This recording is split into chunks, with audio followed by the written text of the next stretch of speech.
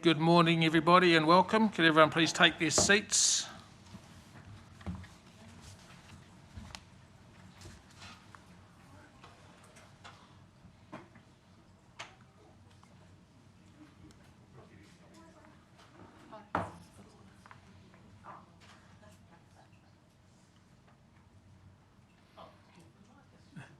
Welcome to the City Futures Committee meeting, Tuesday, 31st of March 2026. In terms of health and safety, if the alarm sounds, please make your way to the nearest emergency exit. For us, it's through that door there.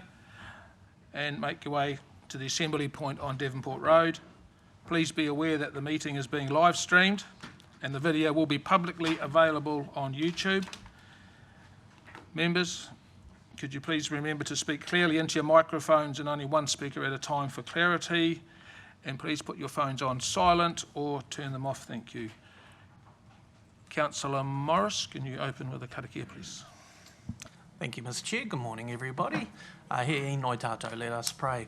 He honore he kororia ki te atua, he mangarongo ki te whenua, he whakaaro pai ki ngā tangata katoa, hanga e te atua he nākau hau ki roto, ki tēnā a mātou. Whakatongia tō wairoa tapu he āwhina he tohu i a mātou. He ako hoki i ngā mahi mō tēnei rā. Amen. Thank you, Councillor Morris. There are no apologies, but we will note that Mayor Mahe Drysdale is online, and Councillor Hautapu Baker will be late. He'll be online at 10:30. Now we move to public forum. We have three speakers this morning. First up, Marcus Hinsack, speaking to the Te Tumu report, which is item 9.1 on our agenda. Good morning, Marcus. Can you hear us? I can. Good morning. Can you hear me? Thank you very much. You have 5 minutes to present, and if you finish early, you'll allow time for questions. The floor is yours. Thank you. Thank you. Chair, Mayor, councillors and staff, thanks for the opportunity to speak this morning.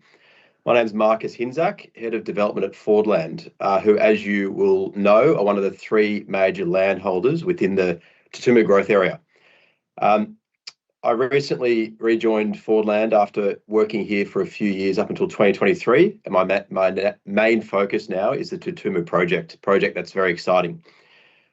In preparation for this meeting, as it's my first City Futures Committee meeting, I read the terms of reference, which sets out your role and purpose, and it was very interesting because it really talks to the heart of what Te Tumu is about. As you're aware, some of your key roles are considering strategic issues, developing pathways for the future, considering responses at a regional and national level, which would include the draft planning bill, and importantly, to ensure there's sufficient land supply and housing choice, supported by transport and urban form that delivers sustainable and resilient communities. Those words aren't abstract policy statements. They're meant to be realised on the ground. This is where Te Tumu can happen at a scale that actually matters. With this in mind today, I've got two talking points and two matters to expand upon that relate to housing supply and, importantly, certainty and speed of housing supply. The first matter is the one we're seeking your specific support for today, which is the landowner, TCC and Priority 1 aligned planning pathway that will allow Te Tumu to proceed to notification without a completely unnecessary delay. And the second matter I'll talk to relates to several enabling infrastructure items that will also ensure delays are avoided. I'll start with the planning pathway. As currently drafted, the new planning bill transition provisions unintentionally create an effective 5-year planning hiatus that will, on the ground, be a 7 to 10 year delay in terms of delivery. This issue stems from a quirk or a detail in the bill that no plan change can be notified until after the completion of regional spatial plans and a land use plan. And this process would be anticipated to be finished best case 2029, meaning a 2031 operative zoning or beyond. So what we're seeing through the new bill is a real and immediate delivery gap emerging. The important thing with Te Tumu is that it has smart growth, future development strategy, and priority development area status. So waiting until 2029 for spatial plan completion makes no sense at all. All the technical work through those 3 items I mentioned has been done through years of collaboration. Spatial plans are done. It's in terms of Tutumu, it's already spatially endorsed through those years of work. So waiting for the spatial plan process under the new bill has zero logic. The good news, though, is that through collaboration between Smart Growth, council staff, individual landowners, Tingata Whenua, and planning consultants, and importantly, Priority 1, whose sole role is to ensure there's housing growth to support infrastructure through the regional deal, we have 100% alignment on a clear planning pathway, which will avoid this delay. And I'll read it out now. It's a bit technical, but we're advocating that the bill's transition provisions recognise adopted future development strategies, allowing large-scale rezonings in identified growth areas to proceed ahead of the regional spatial plan process, provided those areas are included in a future development strategy prepared and adopted in accordance with the National Policy Statement on Urban Development. The practical effect of supporting this bill is significant. It'll be the difference between operative zoning beyond 2031 or late 2020s, and not because of planning merit, but because of a system transition technicality. Not adopting the proposed bill amendments that we want to put forward will be in direct contradiction of national government policy on housing affordability, supply and speed of delivery, which you would see under the NPSUD and the Western Bay of Plenty regional deal.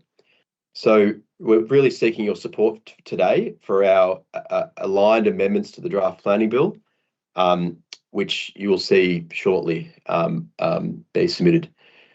Part 2 today is just about some enabling infrastructure for the project. I'll keep this quick, but Fordland as one of the major landholders, 244 hectares at the eastern end, the ability for us to unlock the housing is related to several infrastructure items. The first one's the Kaituna Link.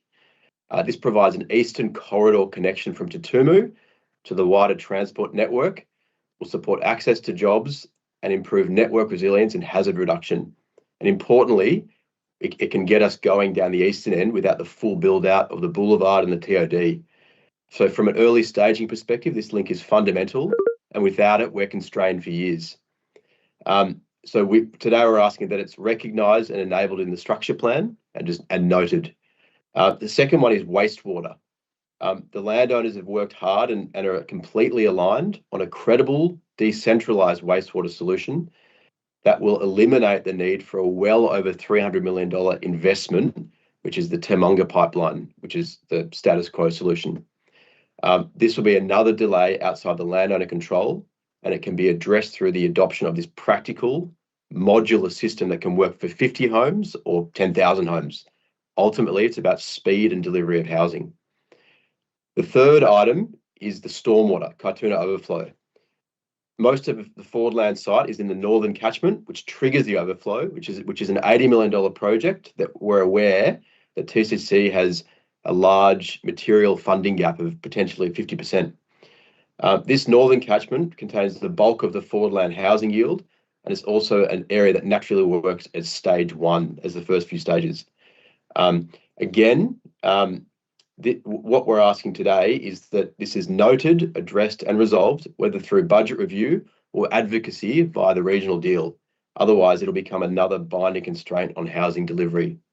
So just to close, what we are seeking today is the committee's support for the aligned planning pathway, recognising smart growth as the work already completed, and at the same time asking the key enabling infrastructure items are noted, and the council is well placed to advocate through these elements through the Western Bay of Plenty and City regional deal. Thank you. Thank you very much for your time, Marcus. You've gone over time, but I'll allow one question. Anyone got a question? I've got one. Did you present to the select committee on the planning bill? No, we did not. Is that because you weren't selected? You didn't have time, or you didn't? I don't believe we were given the chance to. I could be wrong with that's. I think that's what happened. Yeah, understand that they were fully oversubscribed for people wishing to Yeah. present to the committee on this subject. Yes. Yeah. So we'll be working on some technical drafting amendments immediately with council gonna and our have to, consultants. Yeah. Thank you very much for your time. That's fine. Agreed. But thank you very Yep. much for your input this morning. I'm going to have to leave it there. Oh, No worries. thank you very much.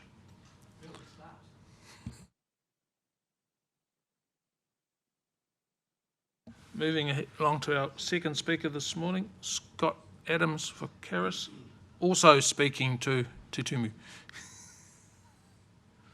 Good morning, Scott. Welcome. You have 5 minutes. Thank you, Mr Chair, and kia ora koutou, His Worship the Mayor online. Just a quick one to that select committee question. Mr Chair, yeah, the Te Tumu Landowners Group did put in a submission to the RMA Reform Bill, and I was involved in several submissions. None of us got shortlisted. I think there was about 640 hours of hearing time there to deal with, and yeah, I haven't heard of anyone that made the cut. I'm sure TCC did. Just in support really of what Marcus was saying, and to the report that's in your City Futures booklet there, Te Tumu Landowners Group support Council's continued commitment to urbanising Te Tumu, but we need TCC to prioritise funding and staff resources so that development can proceed at pace once the new planning legislation becomes operative. The report provided to you by Christine, Andy and Brad makes it clear that the new planning and natural environment bills provide a more efficient pathway than continuing with an RMA plan change, which would continue to be slow. We've been battling that for a long time, but now we'd be faced with a duplicative, costly and at risk of becoming obsolete during the national reform transition. Te Tumu landowners agree with your staff members that TCC should not seek a plan change exemption and instead fully resource the structure planning program, infrastructure planning, technical assessments and tangata whenua engagement so Te Tumu becomes shovel ready as soon as the new system takes effect. The report also correctly recognises that Te Tumu is a priority growth area in Smart Growth's regional spatial plan, and we therefore expect TCC to invest in the planning horsepower required to maintain that priority and avoid the multiple years of various delays that have held Te Tumu back to date. The report also reinforces that enabling Te Tumu requires Council to progress critical enabling tasks now, particularly infrastructure corridor agreements with TK14, to which you're probably aware Caris have already agreed a compensation arrangement for legal access, but also progress wastewater and stormwater servicing solutions, transport planning, and close alignment with the Waireki South Fast Track proposal. These items cannot advance without dedicated council staff, resource and budget. Landowners will continue, of course, to collaborate and, where appropriate, lead aspects of delivery, but we need TCC to actively resource negotiations, provide timely technical inputs and ensure wider city infrastructure planning does not unintentionally block or delay Te Tumu any longer. The report in your CFC pack explicitly states that Council needs to monitor legislative changes, continue proactive engagement with landowners and tangata whenua, protect Te Tumu's long-term development potential and report back quickly if circumstances change. To achieve fast progress, we urge TCC to prioritise allocation of staff capacity, close attention and operational funding, all needed to convert this policy direction quickly so Te Tumu landowners can commence making some real progress on the ground. Thank you. Thank you very much, Scott. Any questions? Councillor Kurak. Thank you, Scott. You referred to the TK14 issue and legal access. Can you elaborate on that? What have you come to? How are you progressed on that? So TK14 and Totara Farm Park joint venture, of which Caris is a JV partner of that. We've got a draft agreement which is proposed to be a tripartite agreement between TK14, Totara Farm Park, JV and TCC. So my part of that equation is to provide a compensation to TK14 for the legal rights for those road corridors through the TK14 land, and it's legal rights only over Māori freehold land. Doesn't buy me any pipes, any roads, anything. It's just for the legal rights for a road that will get built and leased, my understanding is leased to TCC into perpetuity. Councillor Taylor. Morning, Mr. Adams. Just a point of clarification. Am I right in thinking that you and Fordlands are on a different trajectory as far as the progress forward?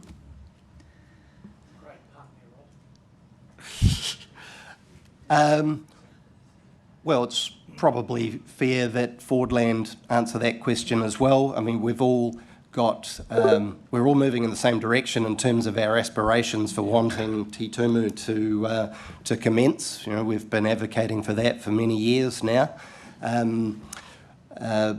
My aspiration is to commence development via Te Okaroa Drive. That's the initial access point that I've been working with TK14 on. Because Fordland is at the eastern end of the growth cell, that's why they're advocating strongly for the Kaituna link so they can commence development. They're in control of their own development destiny rather than waiting for me to bring a road through to their western boundary. Okay, sorry, my clarification, I was probably talking specifically the pathway through legislation with the changes going on. I got the feeling that Fordlands were trying to use the existing pathway, whereas you're advocating that we go to the new one. Initially, when we saw the new legislation come through, we urged TCC to apply for the exemption, but now we've actually studied and investigated the new Planning Act and the new Natural Environment Bill, and we see that there's actually a faster and simpler track of moving through the transitional pathway rather than continuing with an RMA plan change, which I think I mentioned the word duplicative. I've been practicing that one this morning, but essentially means that we could get through to the point of the plan change becoming operative. The new legislation comes in, and then it's defunct. So yeah. Thank you very much. Councillor Morris, you have a question? Sorry for being disorderly, Mr. Chair. I think there were two parts to that question. One was for Mr. Adams and the Totara Farm Park view, and then the other was for the Fordlands view, and whether there may be some slight nuances there. And I just wonder, with your leave, whether we can find out from Marcus whether they're 100% on the same page? Yeah, I with your support leave. that. Yeah. If Marcus have your microphone on, are you happy to answer part of Councillor Taylor's question? Thank you. Yeah, that's correct. So we've been working with Scott and the other landowners and council. We're 100% aligned on the planning pathway, which is using the new planning bill, but submitting draft comments to allow smart growth status areas to not have to wait for spatial plans. So it's using the new RMA, the new bill, and just with some slight tweaks. That's what we're all aligned on. Thank you for the clarification, Marcus. That's great. Cheers. Thank you very much. Thank you very much, Scott. My only comment to this is we've got a minister who's flat out bending council ear to enable housing growth. Meanwhile, his legislation and plan stop is putting a handbrake on things, and he hasn't provided a transition piece of legislation that allows us to progress. So if Minister Bishop is listening, take our advice on board. Thank you, Scott.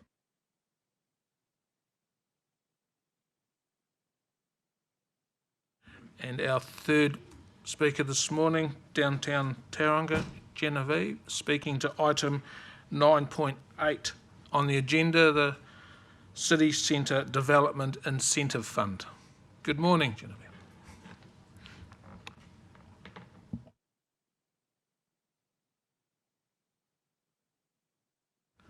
welcome to the City Future Committee meeting this morning. You have Just 5 checking minutes. this is working. Yes, Okay, the floor is yours. there we go. Good morning, councillors and Mayor Drysdale and also CEO Marty Greensfield. I'm here today with our co-chair, Brooke Courtney, and also our board member, Liam Jackson. And today we wanted to say thank you for the opportunity to be able to talk. This is in relation to the City Centre Development Fund, the CCDIF. So on behalf of the board and our members, basically we're writing in response to the draft report that we received last week, specifically in relation to recommendation 4. So in line with receiving this report, it's important to reiterate that Downtown Tauranga is a membership organisation which represents and advocates on behalf of our businesses and owners in the Tauranga City Centre. Our current priority is supporting and advocating on behalf of the members in line with our strategic plan, which includes advocacy, engaged membership, collaborative partnerships, finance and operations, and governance. So while Downtown Tauranga acknowledges the opportunity to work closely with the Council with the CCDIF funding, specifically relating to option 4, use the fund only to finalise and coordinate implementation of the City Centre revitalisation strategy, delivering with partners some quick wins, we have some concerns over this recommendation. There appear to be some unknowns that have yet to be clarified and could have consequences for Downtown Tauranga, and specifically these relate to the detail of the recommendation. Downtown Tauranga received this report 2 weeks ago and we're still unclear as exactly what some of the expectations are proposed around option 4, particularly in relation to delivering with partners some quick wins. Prior to any commitments being made, our board would need to review the parameters around the proposed option 4. We're also a membership organisation, so Downtown Tauranga is membership only. We're not a council-controlled organisation. We're accountable to our members and such. Any additional obligations that Downtown Tauranga takes on, they really must be consistent with our constitution and our purpose as a membership organisation. We do not have sufficient information to assess whether the proposed option 4 would be consistent with the above or detract from our core strategic goal of advocating for our members. Resourcing. Similarly, our board would need to consider what additional staffing or contract support might be required for proposed option 4 and the likely cost for that. For Downtown Tauranga to take on additional obligations without additional resource would dilute the current delivery Downtown Tauranga is providing for our members. Downtown Tauranga would also need to access any increased scheduling commitments, additional stakeholder engagement, and a range of event-related responsibilities, particularly in the health and safety space. Timeframe.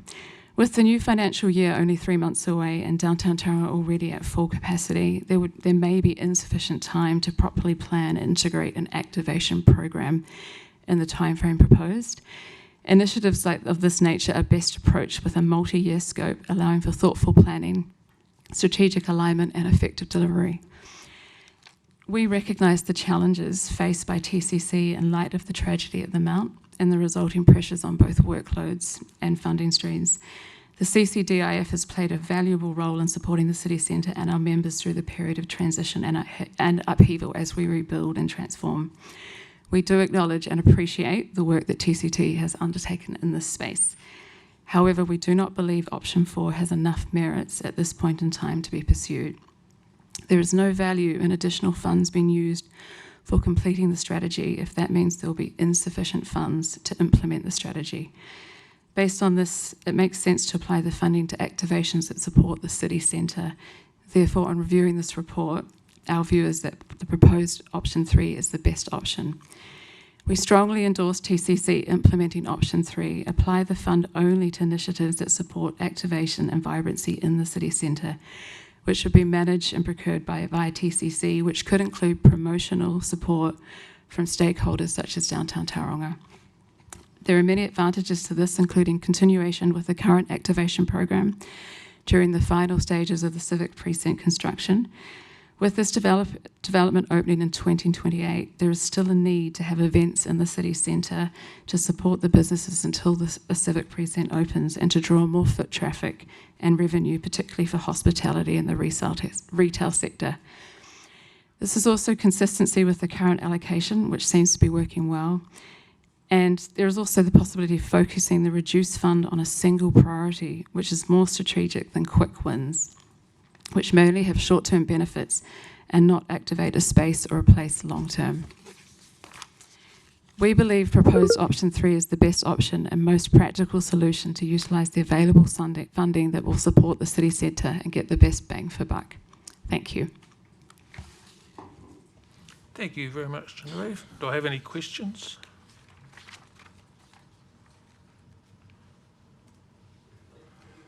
Okay. Councillor Rolleston? Thank you all for your presentation. Just want to get a perspective or view on the activations to date. So you're recommending that fund be continued and channeled into activations, where it's sort of moving away from a number of other strands that it had. What's your view on those activations that are happening today? So for example, in January, we, in collaboration with TCC, we did the International Buskers Day Out. It drew in substantial numbers into the city centre, probably around about 6,000, and we got amazing feedback from many of the hospo businesses that it had been one of their best days. We had businesses that have been struggling in the city centre for the last year who said it was one of their best revenue days. It's activations like this that are absolutely fundamental while we continue through this period of, you know, development and construction, because the hospo and the retail sector are really, really struggling at the moment. And Liam may want to comment firsthand, being in that sector. Yeah, sure. Thank you, Jen. So I think with this CCDIF fund, the International Buskers event, as Jen just described, was very, very key. It's not the only one as well. Very recently, we put on some music in Wall Street, activating that side as well. Huge more numbers coming through the CBD, activating that space, meaning also businesses and retail businesses getting more customers through the door. It's been really, really, really crucial. And what this fund does is, you know, gives us some time and help actually to coordinate events and activations. It gives a bit of break for people who have currently finding it very, very, very tricky just to get people through the door. So allowing us to get a fund like this, access to a fund like this, where we can actually encourage more people to come through, really, really does help. And so that's why we are strongly recommending option 3. Could I just Thank have you. a follow-up question? Supplementary. Yeah. Can you be quick? And the last question will be from the Deputy Mayor. So with that in mind, you answered that there had been some successful. I guess my question related to that is, what's the formula, do you think, to make those activations successful? Because I've read through just recently, there's been a lot of initiatives, and those ones to me come pretty obvious. How, in your mind, would we, if we were to continue with this fund, would we get value for money to make sure that there's not a whole lot of activations that might, I mean, you don't know what you don't know, but you'd have a pretty good idea what's going to work. How would we, in your mind, how would make it work? I'll just quickly say a comment, then I'll lend it back to Liam. I actually think it's about there's been a lot of little activations, and I actually think we'd be better to put that money towards maybe 5 or 6 much more strategically focused activations. Big ones like the Buskers Festival that we know bring big numbers. Liam, do you want to say anything further on that? Yeah, I think the value for money point is very, very key, obviously for you guys at the council. I think looking at other options like option 4 may necessarily not bring value for money. There's some unintended consequences that add on to that.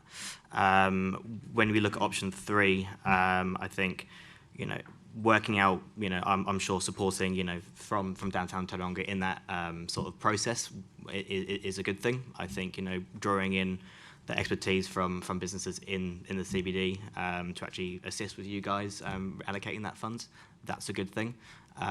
So we can be more strategic about that and ensuring we got value for money. I think, yeah, getting more involvement in that process may be a good thing for you guys as well. That would probably help and assure that. Thank you. Deputy Mayor Scola. Thank you, Chair. Thank you, Genevieve. So just in terms of member organisation, we actually want to be saying we're listening to our people. How many members have you got that you are sharing their views on this one, please? We have 590 businesses that we representing the city centre, but there's probably around about 150 that we really speak for, who are really active and engaged with our WhatsApp group, particularly. I suppose so that's the fastest way that we're able to get information through to them.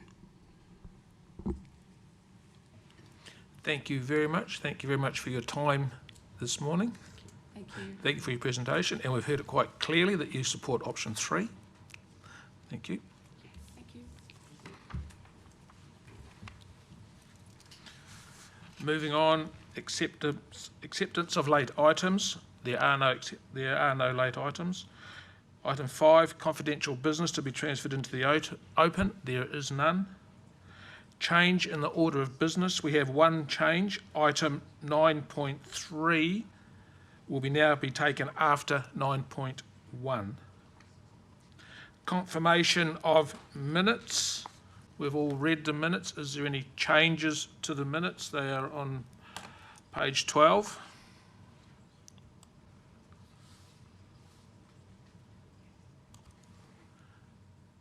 There are no changes. Does anyone wish to move that the minutes are correct? Councillor Rolleston will move. Councillor Schuler will second. Anyone wish to speak? All those in favour that the minutes are correct, say aye. Aye. That is accepted. We are agreed. Item 8, declaration of conflict of interest. Does anyone have a conflict of interest today? Arthur Flintoff. Item 9.1, I believe.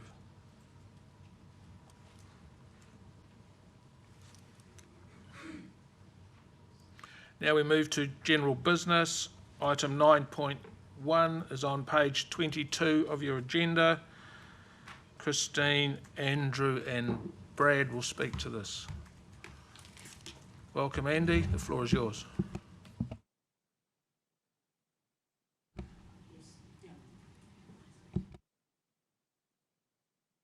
Red is right. Very good. Sorry. Good morning. I'll just briefly speak to the report. With me is the lead planner and lead author on the report and for the Tutumu project, which is Brad Bellamy. And Brad will be able to answer all the difficult questions that I'm sure you have. But I can speak to the report. So this is a follow-up from the item that came before the committee in October last year, around 6 months ago, where we talked about progressing the rezoning of the Tutumu urban growth area and some of the issues that existed with that, with the resource management reforms and various other more project-specific matters. And it was agreed at that point in time that we would wait until we understood more about the resource management reforms in terms of the timing, the transition, etc. And we're at that point now where we can report back to you on those matters with the two new bills to replace the RMA having been introduced to Parliament, and they are now in that select committee process. And so I think what you've heard from the landowners today is that there is agreement that we should work through the new planning system rather than the current RMA, mainly due to the significant overlap we have around timeframes.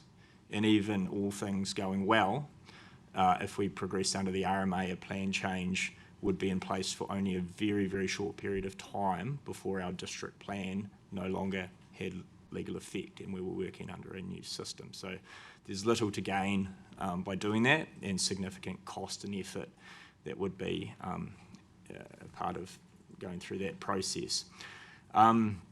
And so the recommendations that you have in your report are consistent with that to work through the new system. I'll just make a few comments now in terms of what you've heard, particularly in terms of the comments from Fordland in respect of the potential 7 to 10 year delay for the Tutumu project. So the way the new bills are structured, firstly they are to be enacted before the upcoming central government elections, so probably somewhere around September this year. From that point in time, once they have legal effect, there would be a transitional consenting pathway in place that would provide for the landowners in Te Tumu to seek effectively resource consents to progress development if they wanted to go and do that. That system is proposed that it would give weight or require consenting authorities like ourselves to consider existing future development strategies, so like the existing smart growth strategy, which contains Te Tumu as a priority development area. In addition to that, there would be other planning mechanisms that landowners could use, or they could use now. So they could still progress private plan changes. There's no plan stop provisions around that. And they could also seek to use the fast track process. So there is a transitional system that is designed and will be in place. After that, we develop a regional spatial plan, and we'll talk a bit more about the detail of that in the quarterly report that comes later on the agenda. But the regional spatial plan will sort of cement Te Tumu as a key urban growth area, and the timeframes around that are for it to be completed in 2028. Once the regional spatial plan is complete, then we move on to replacing our district plan with what's called a land use plan. And that is to be notified based on current timeframes in 2029, early in 2029. And while it's only notified at that point, and it would be notified with Te Tumu being urban zoned, as we all agree is a priority, it has legal effect from the point it is notified. So developers can then start to seek resource consents under the urban zoning of Te Tumu from that point, even though it takes 2 further years for the plan to be actually made operative in 2031, which is the timeframe that Marcus from Fordland was speaking to. And so our understanding of what or at least some of the Te Tumu landowners are seeking is a slightly different transitional approach, where it's rather than a transitional consenting approach, it is a transitional rezoning approach. So somewhere from the outset of the new system, perhaps into 2027 or 28, Te Tumu would somehow be afforded a transitional or urban zoning based on its current status.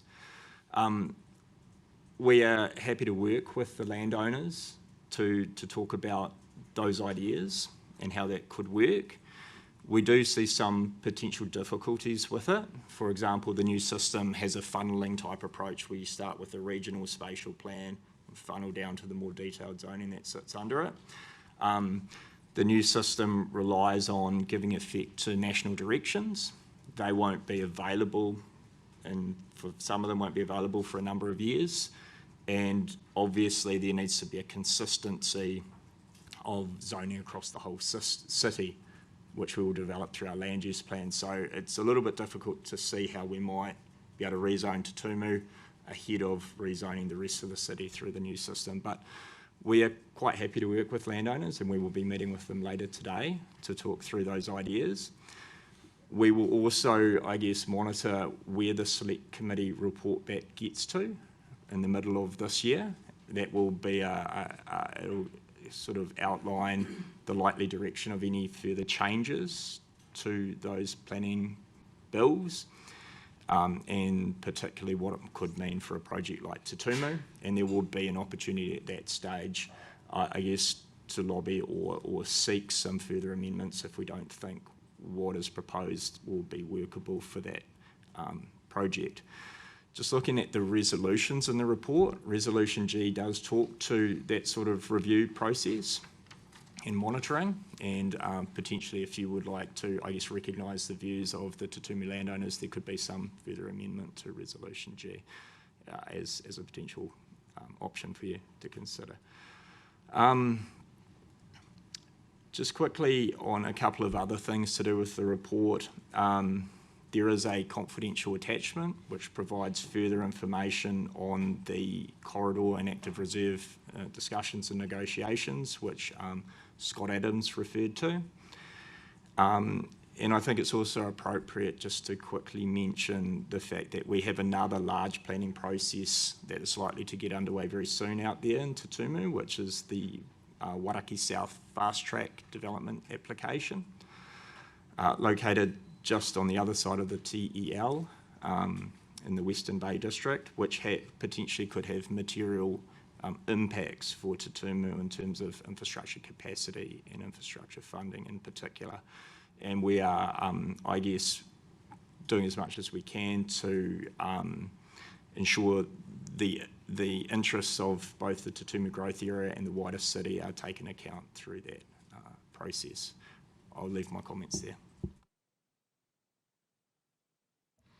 Thank you, Andy. Do we have any questions? Councillor Taylor. Thanks, Andy. Just referring back to Mr. Adams' comments around resourcing and sort of requesting us to be ready to go or putting our shoulder to it. Any thoughts on that? Yeah, I mean, the idea is that the Te Tumu project won't go into abeyance because we're going to work under the new planning system. There's still significant technical work and structure planning components that we will progress to get into the point where once the new system's available, it's all ready to go.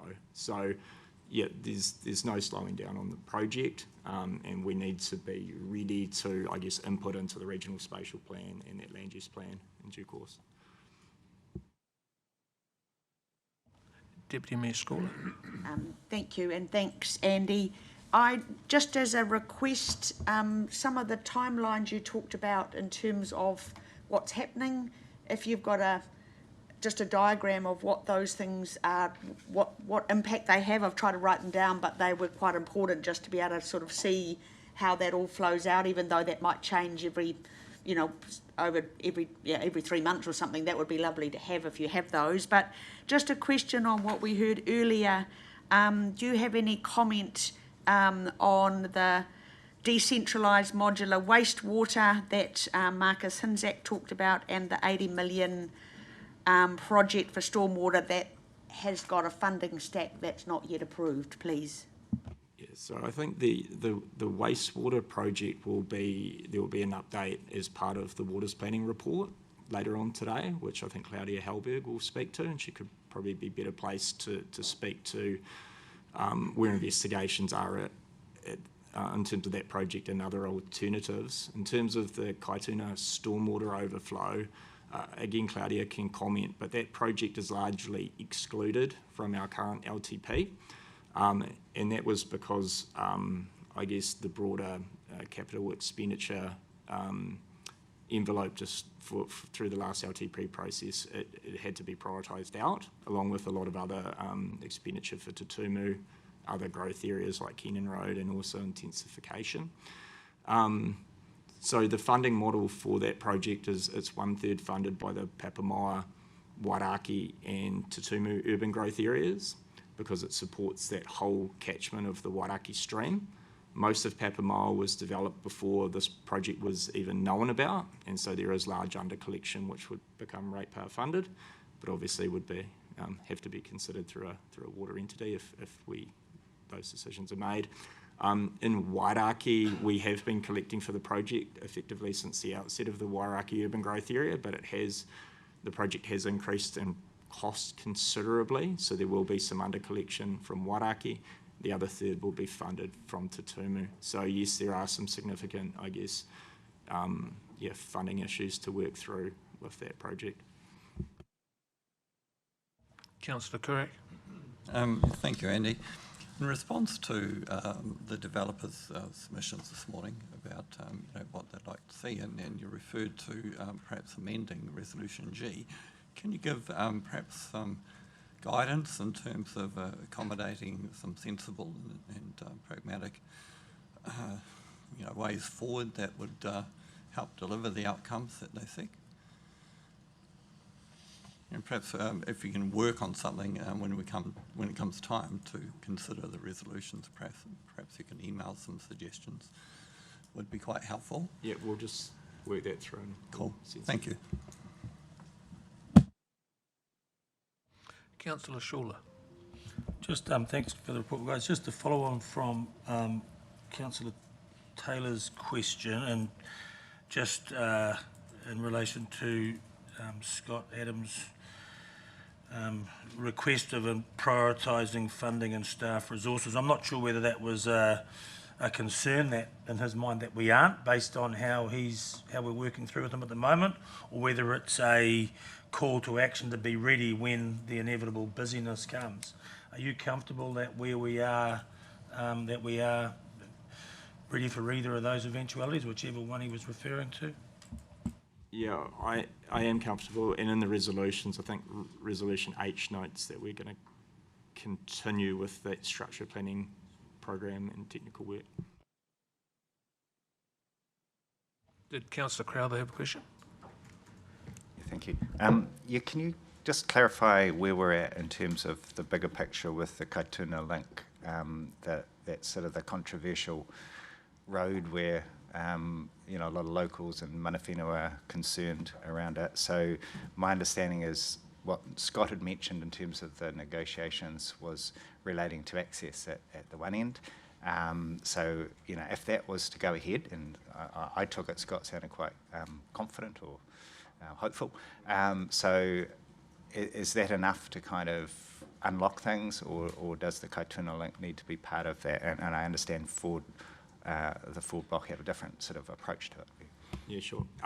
So the Kaituna link did come to the committee sometime last year, and resolutions were passed that we would support that project being continued to be investigated by the Fords, and funding and delivery of it would sit with them as developers. In terms of the broader Tutumu project, and I guess access and having sufficient transport capacity, the Kaituna link is not actually required to enable Tutumu to develop. Potentially that could change if the Wairaki South project went ahead, because that obviously puts more demand on key parts of the network like the Papamoa East interchange. But the Fords are very keen to have it in place, I guess, to enable development of their land to commence perhaps sooner, and for them to have, I guess, better access options, and make their development in their land more attractive from a market perspective. But yeah, I guess the focus for TCC at this point is to secure the corridors through TK14, which will enable all of TK14 and particularly the joint venture land to commence development. Councillor Taylor. Thank you, Chair, for the indulgence. Acknowledging my colleague Arthur Flintov's conflict on this, and he can't speak, I'd like to ask the question. We've had two of the developers talk to us this morning. How are we going with discussions with the third major developer in this housing situation? Yeah, sure. So the third developer being the TK14 land. Yeah, we're in close dialogue with them in terms of the negotiations, which are led by the Mayor, but also at a staff level we are working through a variety of issues. The Trust are very supportive of the urban development of Tutumu. Their focus is getting, I guess, the agreement with council and the other adjoining landowner in place so that they can work through their processes with their beneficial landowners to enable them to move through and get Maori Land Court approval. And I guess that's where their focus is at this point before they start to, I guess, get into further detail around, progressing what a development might look like on their land. They've got that initial process that is, forefront of their mind at the moment. We have a question from the Mayor. Mayor Drysdale, your question, please. Yeah, good morning. I just want to reiterate what Andy said. We're making good progress with TK14. I think aligning our thinking very much. So, there's a process in place at the moment as we try to come to terms, but I'm confident we'll come to terms.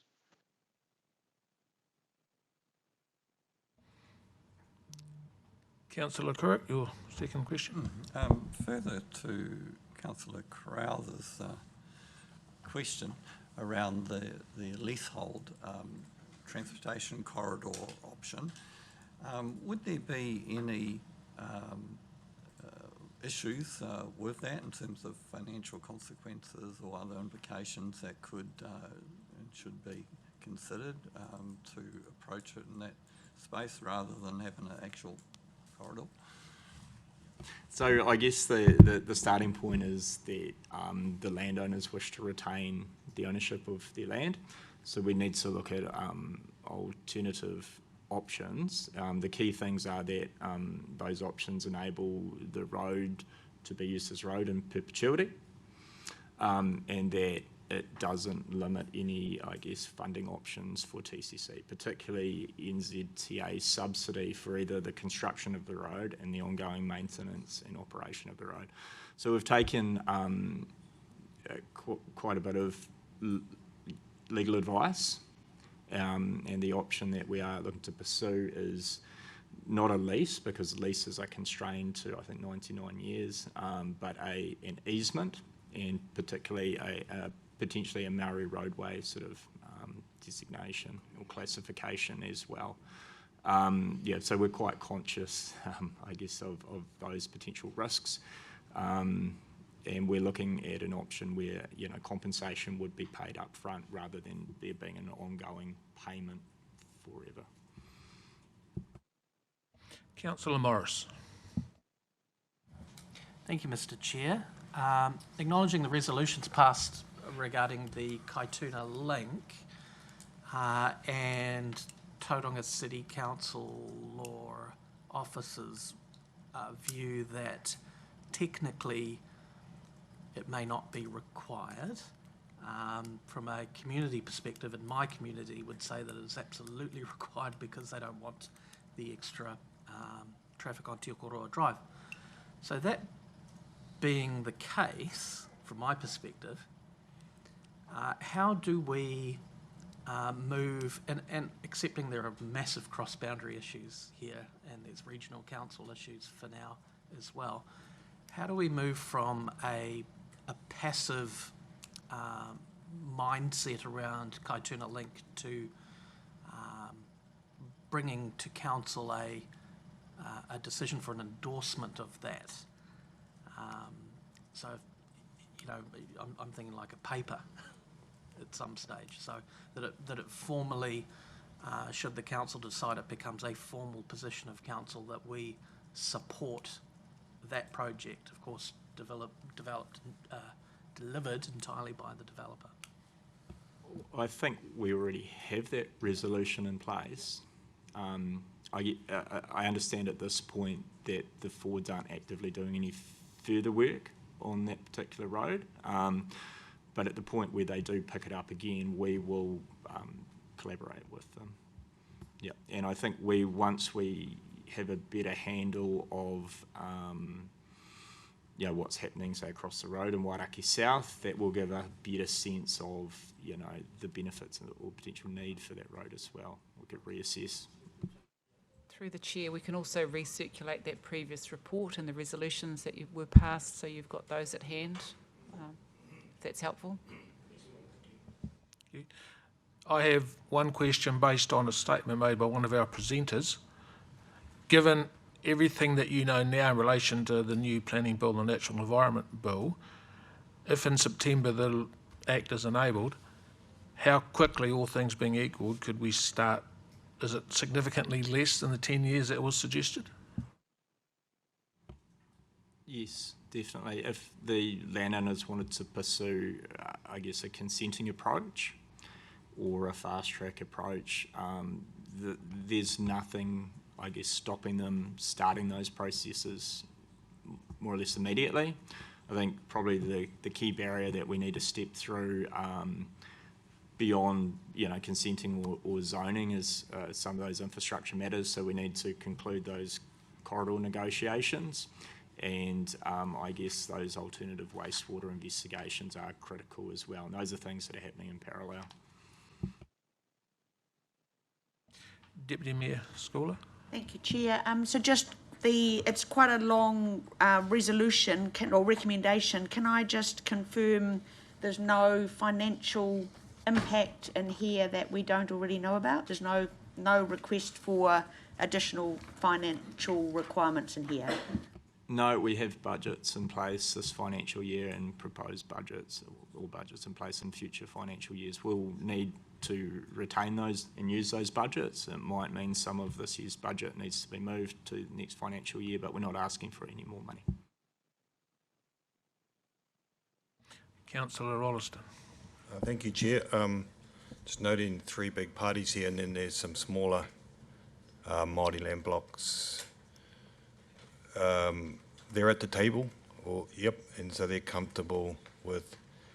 I'm just making sure we don't go down a path and find, and I know these have been talked about, but I think it's good for us to all understand where the smaller blocks within that development, Māori owned and with their own trusts, are in this process. Kia ora.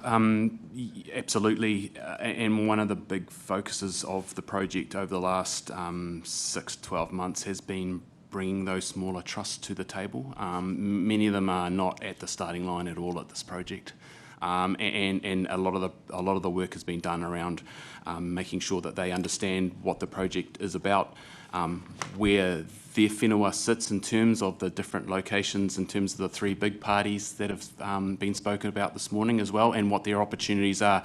And even in the last month when we went and had a hui in Rotorua about all this, it was important for them to understand where these reforms are sitting and what this looked like moving forward for them. So they understand, they all are at different positions, and for them it's about improving their knowledge in order to take it back to their people to make sure that they can move forward together. But the important thing is that that forum that we've now got with that land trust is one led by the trusts. So for myself, I turn up and am simply there to pass on information and answer questions where I can. But for them, it's about understanding what each of them are up to, because they're all at different places on that journey at the moment. So they're definitely on board. If I may, Mr. Chair, so you may have a supplementary. With that, thank you, Mr. Chair. With that, the Te Tumu 14 in that hui as well. Okay, thank you, Mr. Chair. Last question, Councillor Kurek. Thank you. Further to TK14 and the easement solution for the transportational infrastructure corridor. But what about stormwater that might require an overland flow path or wetlands or whatever? Would that be also an easement approach in terms of accommodating might be required off-site, off the TK14 site? Sorry, are you referring to the Kaituna Overflow Stormwater Project or whatever? Yeah.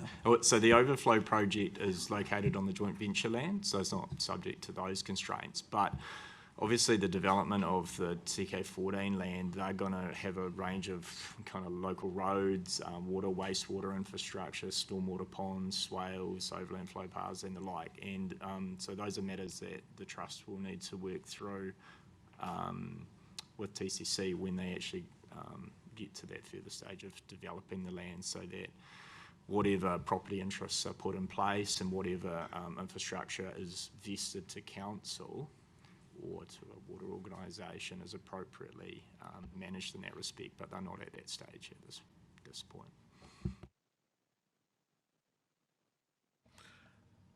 There being no more questions, thank you staff for your time this morning.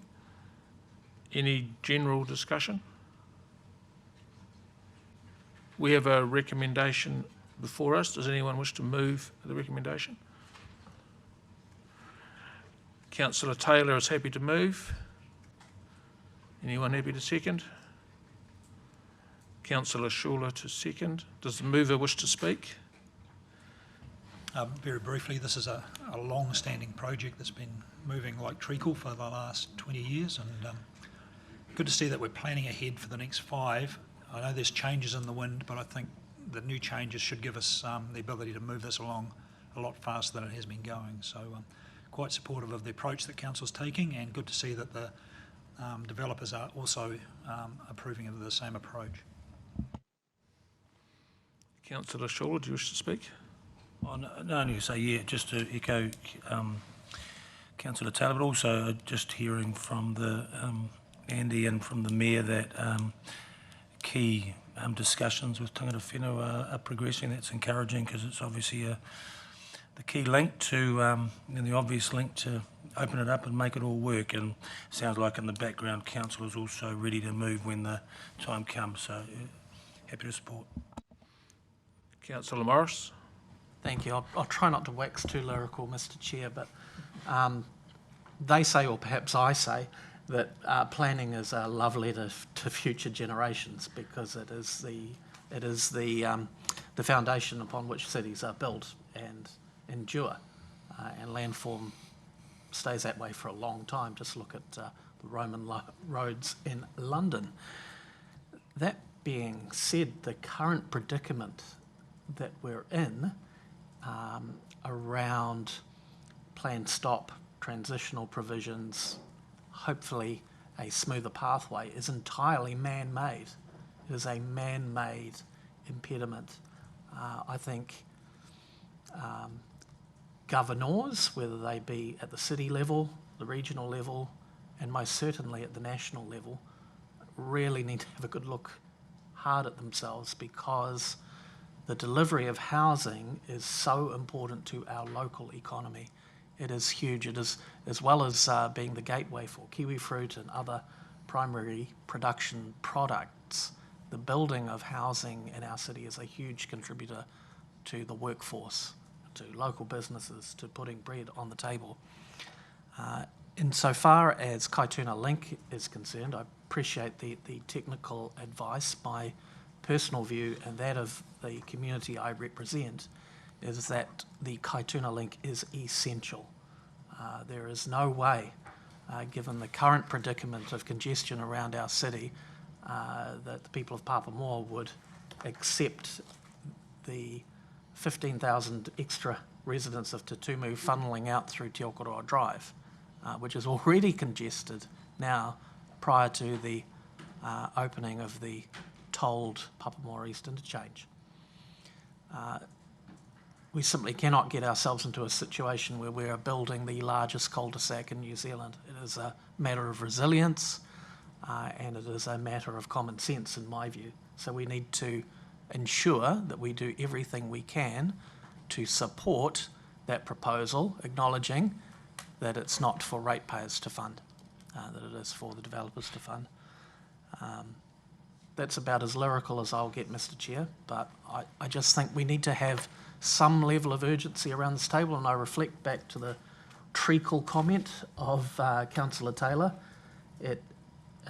When you've been around this place for a while and things, through various reasons, don't progress, it is incredibly frustrating, and I don't want that experience to happen to any of you.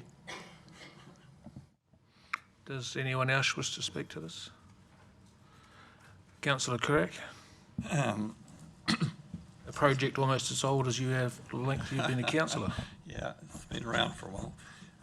But in terms of progressing it, and I mentioned earlier in a question to Andy about a suggested amendment to the Resolution G that was mentioned. Would you have anything prepared to assist?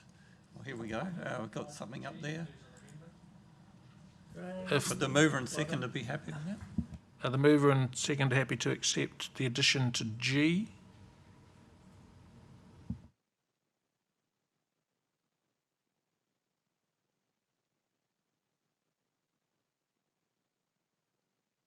Consensus of the table? Happy? Yes. Does that answer your question, Rick? Councillor Kirk? Yes. Yeah, my only comments in regards to housing growth and development around the city of Tauranga is that it's been well signalled. I've said often that people want to come and live here. The Minister has stated quite clearly that he wants housing growth. Both sides of the House have indicated they want housing growth, enabled housing growth, and yet in one fell swoop they're not helping this 8,500 to 12,000 housing development take place because Wellington itself has put in place rules and regulations that are difficult to comply with, especially for our developing community. So fully supportive of the small addition to G. We have a large recommendation in front of us. I think reading it will take me all day. So it is in front of us. All those in favour? Aye. Aye. Against? And I'll record Tangata Whenua Rep Arthur Fintoff as abstaining. Arthur Fintoff has abstained. That is successful. We will now move to item 9.3, Papamoa East Community and Social Needs Assessment. That is on page 40.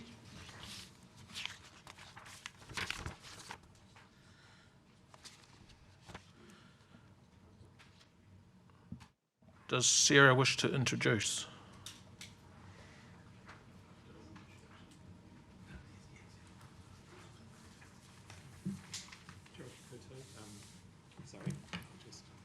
Richard? Yes. Good morning, Richard. Bring the Good morning. mic closer to yourself. Thank you. Welcome.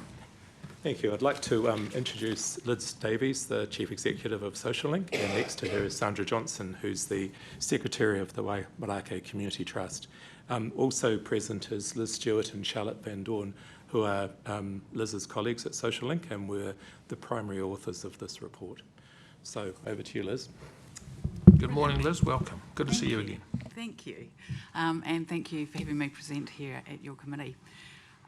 So for those of you who don't know SocialLink, just really quickly, we awhi and support for-purpose organisations, not-for-profits, to deliver services to our communities, and we're the umbrella or peak body for community and social sector in the Western Bay of Plenty. So I can do it if you like, yeah. So we really appreciate the community development team approaching us to undertake this contract late in the latter part of last year. We interviewed 19 representatives from the Papamoa East community social health sector. We compiled demographic information, we reviewed relevant TCC plans and documentation, and mapped out existing social infrastructure. So that was our sort of basic methodology, if you like, and also talked to a few locals at the Papamoa Pakantove to get a ground grassroots view.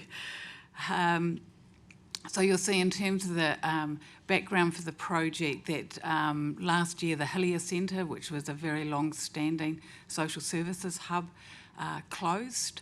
And then there was quite a reduction in the number of services offered by Anglican Care Waipu Papamoa Support Centre. I think that was in 2023. So whilst we've seen a significant reduction in social service provision in the area, we've seen over doubling of the population in Papamoa East. So we're quite concerned about access to those kinds of services, particularly for low-income whānau. For a very long time, I understand there's been a call for a community centre, a heart, for Papamoa East, as it says, for 15, 20 years, and I understand it's planned for 2032 in your planning in Golden Sands to Tumu area. So you'll know the area well, I am sure. So as you can see, it's in the rohe of Ngāpōtiki. It's a long, narrow suburb, which does present its own challenges in terms of the delivery of accessible services. So it sort of aligns with the previous conversations around Te Tumu there. So in terms of demographics, just under 18,000 people make up a substantial part of the entire Papamoa rohe. Huge growth, at least 62% since 2018, and we understand an increase of 50% in terms of dwellings. Very young demographic in comparison to the rest of Tauranga and New Zealand. A lot of young whānau. Ethnicity-wise, majority European, followed by Māori and then Indian.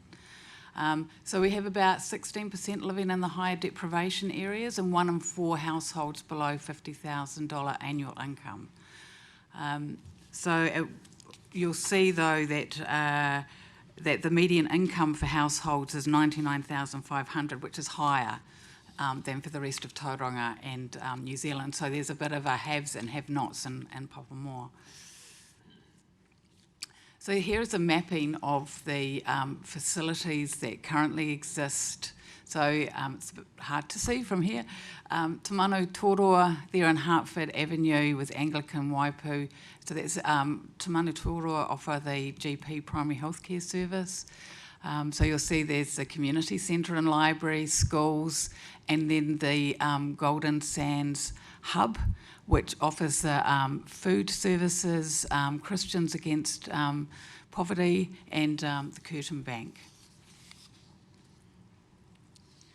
Issues and needs, so as I mentioned, a bit of a suburb of haves and have-nots, so some are doing well, others not so much. High need for food support, which the Food Hub would attest to, like not just Papamoa East, but Tauranga and nationally, increasing visibility of homelessness and people with housing issues and those experiencing social isolation.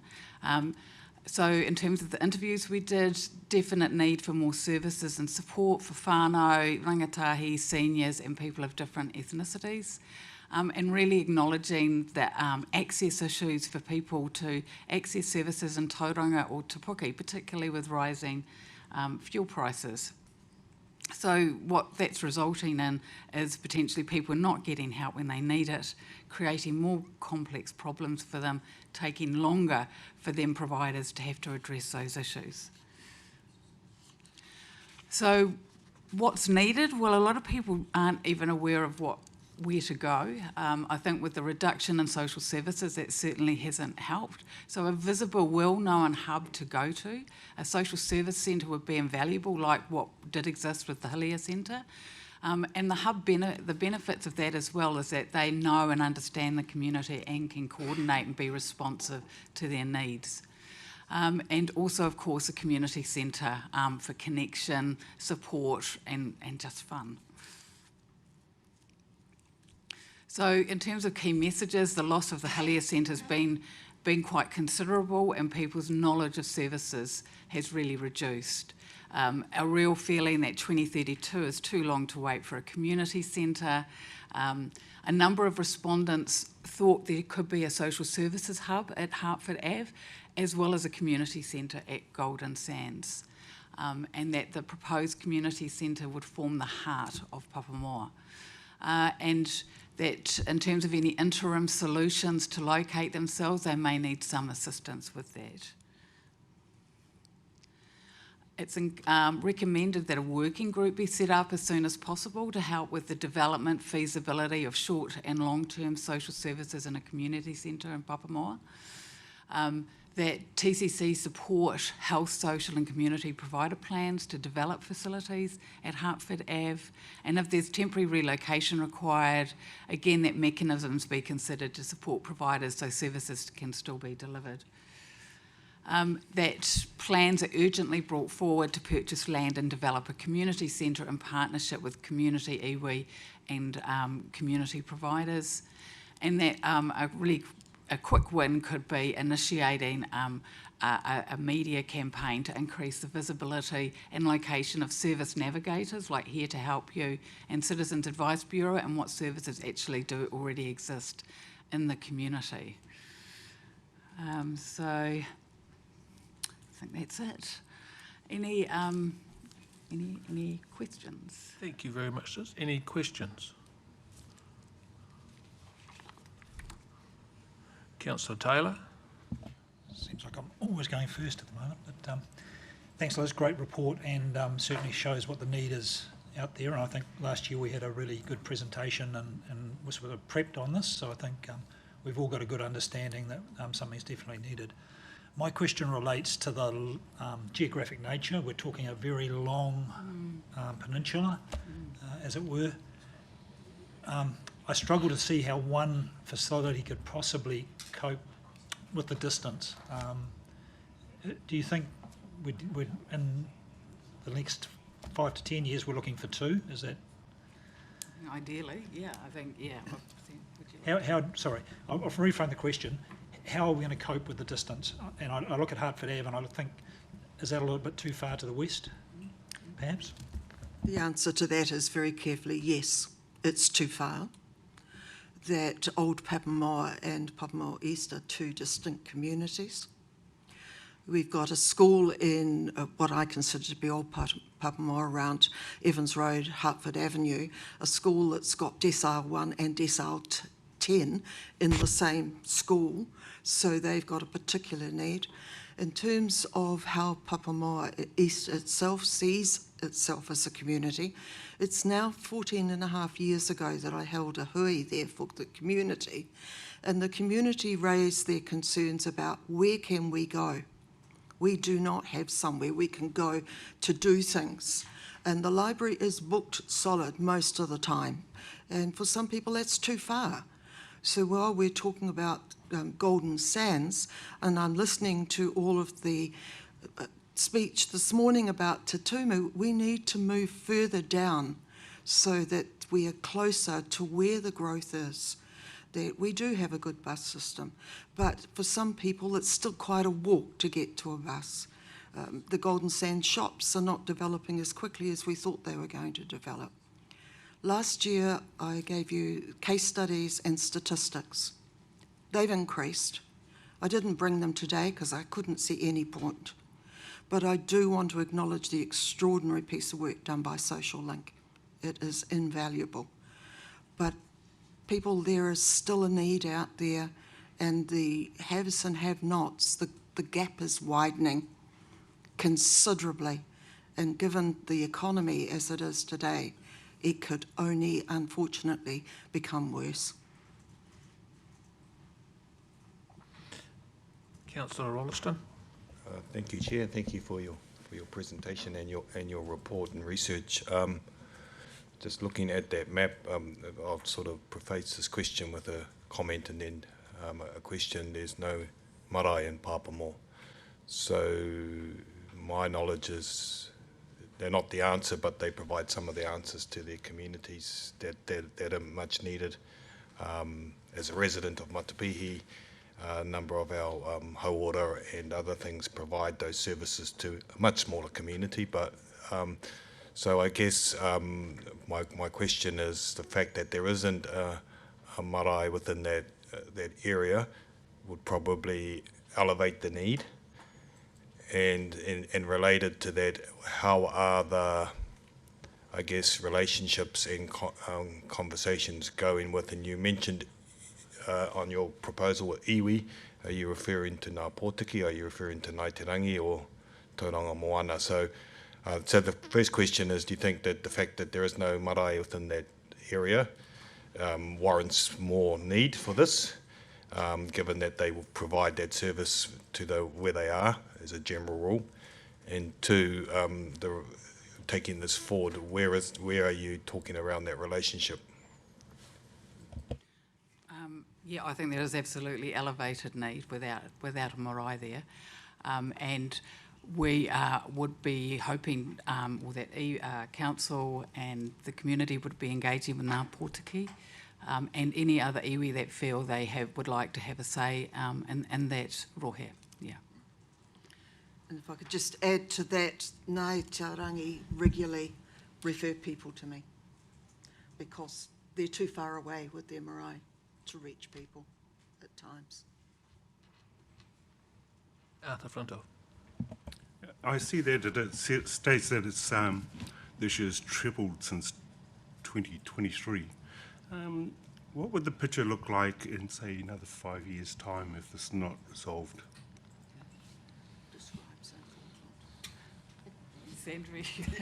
Sorry, I was being slightly sarcastic, so it still works. Last week I was in Auckland and I looked at areas of deprivation up there and saw Papamoa East. If we don't move very quickly, we are in danger of going down the same track. And I don't think Councillor Morris wants to see that either. That it's real, people. Deprivation is growing, and it's not always those who have nothing. We have a new poor in this country, and it's the middle income bracket, where everything that comes in goes out, and there is nothing left.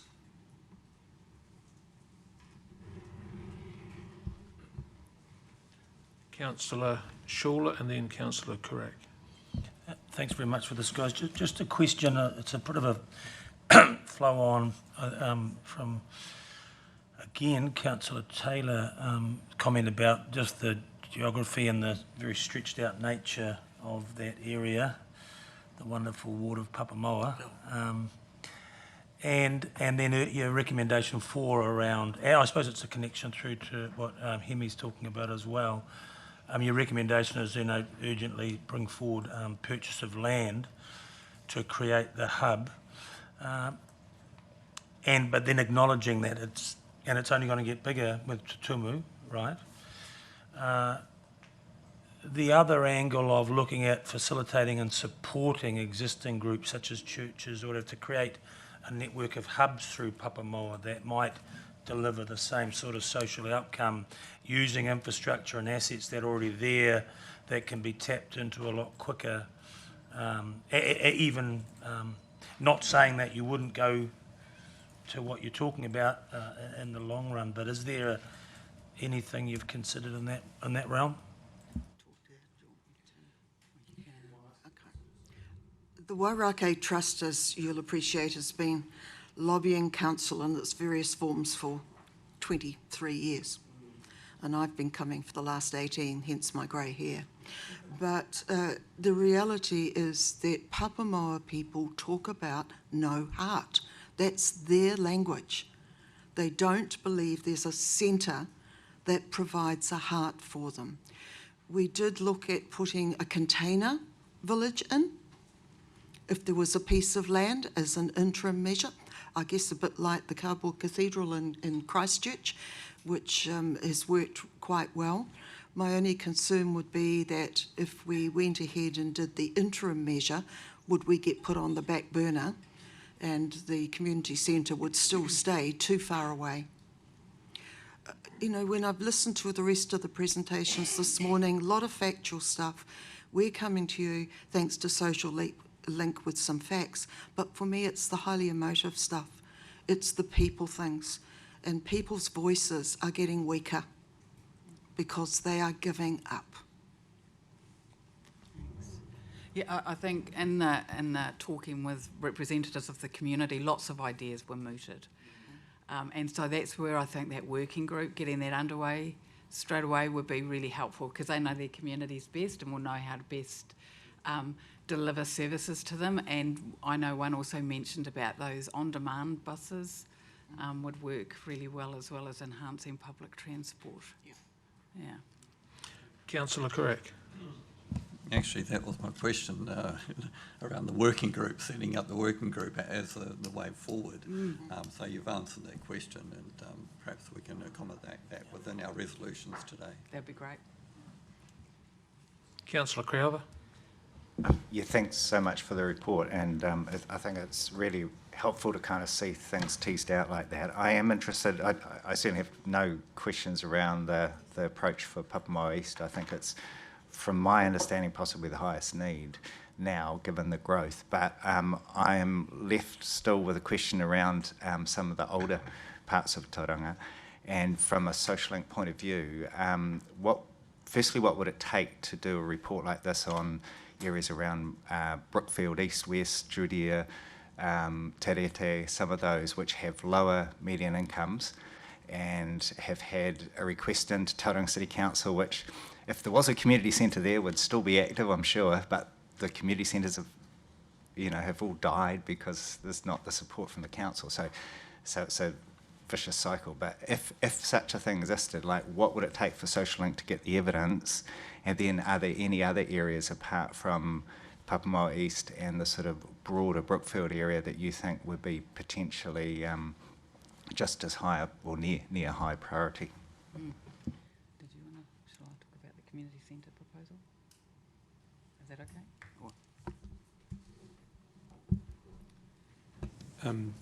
This is a response, but a slightly off-kilter response. But one of the issues we're aware of is that we're soon going to have three community-run centres in Tauranga, and it's up to every community to run those centres, and it's about, I guess, how do we make it easier for the committees and the members of the community involved with those community centres? So it feels as if this is part of the wider conversation. Like, how can we build a better operating model, or look for linkages? And just with some initial conversations with Welcome Bay and Mirrorvale, there's already themes have come through around where resources could be shared, where ideas could be shared, where operating models could even be shared across organisations. I mean, in other communities, a similar model even operates with marae and community centres, where there's sharing of programs, and it feels that there's a bit of we're missing a trick, and it goes also to Councillor Schuler's comment about how we breathe some life into existing facilities. So, not an exact response to your question, Councillor Crowther, but it feels like it's another part of the jigsaw puzzle. Yeah, and one of the parts of that work will be looking at where there's need and where there aren't community centres, and as you point out, Brookfield would certainly be an area. And I think I've talked to, I'm not sure whether this committee before, but about how social infrastructure isn't keeping abreast with other types of infrastructure in new communities as well as established communities. Just a quick follow-up is, what precisely led to this report? Was it council asking for allocating funding, or was it just that you had the resource to do it, and could that be replicated, for instance, in the wider Brookfield, Tariti area? This report was commissioned in response to Sandra and Brian's delegation to Tauranga City Council. So we could address that in LTP to prioritise certain areas, to get more reports, to get more of, yeah. Okay. Certainly.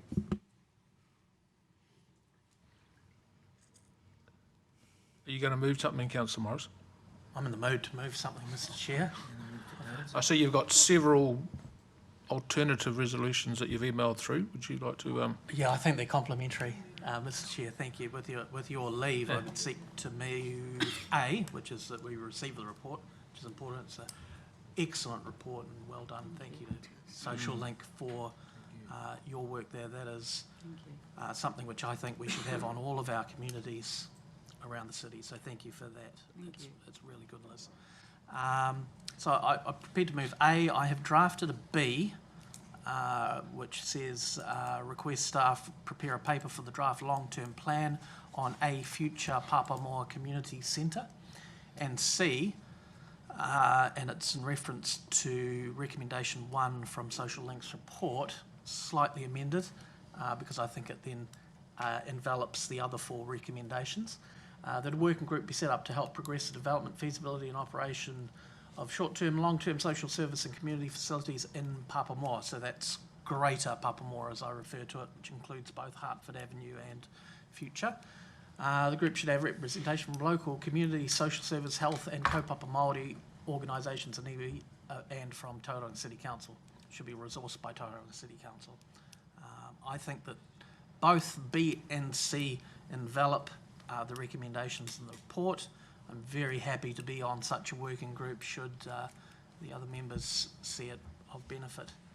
And I've got to say, Sandra, I think that this has been an amazing journey over the last 18 plus years, and I think it's obviously an elixir of youth, because every time I see you on this subject, you keep getting younger. You can come again.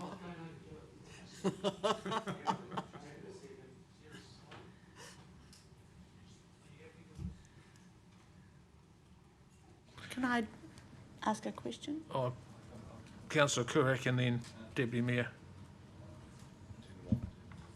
Thank you, Councillor Morris. Can I suggest to the mover that in C, in the second line, at the end where it refers to facilities in Papamoa in terms of the working group, are you willing to change that to facilities in the city's areas of need? It broadens the scope of that working group to capture potentially Councillor Crowther's concerns. Would that be an issue for you to widen it and not be Papamoa centric? May I speak to that? Thank you. I think we've got to be careful not to broaden out what is another piece of work. I think this is now moving on a trajectory towards gaining a community centre in Papamoa East and perhaps looking at the future of Hertford Ave. I think that's another piece of work that is required to be done and should be done. I would pass over to my good colleagues from elsewhere in the city to make motions and work for over 18 years on this topic. But I think that's valuable, Councillor Currick, but I think it is a separate piece of work. I think this is now getting to the action stage to try and achieve this outcome. I think by broadening it to the rest of the city, it risks the working group becoming less focused. I think this is now, we need to get into the delivery phase of this thing. With respect, yeah. So I'm just going to ask Richard and Liz, are you happy with how this reads? Are you happy with how this will progress? Yes, a nod and a nod. Okay, we'll say questions have now finished. Have you have a question, Deputy Mayor? No, my question was Okay. also in relation to how this actually looks across Tauranga rather than, because I think the points raised Just are to very butt in here, I'll relevant. just say questions of our presenters are now finished. We're now open for general discussion. Thank you. I believe the Deputy Mayor was asking a question of Councillor Morris. My question was in relation. I think the presentation was fantastic, and I think we are talking about a vibrant city of Tauranga, which obviously is the whole city of Tauranga, but one doesn't get vibrant if one doesn't have hope. And I think that a couple of the comments that we had from our presenters really point to making sure that we are allowing the voices that we want around Tauranga, and those voices need hope to give voice to what they're feeling. And so I think thought the report and the presentation was wonderful and very timely, and I just would like to see if we can have the opportunity to, for the draft long-term plan, we need to be looking right across Tauranga at what our needs are to allow hope and to advocate for hope. So I would just be keen to know if that can fit into the amended recommendation or it's a separate recommendation. Yeah, I might just pause. Councillor Crowther has sent one through that's just more Tauranga-wide specific, and it could be a new D or C, whatever. Yeah, Councillor Morris, do you have a comment? Yeah, thanks for your indulgence today, Chair. The email traffic has been prolific this morning. I would be very comfortable as mover bringing in proposed D by Councillor Crowther. Don't want him to get any glory from it. Happy to keep it all myself.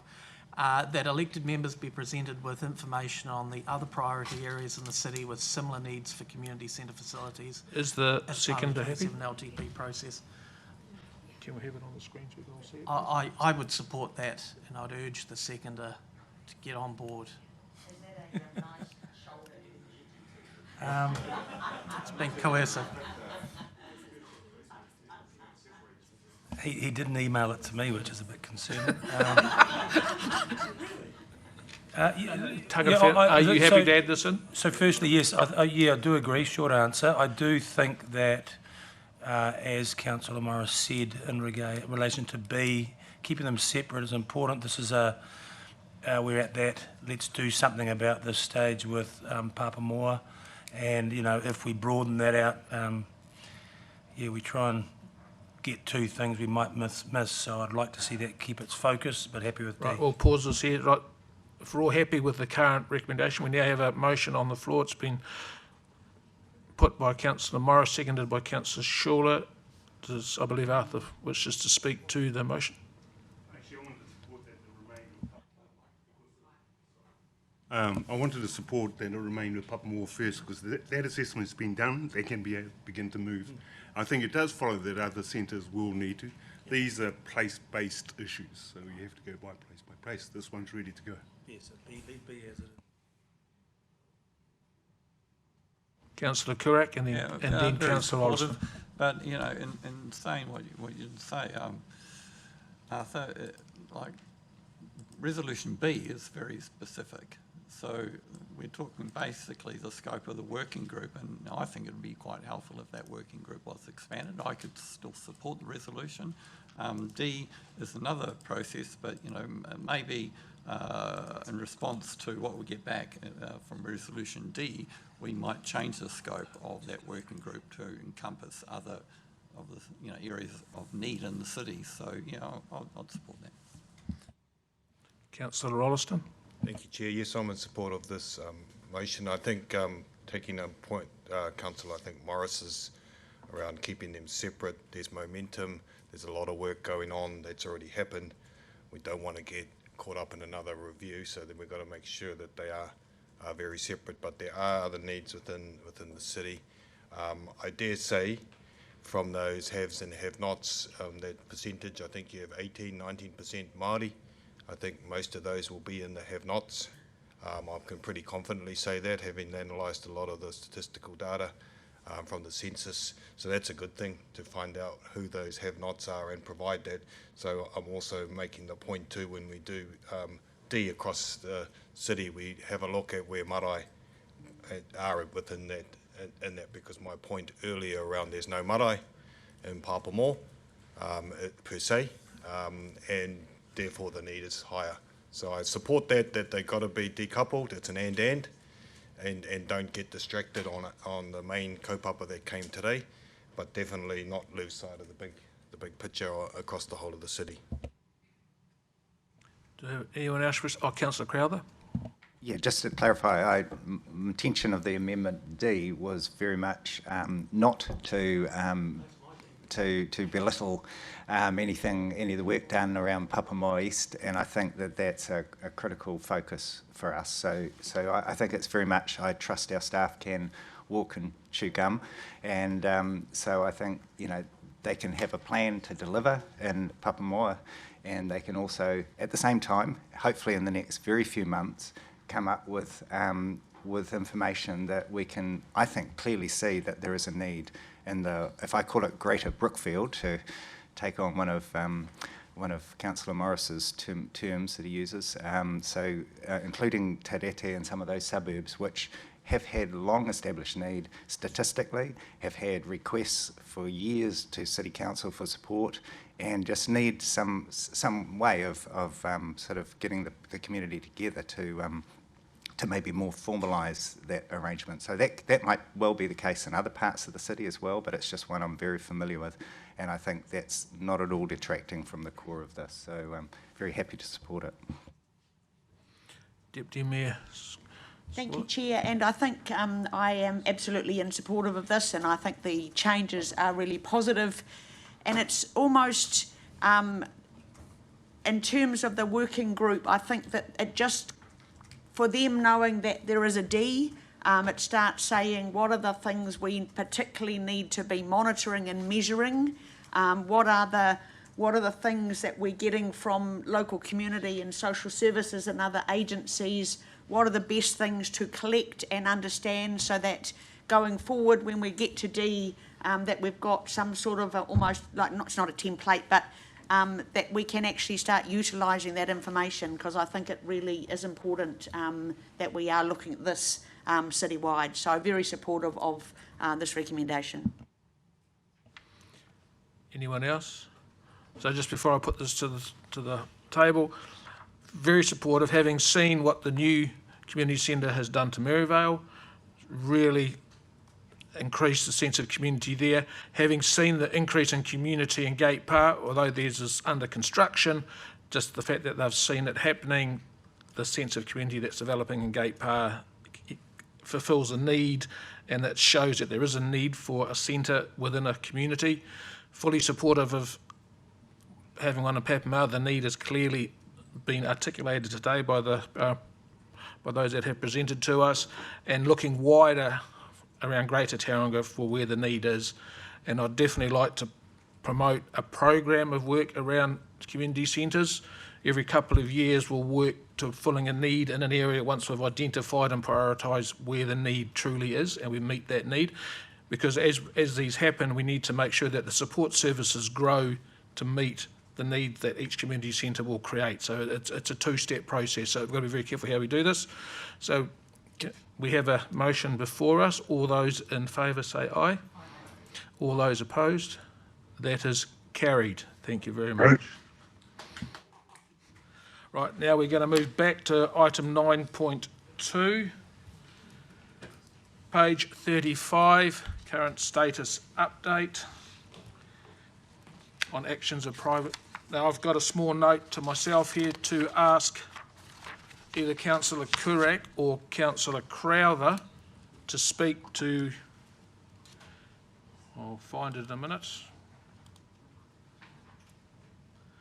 9.7 on page 37, update on our Transport Committee. Happy to do so. Well, Councillor Crowther's congratulating the previous speakers. So the current in place of Tauranga Western Bay Transport Committee is going to continue. There was a little bit of a hiccup. That was around the understanding from the, largely the regional councillors are mainly new, and there was a bit of a depth of, a lack of depth of understanding. But that, has come right now, and so they're happy to, the regional council is happy to continue with that committee, and also Western Bay Council via its mayor is happy to continue also, but he'd like one more additional member. Currently it's Tauranga City is 2, the regional council 2, but the Western Bay District Council only had 1, so we're happy to accommodate a second member there, which is good news because it's just provides a platform for discussion around sub-regional issues. And one immediate one comes to mind is around free buses, free off-peak buses in response, like other cities have done, to the current situation, which would be one topic that group could discuss. But in terms of PT, they are getting, the regional council have disbanded the PT committee, the Public Transport Committee, and is going to incorporate that into the Regional Transport Committee. It's about rationalising the number of committees which we've discussed here. But what they are going to do in terms of providing for discussion and opportunities for the public to have input into PT issues is after the Regional Transport Committee meeting is to provide workshop opportunities. Is this correct, Linda? Glenn got this information this morning to provide a platform for public transport discussions. Is that your understanding after the Regional Council or the Regional Transport Committee does its business? Yeah, through the chair. My understanding is that the Public Transport Committee has effectively been scrapped and that all its business will be picked up by the Regional Transport Committee, and it will be up to each mayor as the territorial authorities representatives on that Regional Transport Committee, whether they're the main person who does all the discussions and decisions around the public transport component that will now go to that committee, or there is a possibility they may delegate parts of that work. For instance, the latter part of a meeting might be dedicated to some public transport issues, and that could potentially go to the alternate, and it'll be up to each mayor to make that decision. So either way, the deputy mayor is the alternate, so she would be likely to be in the meeting. So I don't think that would present any issues from the City Council's point of view. But it would mean that Councillor Taylor and myself, who formerly were on the Public Transport Committee, that we would just step back and there wouldn't be any councillor representatives on the Public Transport Committee from now on, is my understanding. And just in conclusion, it'd be helpful if other members saw any concerns around that, given, in the future the importance potentially of public transport, in moving the city forward and in terms of accommodating some projects we have, like the 15th Avenue Turret Road. You know, if we look at solutions revolving around public transport, it would have been helpful, in my opinion, that the existing Public Transport Committee continued. But given the change, are we happy with that? And I think it's important that we perhaps talk to the Regional Council to ensure that that provides an opportunity for not only this council and other councils, but for the public to have input into some of those public transport issues. Yes. More seeking an update on where we are now, not where we're going to end up, because I'm sure this is still a moving discussion, still taking place with the region about what this may look like in the future. And we're still going to need an avenue to feed into public transport and have our say on that table. But yeah, are there any other issues in relation to item 9.2?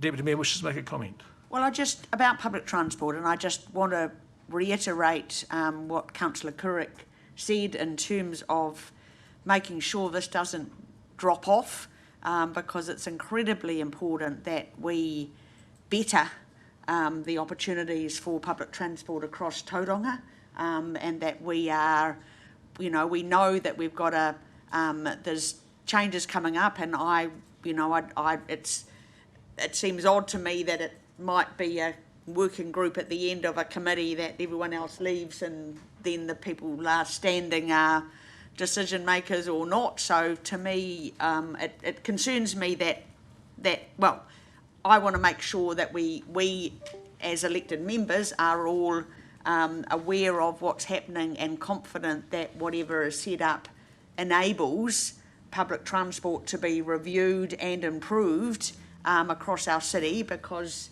not only in this environment, but especially in this environment, we need that to happen, and it's a fantastic service if you get it right.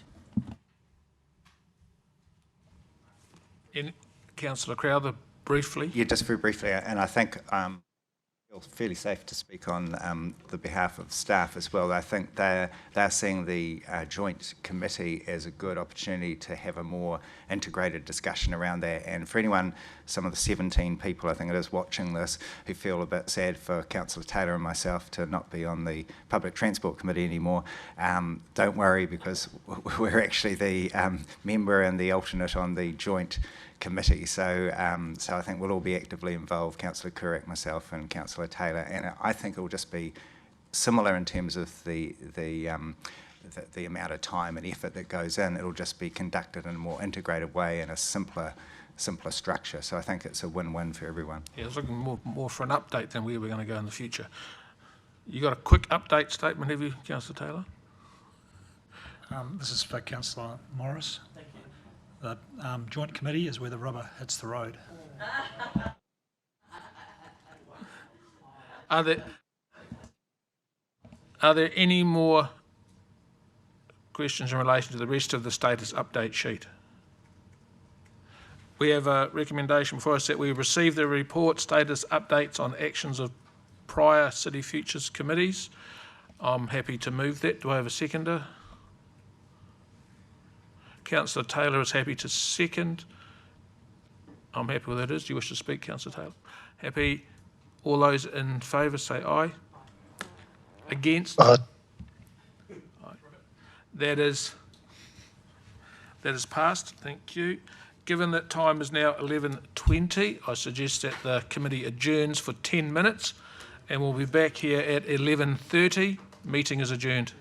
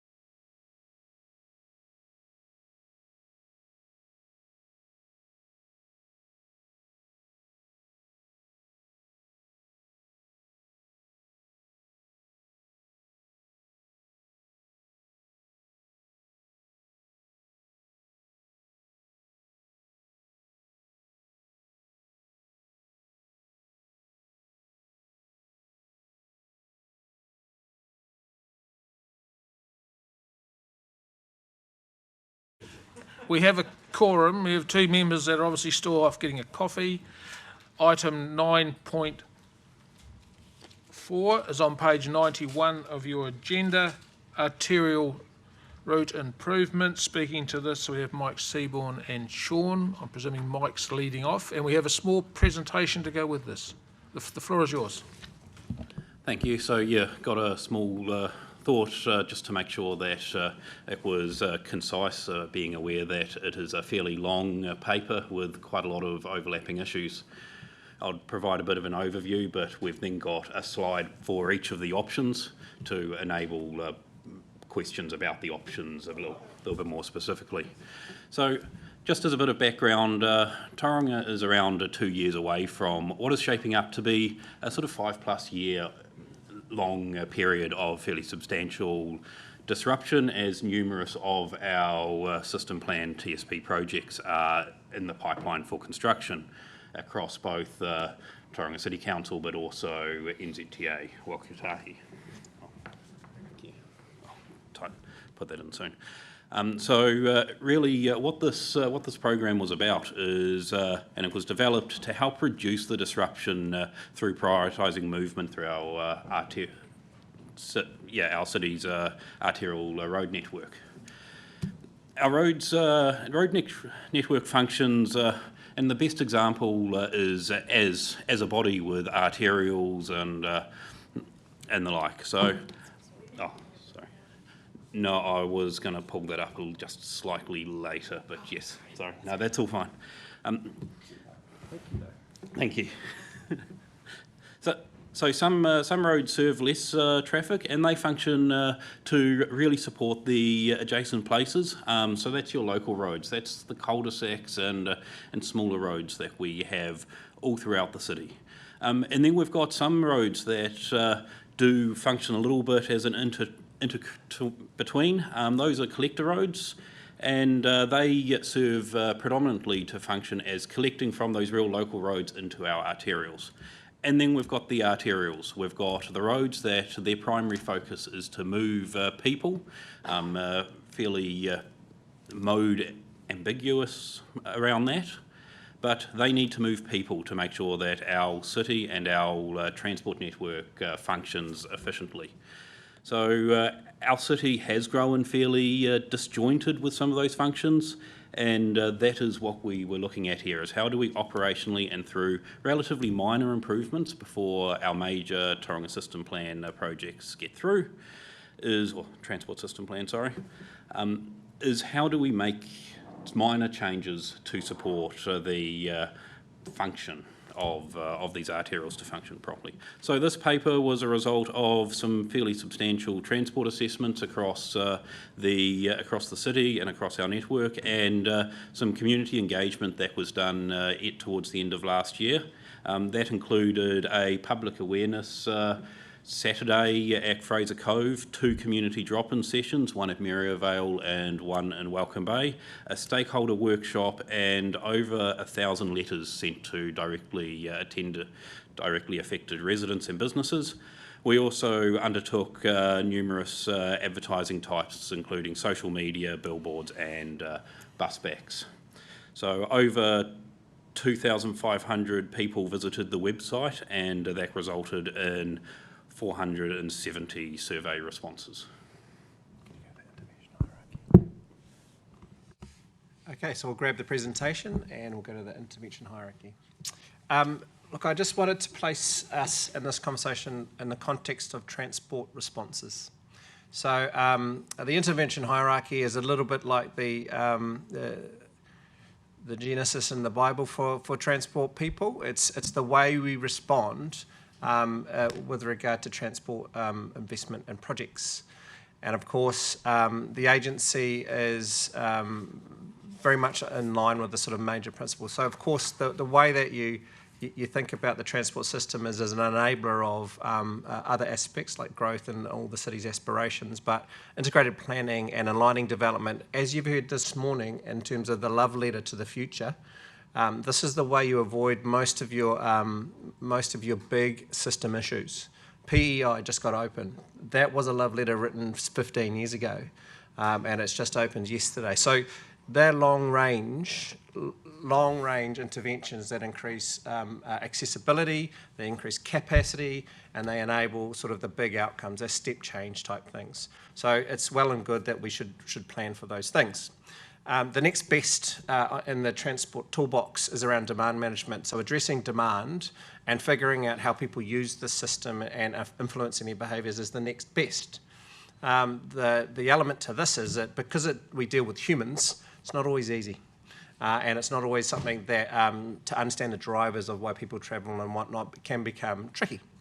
And then the next best is around how do we use what we've got more? We are very much in those two middle boxes in this paper.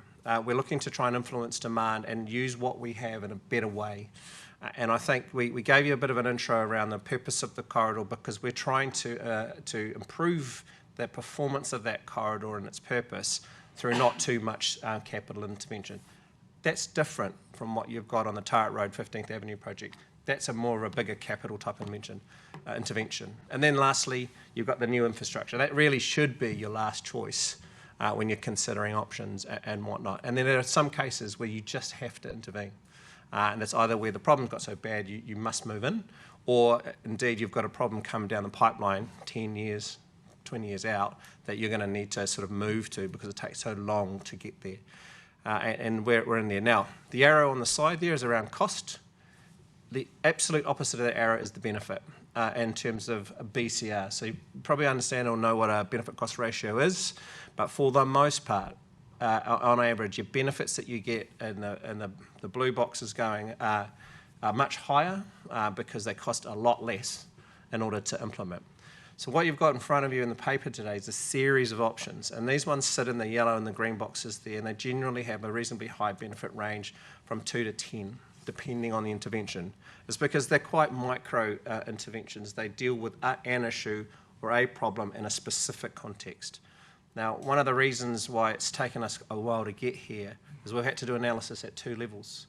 One is right on the actual road itself, figuring out where all the cars go, and then at the system level, which is the reason we're here is to try and alleviate or increase capacity and performance in the wider system. So we've had to kind of reference that along the way, and these are the ones that we've come up with. I know that's a big, long preamble, and we're dying to get into the detail, but I guess we're trying to give you some context about how did we arrive here and some of the choices you might have in front of you. Now, I guess the question, Chair, is this a good place for questions on that preamble and on that wider strategy element before we get into the interventions? Yeah, I think we'll have and your slide pretty much ticks off each recommendation one by one, so we'll take questions on each one as we go. And if anyone has questions on Mike's introduction, we'll take them now. There appears to be none, so move on to your little presentation. Cool. So the first one, and this is our first priority of recommendation, is Ohaiti Road and enabling the right turn from Ohaiti into Welcome Bay Road. So this is a bit of a hangover of the past. This intersection arrangement hasn't changed since the underpass and Welcome Bay Link Road was put in. So this arrangement was very much around enabling people to get from Tara Road to Welcome Bay and such. So that's the background of this.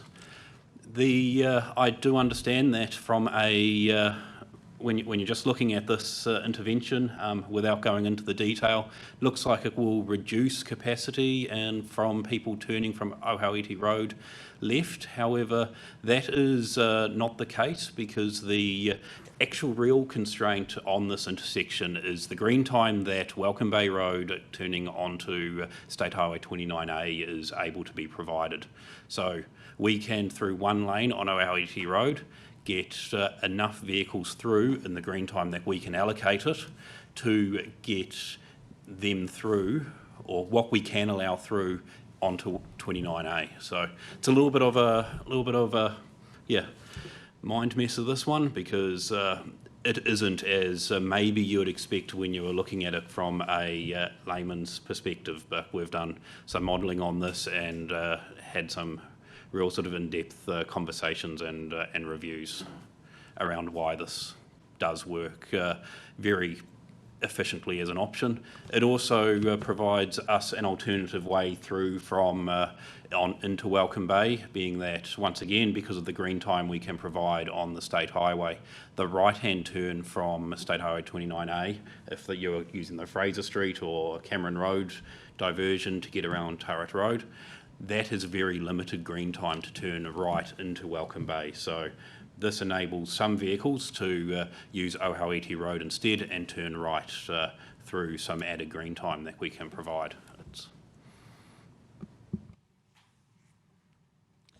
Thank you for that. I'm going to start. Councillor Baker has his hand up.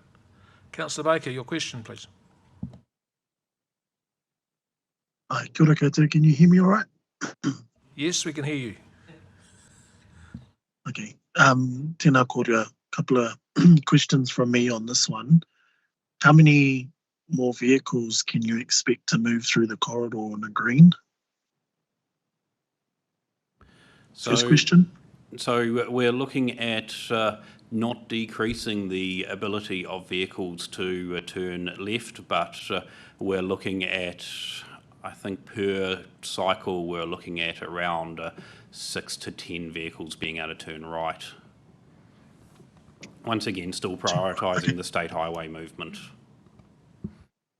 Yeah, so we're not going to see an increase in the more vehicles being able to turn left. No, there's no real way to increase that, because one thing that we have just done with NZTA is move or are about to move the limit line on Welcome Bay Road a little bit closer to the intersection, which will get us maybe another vehicle or cycle through from Welcome Bay Road onto the state highway. However, because of the constraints of the state highway, we can't improve capacity of Welcome Bay Road, and that is including of Ohauiti Road onto the state highway network. Just to add to that, this is a very common level of detail that your traffic signals engineers work at.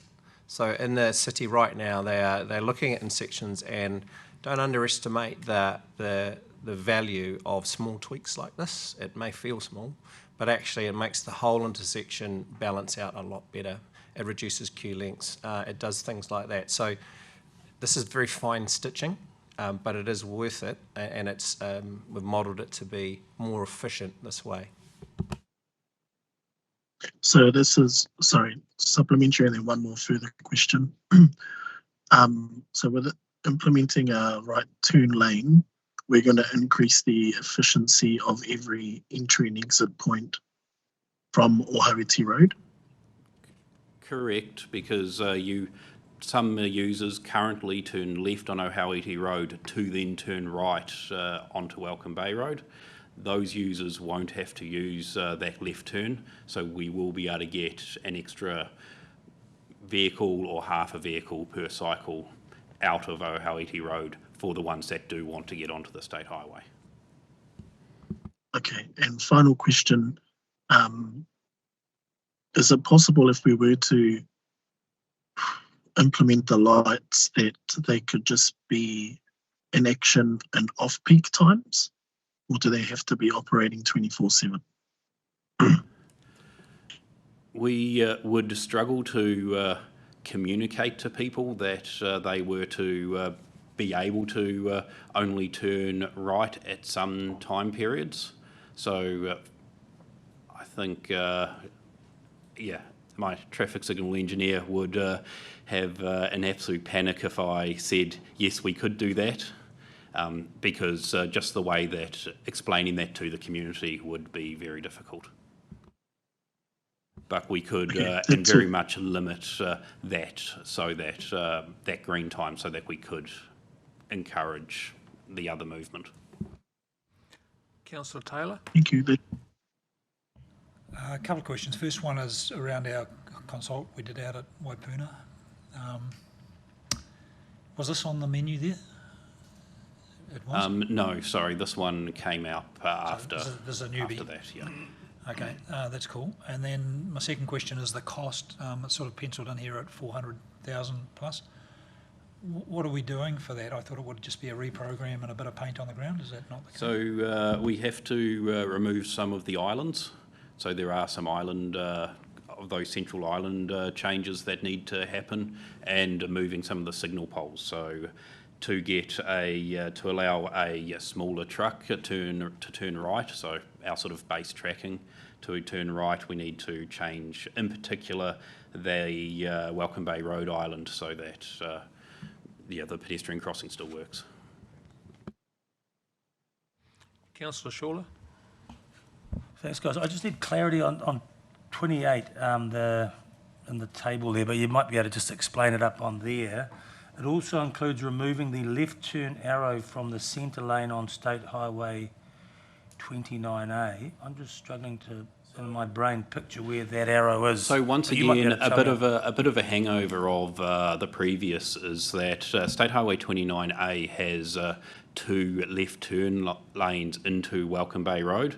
It doesn't need that for capacity. So on State Highway 29A, there would be a single left turn, which could then go down Welcome Bay or turn right onto Ohauiti. Rather than a straight left turn arrow, that central lane would just be a straight arrow, so that does improve efficiency of State Highway 29A, and then it would be a straight right as is currently existing. Assuming then it gives a phase in or something at the right turn off Ohauiti. Correct. So Yeah, looks good. that's, yeah.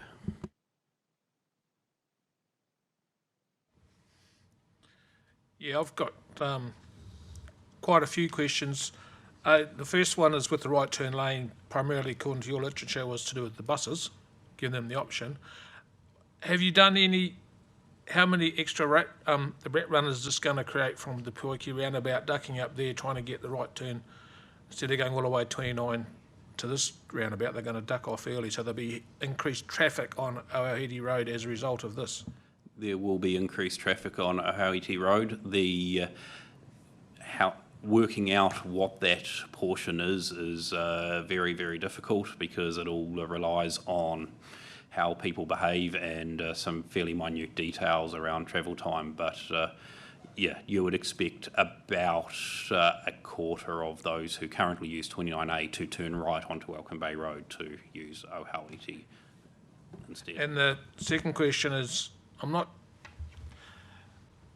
currently off 29A into Welcome Bay Road, you've got 2 left turn lanes and you're going to reduce that to 1. That's going to take a fairly hefty comms effort, by the way. And also, I don't know if 1 lane will be enough to take the peak left turn traffic, given what's turning left there at the moment. And if you back into the Mangatapu roundabout, that's going to back up quite some distance. And I realise we're only probably talking an hour at peak time, but it's going to create a real mess from that extent, given the fact that currently people going north from State Highway 29A trying to get on to Turret Road are sometimes backed up through the Welcome Bay roundabout because they physically cannot get onto Turret Road and the traffic pretty much comes to a standstill. So reducing it by 1 lane is going to cause all sorts of issues, both north and south. Is this all this? I'm presuming this has all been modelled? Yes, through you, Mr. Chair, that if we left it the way it is, you may still have traffic backing up into Mangatapu. Yeah, and so the question really comes down to does the left turn arrow increase the likelihood of that or not? And it's marginal. I guess one of the difficulties in us being confident with you saying that yes, it's going to work, no, it's not going to work, is that exact question around demand. What we do know is that the underpass provides a heck of a lot more capacity. The left turn coming through here has been relatively sustained in terms of that queue. It does back in there sometimes, but at the same time, I think the overall benefit for you get from this, from the operation, the whole lot, is we're better off using this as an example. This is exactly the kind of thing that we would normally do, probably without bringing it to a committee. It's an arrow. And the beauty about that is if it doesn't go well, we put it back. So the element here is this is not about the $450,000 for the other element, it's just that particular one. So we would unlikely have brought it here otherwise, just to make sure that we had that right. But at the same time, we've modelled it, we think it's going to work, and we think it's worth having a go in terms of what the work that was required to do it. Arthur. What was the community's recommendation? So this came up after we engaged with the community. So this is very much a transport planning exercise. So we do recognise in next steps, if we were to go ahead, we would need to talk to the immediately adjacent community on this. Councillor Crowther. Yeah, two questions. One of them is just to get clear on the 405,000 estimated cost, and you're saying, Mike, that only part of that is for the Arrow. Like, are you suggesting that you could trial the Arrow at a low cost and then add the higher cost components if it worked? So for Ohauiti Road, the higher cost components are needed to enable the Arrow. As I had understood, the component of enabling that central State Highway 29A Arrow to be a straight, that's a very low cost, and we would then be able to put a left turn arrow back if really needed. I'd just like to clarify, being that it is the state highway, we do also separately need NZTA's approval to make this change, and they will of course put a whole lot of transport planning rigour around ensuring that they agree with our rationale. So initial conversations are that they do. We would obviously, after this, as part of that final implementation, be going through an extra step with them as well. I'm still unclear though, that what you said could be you just quickly reverse and it's not the 400,000 cost. What could you quickly reverse which was not the 400,000? You could quickly reverse the State Highway 29A left turn. Okay, thank you. The other thing is, so the modelling shows, I can understand you're saying it's a good trade-off on that intersection and on the roundabout. What about what will the impacts be at the Welcome Bay Road intersection, like the Hammond Street intersection there? So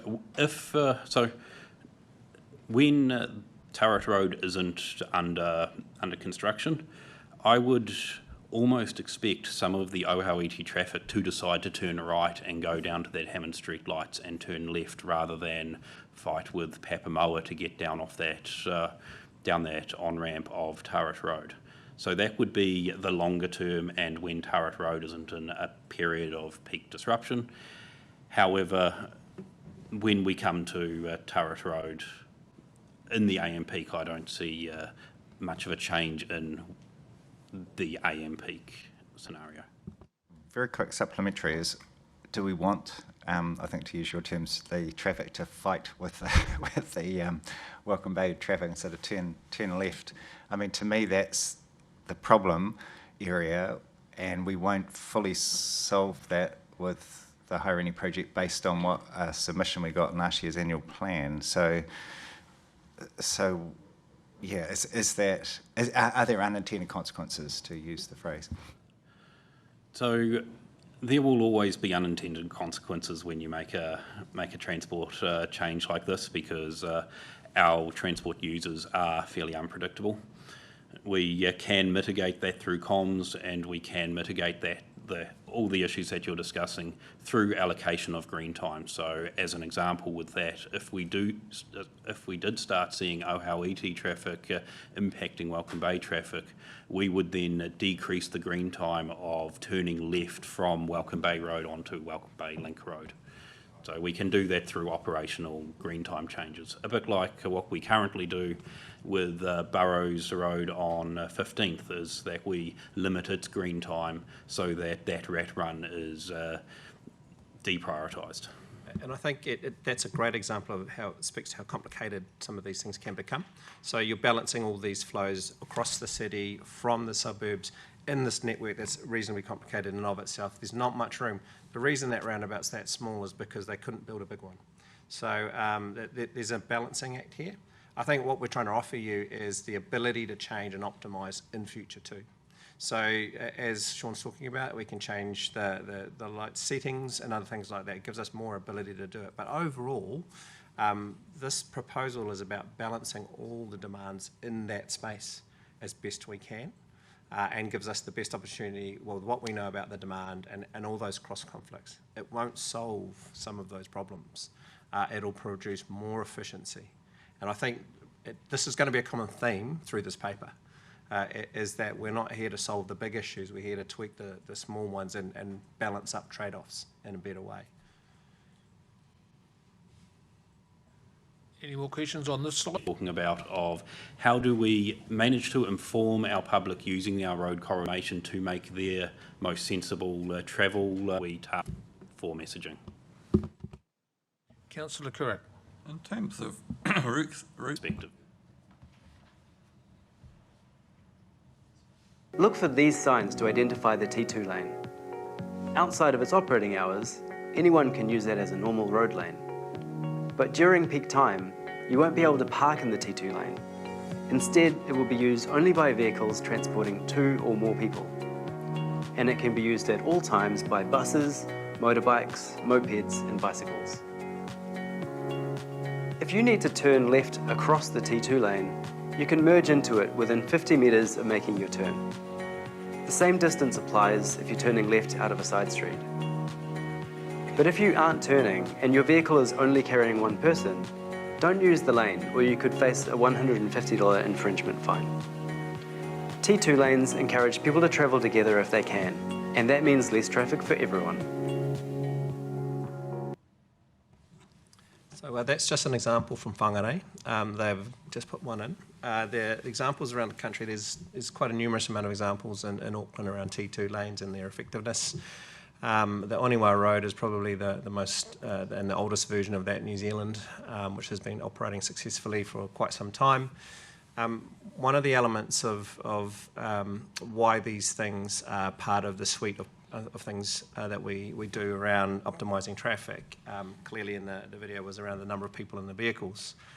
But they only work in some locations, and we've got some reasonable confidence that this is a good location for such an intervention. Metering and other things like that you might do, not quite so good, but this provides an opportunity. But there are some impacts around that, particularly for adjacent landowners. And that's very much where I think some of our feedback from the consultation took us to, which was this particular proposal was not popular with the adjacent landowners, and it's something that I think we probably need a further conversation with that group, at least around what the implications would be. These things work well when there's good enforcement and it's clear to use and easy to use, and I think this corridor represents that.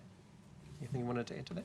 Yeah, I think I'd just delve into a little bit more of the Welcome Bay Road in particular with this section is an arterial that's growing quite organically over quite a large number of years, and it doesn't have any good answers to how we support the adjacent use, because there is important adjacent use on this arterial with the movement function that it is also required to support Welcome Bay movement as a whole. For a bit of a reference point, and I'll just grab my numbers.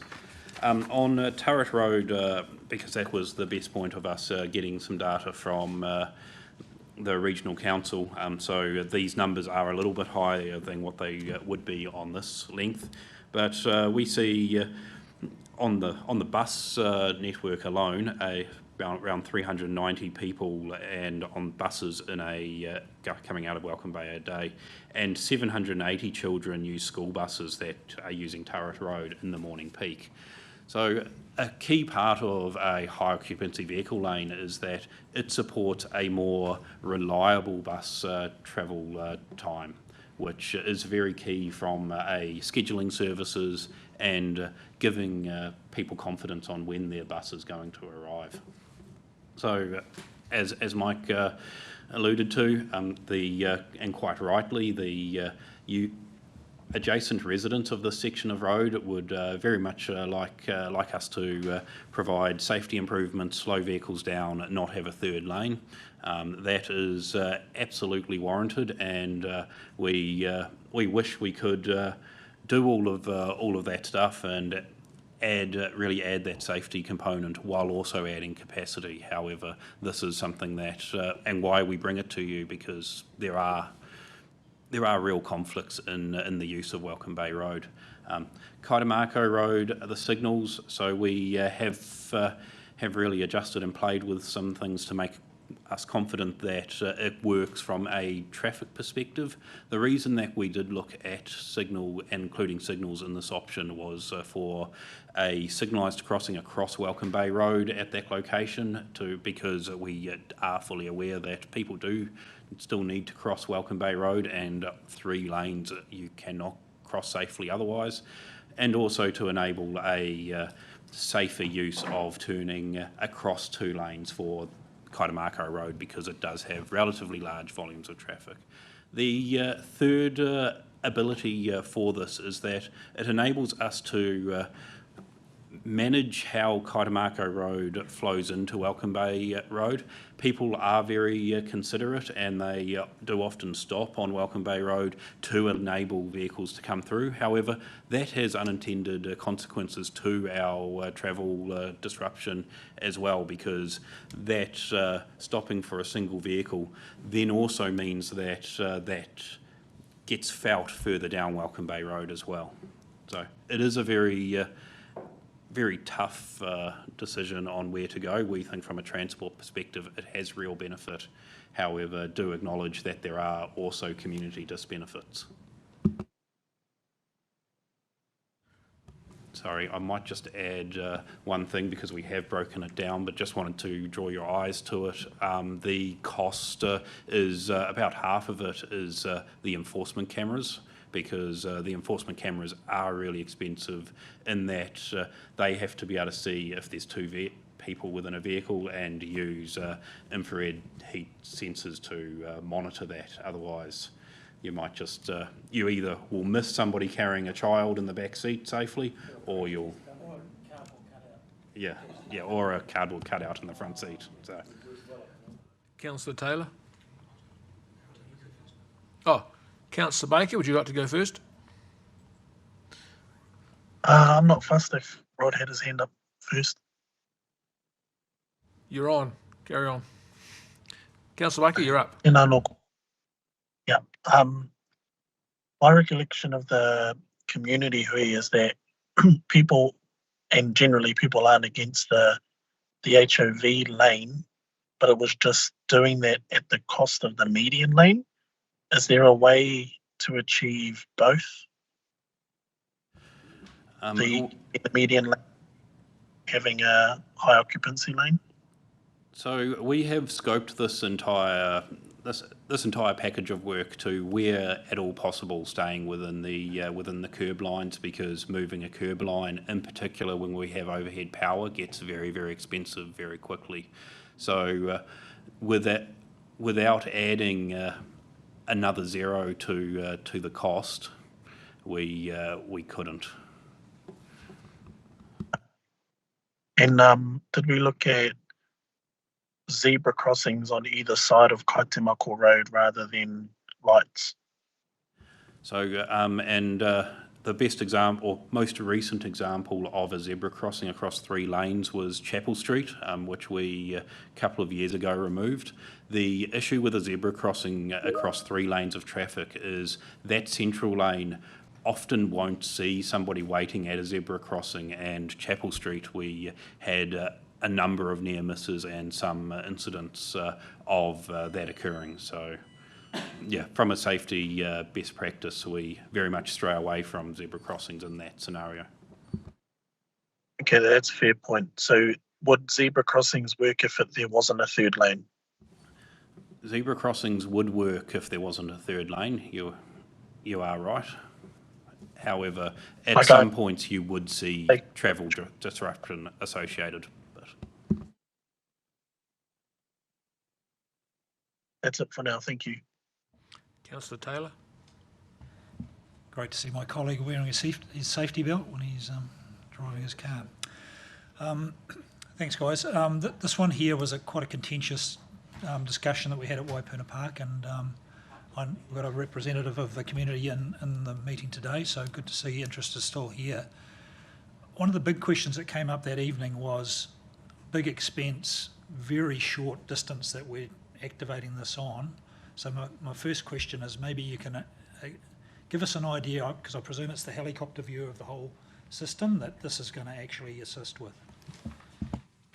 Yeah, we'll probably give that in two parts. I think there's an element here, and that reference a bit earlier to Unewa Road, which is actually also a very short distance.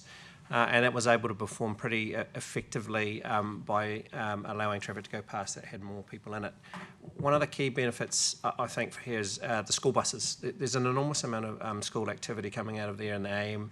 And as a person who was in charge of that at some point, we often had a huge amount of late buses coming out of Welcome Bay because it was stuck in this traffic. The reliability of the traffic flow is the thing that's in question here, and activities and actions that we take to increase reliability, particularly for buses and vehicles with more people in it, improve it. One of the shortcomings in this proposal, though, is it will join Turret at some point, go under the underpass, and so it will be subject to the same delays, and then it'll have two lanes to choose from as it goes up. But the strategic perspective is that we've got bus lanes on Cameron. We've got a capital project that is considering managed lanes through 15th Avenue potentially. And this is a way of sort of linking up that strategy, which is embedded in the TSP around how do we move more people through the corridor at a higher rate rather than single occupancy vehicles. So one of the other elements here is that, particularly with the Turret Road project, there was a separate cycle lane planned as part of that project, but that's no longer available through the current level of funding. So that's a piece of scope that we will have to think about in future. But at least with here that there is a conflict here between cyclists and potential the use of that lane, but they are able to use that lane even though it's probably less of a quality of service for them. So there are pros and cons to this. But at the same time, I think what it does is provide an opportunity for particularly Welcome Bay residents up the road to get ahead of the queue if they're going to use buses, if they're going to use T2 cars and T3 cars. So just pulling up some numbers of today and the last week as an example of the travel time over this section.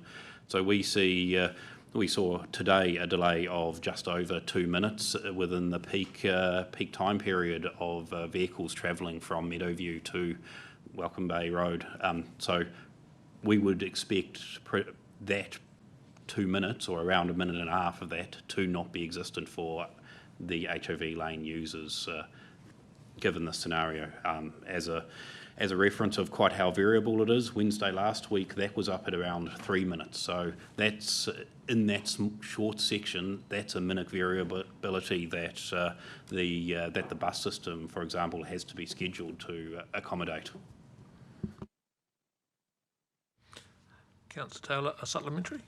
Sort of a second part to my question, and it's around the crossings now. We've been talking about 3 lanes and the needing for a traffic light type crossing being necessary. Can you just expand a little bit on, is this something that we'd be doing even if we didn't have this arterial route project going on? Like, to me, it sort of seems like a road that should have a crossing that's lit and the kids can travel across safely. Yeah, and again, I think there's 2 layers to the question. At some point, Katimako Road would need some sort of signalisation. The sports usage and the use over the week would encourage us to make that safer and more, provide more accessibility for the right turn, particularly across and then back out again on the weekends and whatnot.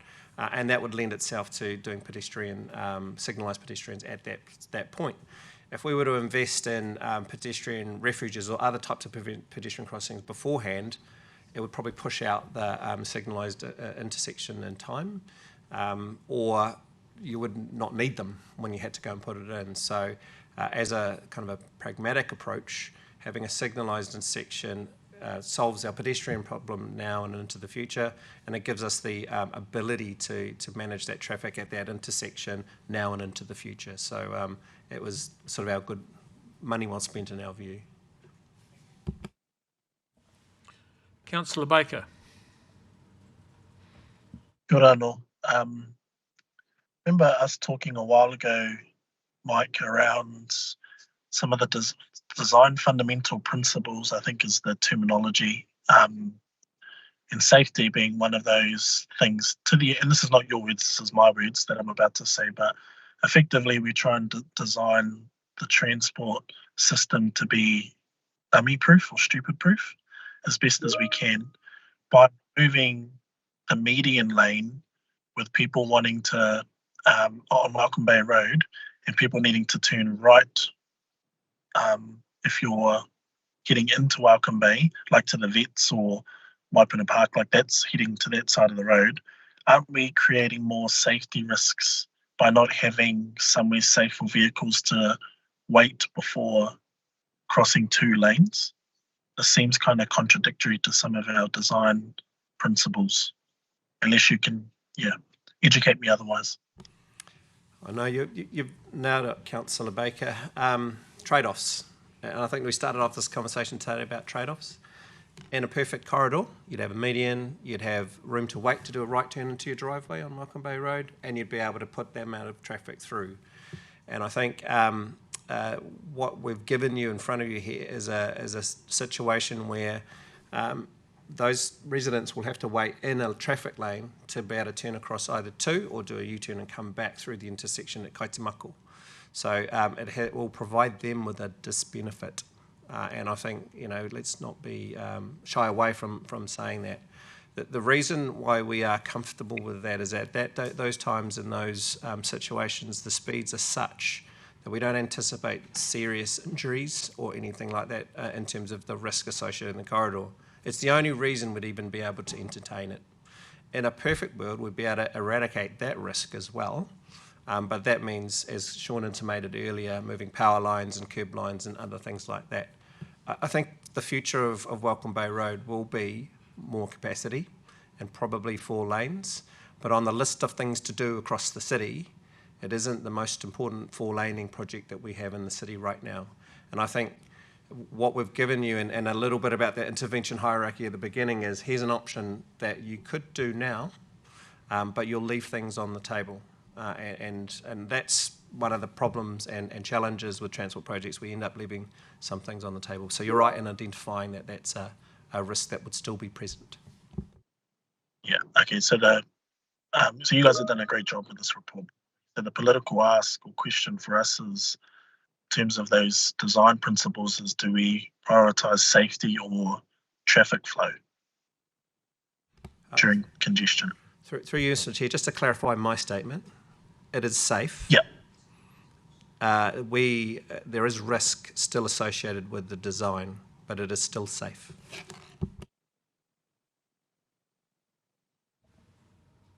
Appears to be no more questions. We'll move on to the next slide, please.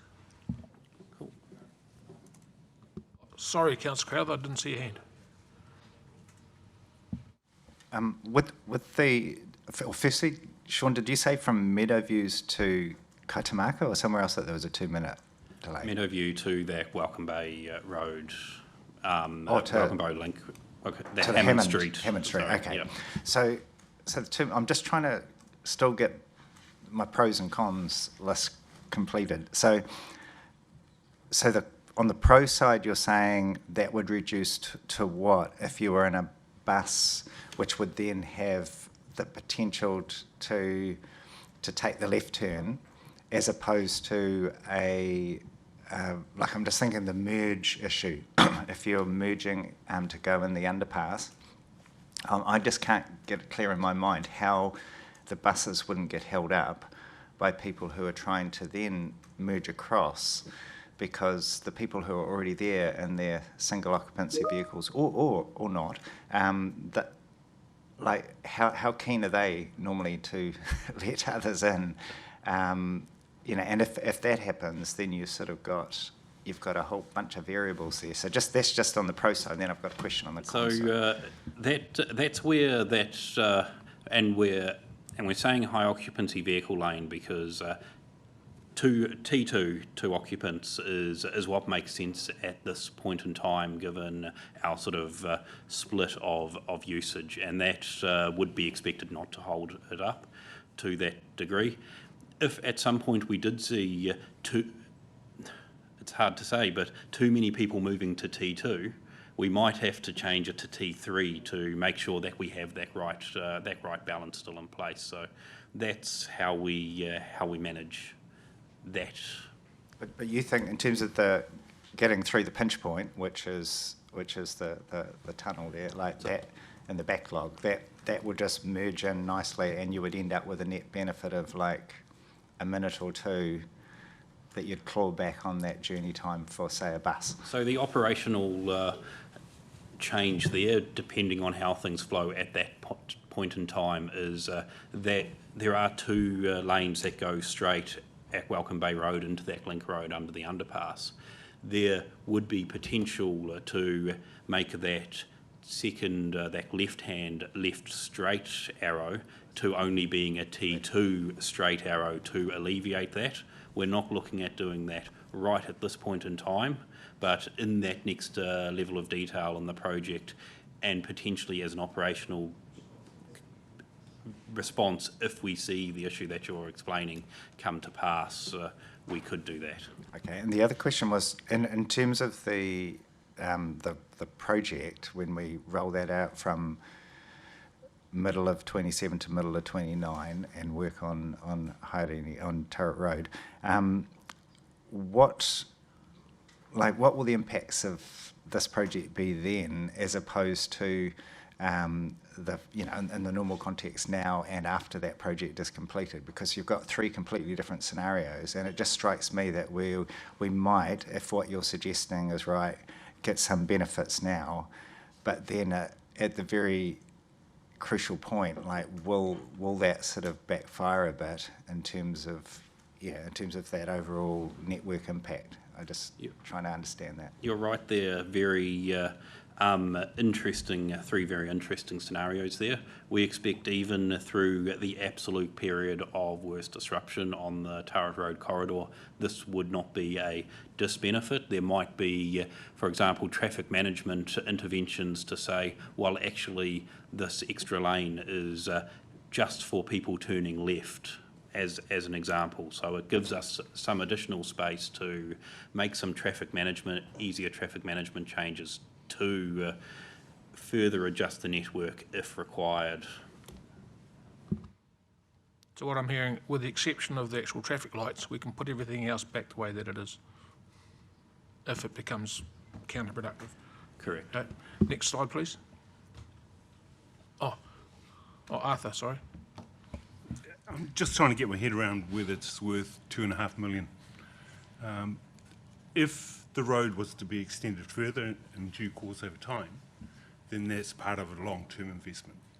But if you're going to reverse it, then it's $2.5 million wasted. I'll go first on this one. I think, one of the elements here, and I think you've also hit on a cusp point of this decision, Councillor Crowther, around this here. So what this provides is a benefit both in the short and long term. So from an investment perspective, $2 million is not wasted, because there's upstream of this, there are a contraflow piece of project that's going on, and then a potential managed lanes at the top of the 15th Avenue. So what you've got, and I think it comes back to who's the primary benefit here, or what vehicle, and it's around actually the public transport element, is that public transport and anyone with multiple people in their cars will benefit from small proposals like this linking up across the city. And the bigger gaps you have between these proposals, the harder, the less they work. The cumulative impact of managed lanes, you've got one coming on Hewletts Road, you've got the bus lanes down Cameron, and then 15th, starts to create a bigger system benefit. That's your long-term gain. In the meantime, whilst the project's going on, it provides you with benefit and options, and having at minimum the ability to use that part of the roadway and not have parking and people parked in there gives the construction of the project in Turret Road options to divert traffic more efficiently off Welcome Bay. It'll clear the queue a lot better because you've got some options there to get people past, particularly if they've chosen a higher density option, if you like a bus or a T2-3 element. So, and I would say that, in particular this part of the proposal, the benefits across those two time dimensions are high enough for us to warrant suggesting $2 million worth of spend. But in of itself, if it didn't have both of those, we wouldn't recommend it, because it wouldn't have enough in either container for us to say that actually the benefit cost ratio here is big enough for us to put it on the table. Just to qualify the 1 minute, Oniwa Road is a 21-second gain over 700 metres, and it's one of the more successful HOV lanes around the world. These don't sound like big numbers, but across thousands of vehicles a day and in the peak periods, they are. And they add up in terms of economic productivity and all of those sort of things that you have. With transport economics, we measure the benefits in seconds, and having minutes in the system, and for a certain amount of spend, you can gain minutes back. The RONS projects provide minutes worth of gain, and their BCs are going to be lower than projects like these. So in terms of comparable apples with apples investments, these things actually punch above their weight. Okay, we'll keep I'm trying to keep moving. Sorry, may I just add a little bit to that point? So we drew the line at just after Meadowviews because any further does require widening and substantial cost. I just wanted to provide a little bit on the question of if it was removed, what would that cost look like? So based on the breakdown, a fair chunk, if not the predominant chunk of the HOV lane cost is actually widening that footpath to being able to be used as a shared path, because we are removing the cycleway. So that wouldn't be removed, but that would retain as a benefit from a safety to the community perspective if we did put the cycle lane back on road. The intersection cost, yes, that would be predominantly a lost cost if we decided, or it was decided that that intersection didn't work long term. The enforcement cameras, a lot of that cost is in the tech in the enforcement camera. Now, given what we are seeing on the transport network over the next 5 years, those enforcement cameras could be reused. So it would be the cost of installing the camera rather than the cost of the physical equipment.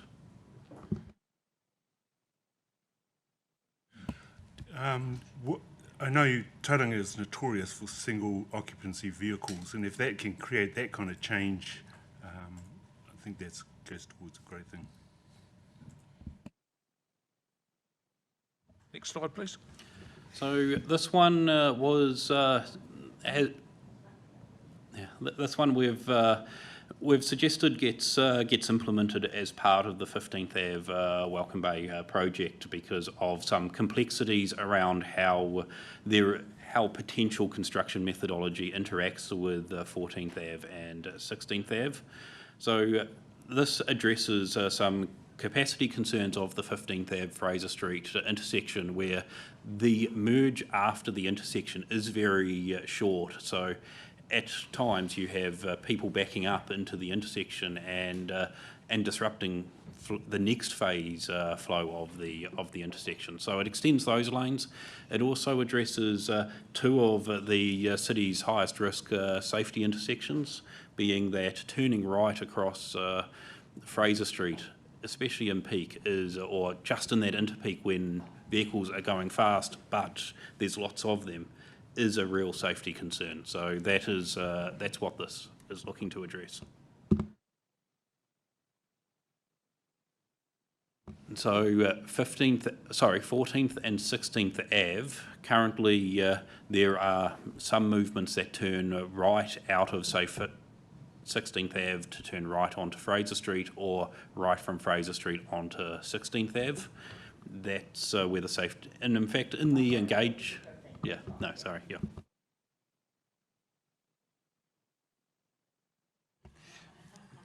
Through you, Mr. Chair, that's almost exactly right, Councillor Morris. One of the elements here is this is a very common thing that you see in networks that start to get busy. The signalised intersection then starts to need controls on the intersections next to it, and so on and so forth. So it is a function of the city growing and the corridors expanding and so on and so forth. So you will see more of this.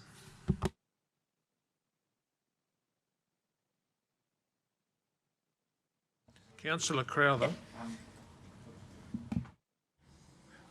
With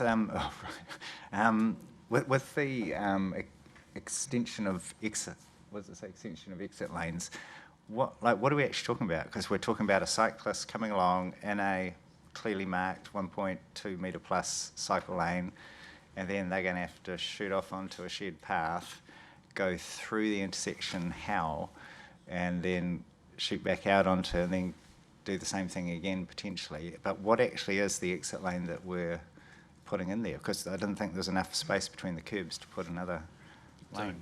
So we've picked this length because there is just enough space between the curbs to extend those lanes a little bit.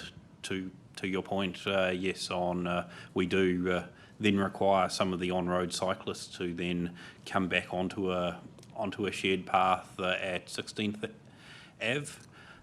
The complexity with there is actually a length of 16th Ave where we are putting in this shared path where there is a sort of a half block with no cycle lanes, weirdly. So we are also addressing that with the shared path. I guess just comment to some extent, but also just just to get an indication of where you're at, is it seems to me like we're severely compromising cycleway design left, right and centre across the city. And at some point there will be a change of government, and then we'll be back to where we were a few years ago and wanting to frantically put in good cycleways and things.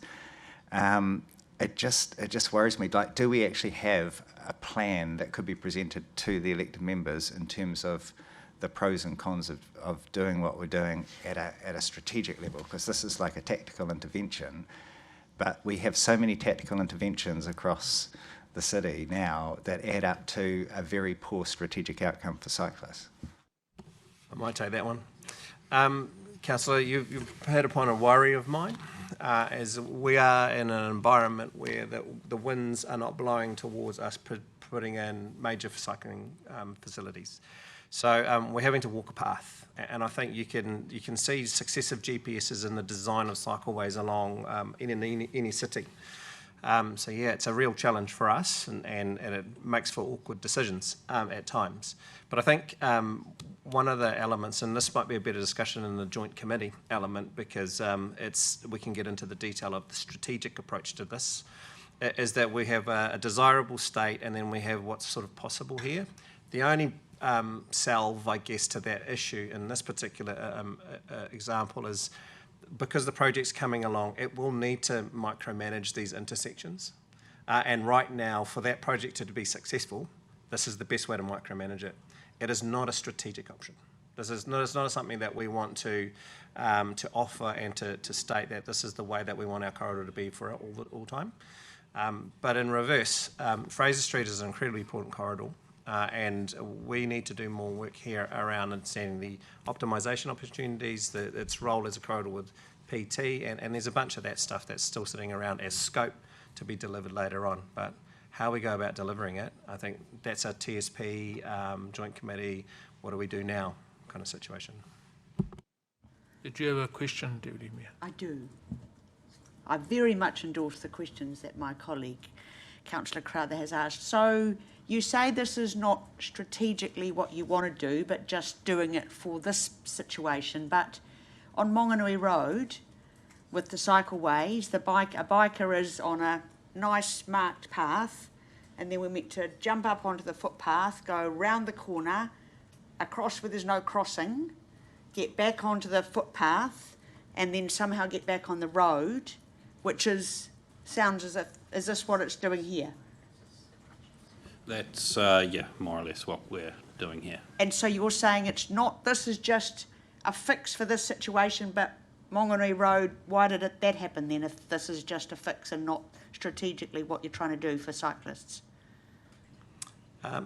That's a really good question. And not being as part of the design of that project, I can only offer TCC was a design of it though, so that's right, yeah. yes, but I don't have personal experience of that. So what I would anticipate the decision was around was, again, trade-offs between what the purpose of Monganui Road was, the level of traffic that was anticipated on the corridor for terms of cars, and then also cyclists and pedestrians, the budget, the room available in the corridor to allow for those things.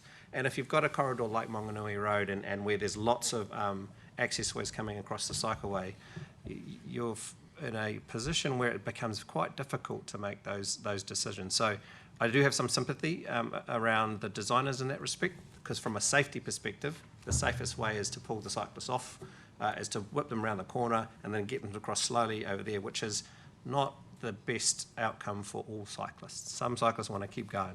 And so I'm a cyclist that wants to keep going, and I've got a lot less protection than a car. And if you're doing this because you've got safety issues, then you're going to find that some cyclists are just going to stay in that blue path.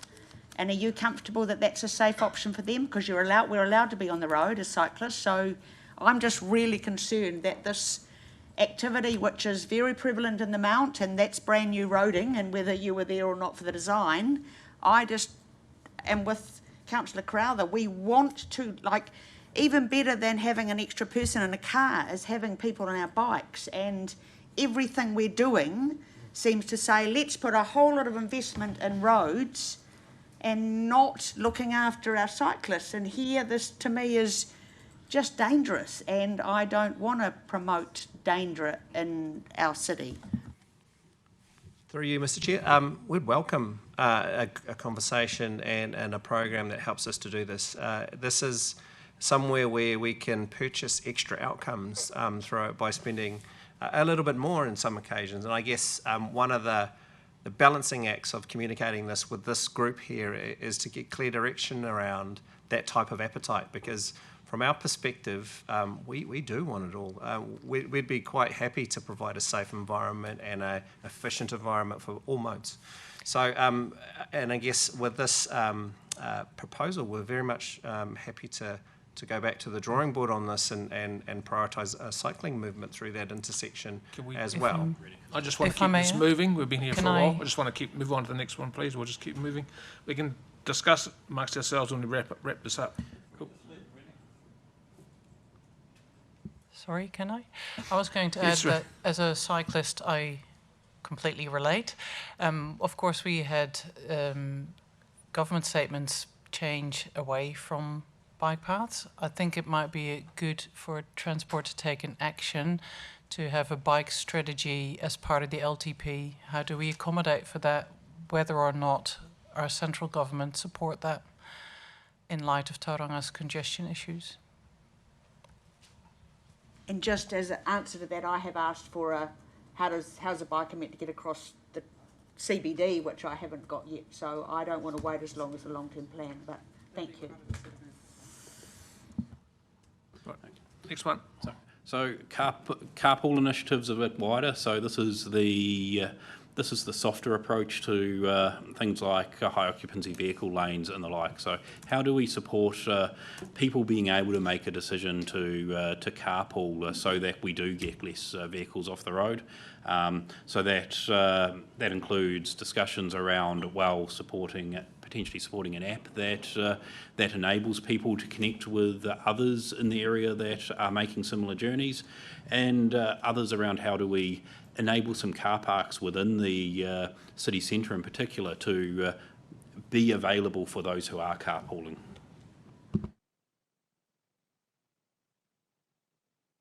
Councillor Taylor.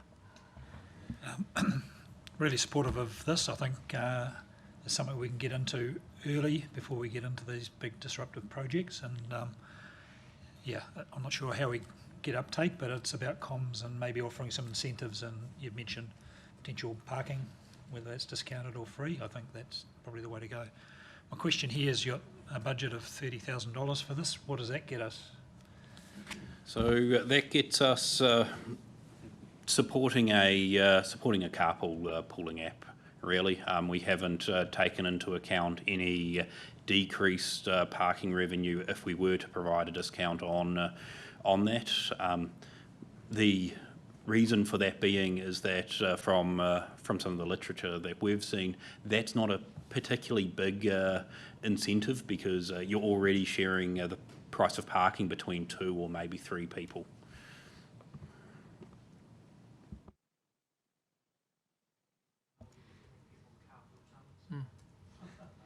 Next. Yeah. With you there, With the Chair. exception of Councillor Morris's unsanctioned interruption, can we carry on, please? So this is one of the interventions that we've assessed in quite a lot of detail, and although we really believe has merit, we don't believe now's the time. So this is why it's a sort of put in a weird sort of possible potential category, but not recommended to be now. It does have potentially substantial travel savings, but it is very mid-block and doesn't really connect to anything wider on the network. Just really because of how constrained Fraser Street is without a much broader, intensive upgrade program. So if we were to have commitment to have a program of upgrading Fraser Street either as a project or a program of works over a longer period of time, we would absolutely be recommending this, but standalone doesn't quite seem in our minds to stand on its own feet.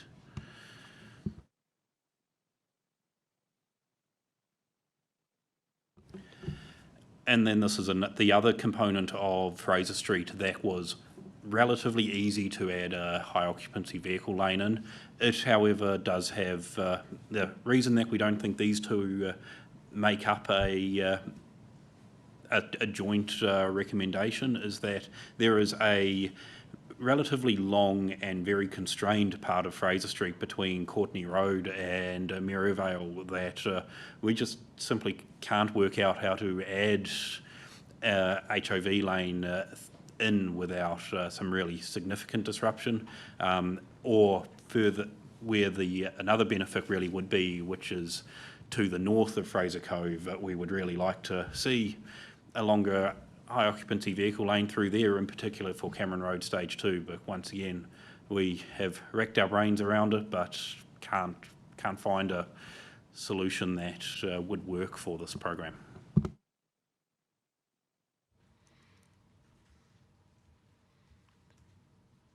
And summing up, I feel like I've done your bit. enough talking. You've done enough. Any last questions of the staff? Councillor Taylor. And this is, again, going back to that Welcome Bay Road intersection and that very short dual lane usage. Do you think there's some value in going back to engage or to talk with the community about this again? And I'm thinking about a bit more clarity. I think after the last meeting we had at Waipuna Park, we presented, we had some question time, and I think people understood the conundrums that you're working through here. And I think I'd like to see a bit more work done with the people in Welcome Bay on this. Yeah, so absolutely. So that's why, as a next step, proposed next step within the paper, is that these would then stand up as their own projects. That would go through engagement, and we would absolutely welcome having elected member engagement with the development of, in particular, projects like that through those next steps. The deadline that we really have in Critical Path is when 15th turret starts building. That doesn't leave us a massive amount of time to keep on the drawing board, but absolutely there is room to develop what we've currently got within this and work together with between staff, elected members and the community. And just to add to that, I think we would appreciate that, because I think there are some elements of this that would be keen to land, and that didn't necessarily will compromise, say, the community's views. So I think a bit of a conversation with the community around what that looks like would be useful for us as designers. Councillor Baker. Kia ora. So just some further clarity on that. What you're saying is that, assuming this gets approved, and we go out to community, they have a real chance to influence the final design, and it's not just a consult and inform and convincing exercise. But if there are some real robust discussions and arguments and sound reasoning, etc., there is an ability for community to impact the final design. Through you, Mr. Chair, the answer is absolutely yes. I think it probably won't succeed unless we do have buy-in. So, you know, we'd like to make sure that happens through good, solid reciprocal engagement. And we could get to a point where the community aren't supportive of it and it could not go ahead? So yes, that As well? that is also a potential outcome as we develop, we invest more, we develop some more detail with the community. Being that these would just be standard projects, they would be reporting as any project within our portfolio into the City Delivery Committee, and at any point, as elected members, you'd have the prerogative to say, put a pin in it. Okay. Last question, Councillor Crowther. Just because I didn't get a chance for the rideshare carpool app scenarios, we've had so much movement over the years on that. Do you actually have a preferred partner or whatever you want to call it? Because it just keeps flip-flopping between apps, and the very few people who do buy into it or volunteer into it, it's not purchasing. So we have spoken to a couple of developers, just put feelers out to understand what is there. We haven't gone to that next step, being that this is the step where you, if you decide, say yes, go ahead, and then we'll go through that process. We'll make sure that we follow our procurement processes and such, so that we can provide some rigour, but also some confidence that with the community that we put our horse on the right cart. Right. Councillor Schuler. Thank you. Seems like yesterday was long ago. We were back on paragraph 28. If I can take you back there quickly, had a question earlier. Coming the single left-hand lane turning off State Highway 29 onto Welcome Bay Road, would that just go to the lights at Ohiri? Would that be a straight through, and then the lights coming off Ohiri, could that be a phase-in to keep that flow that you talked about being a problem? I know it's detail, which I shouldn't be asking, but if you're coming over off, with a map to get you to point it to me. yeah, I've got it right here on my. I'll go on Mappy actually.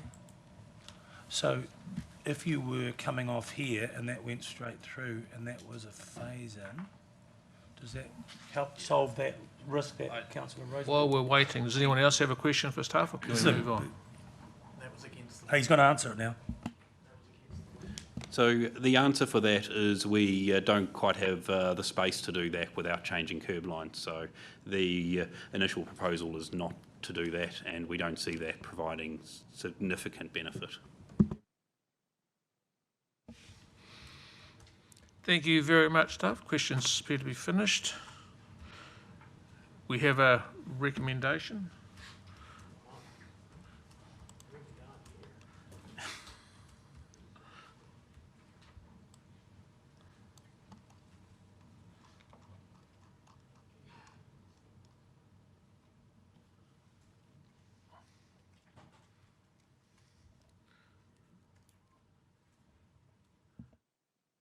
Is anyone happy to move the recommendation as it is, or does anyone wish to add a line?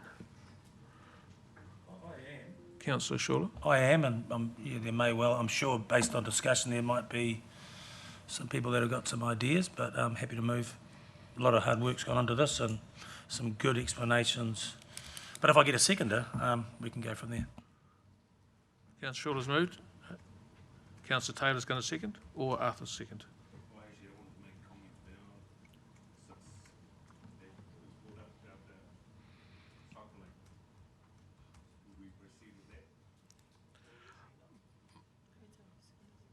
Hautapu seconding the motion, or has he got a question? I was just jumping in the line to speak. I thought there was a seconder. Happy to second, actually. Comfortable to second. Councillor Taylor is happy to second. Now open for discussion. Councillor Schuler, do you wish to speak as this move of the motion? Sorry, what are you two doing over there? Look, I mean, it's been actually really interesting hearing the questions. A bit of debate in some of the question, but it was very good to hear the questions to staff and the answers from staff.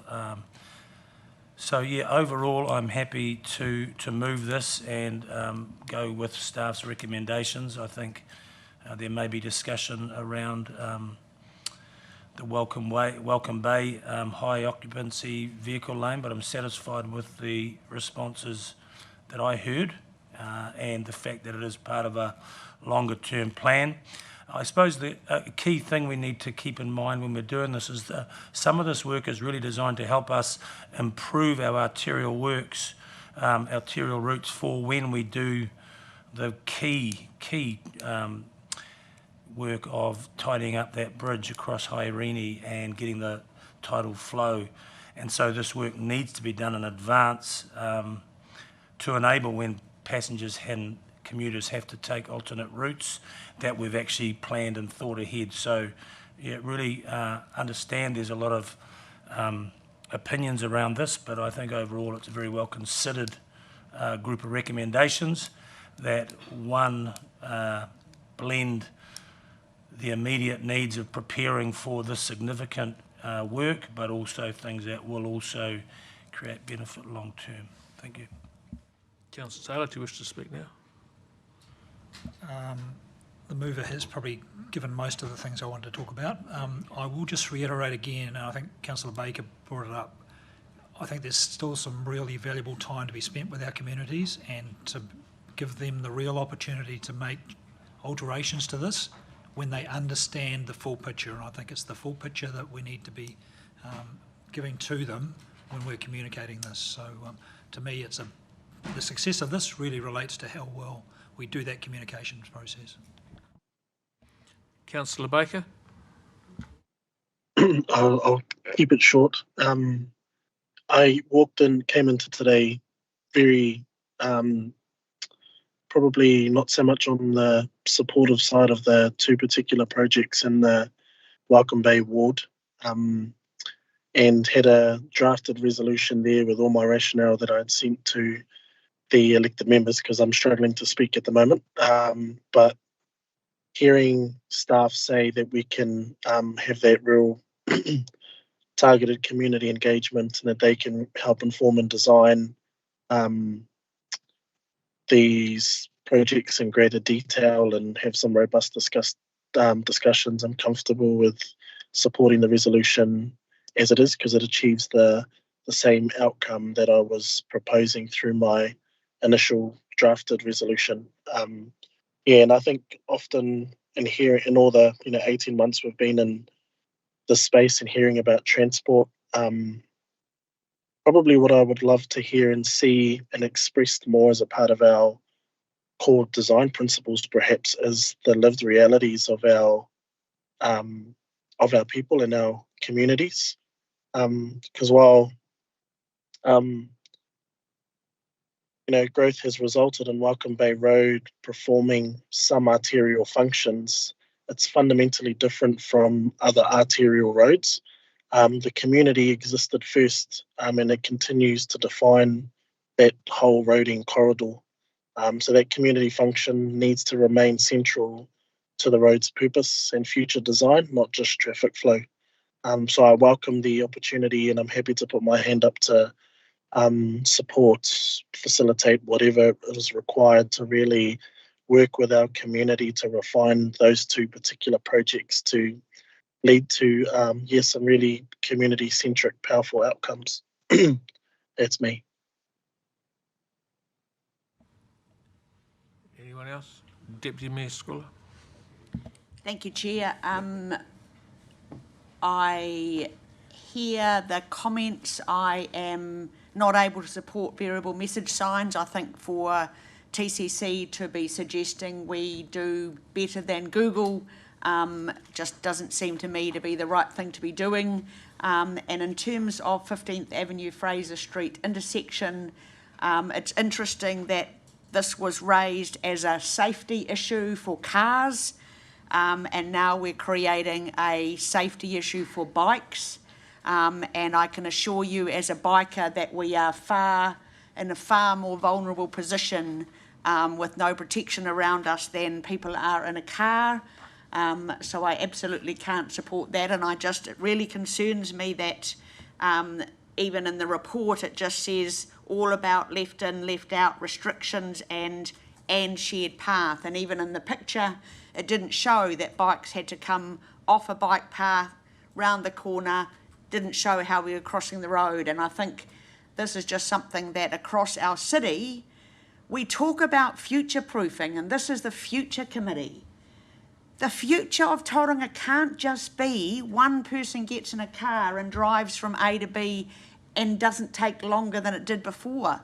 And we really have to be thinking, how do we get people out of cars? And I can assure you, I'm not a biker because I love biking. I'm a biker because I know it's better for our city and it's better for me and everything else. But we've got to start thinking about this, and suggesting and shared path doesn't have ramifications for the very people we are trying to support so that they're not producing the congestion and polluting our environment. And so it's just, to me, we're just not even communicating well enough. Oh, and by the way, there's some real issues with the cyclists in this proposal. And so I would very much accept the offer for the long-term plan and prior, what are we thinking about cyclists in Tauranga, but also have we talked to the cycling community about this, because this should be something we are doing as a normal course of business.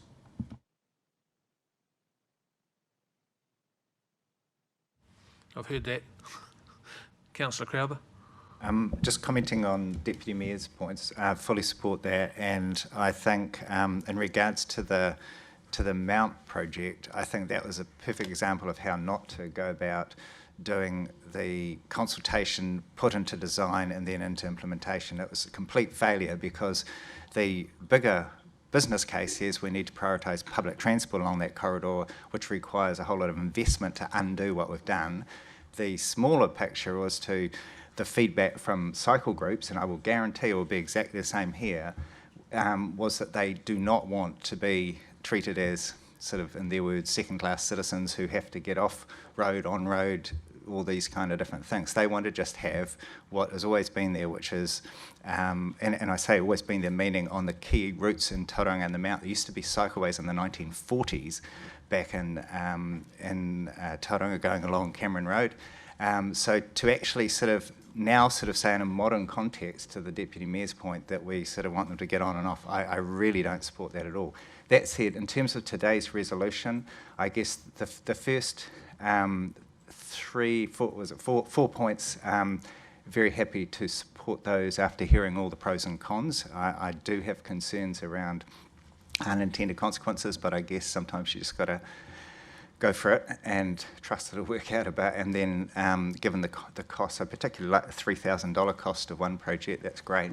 The carpool initiatives, $30,000, I just think that should be brought, if I was prioritising, I'd make that number 5, and then actually work through with our community what the current number 5 and 6, and not actually push the button on either of those. Well, we're not proposing to on 6 anyway, but until we do the bigger project, but not fully commit to those in this resolution. I know it's going to be awkward to get there, so I'm sort of happy to let it go along, but I think my intention in voting in support will be very much that if the community's concerns are not addressed, I think we need to actually go back to the drawing board. And the one final thing I'd say is that when you look at the benefit cost ratios, as Mike said, versus the RONS projects, I think we need to, as I've said this many times, I've said it in this chamber a few times, is we need to go to the central government as part of the regional deal and just say, forget all this other complexity that's interwoven into that deal. The fundamental issue is we're not getting our share of public transport funding,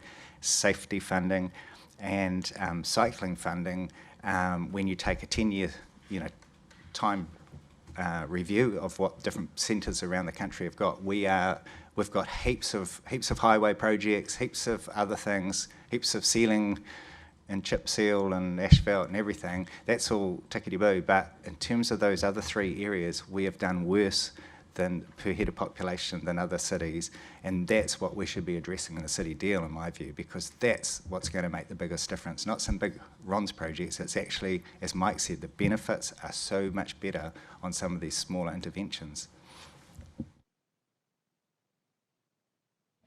Arthur Flintoff. One thing I found really amazing is down in Wellington there, I've never seen so many people using public transport, and that's all of them, and I think that's fantastic. Another thing I found too is when I was over in Brisbane, it was easier for me to take a bus to get to a place that was across town, and that was within a fraction of the time that it would have taken me if I drove there. And when I was looking at this, reviewing this in the beginning, one thing that did stand out is the trade-off was on cyclists, and that's a shame, because that's like stopping the momentum. There are more people were cycling, and so I think those cycleways have to be protected, and they must be. The Transport Department should be mindful about that when they're designing these options. And dare I say it, one of the great motivators to get people on cycles and into public transport is congestion. Eventually, the pain hurts so much that you take an alternative course. Don't be afraid.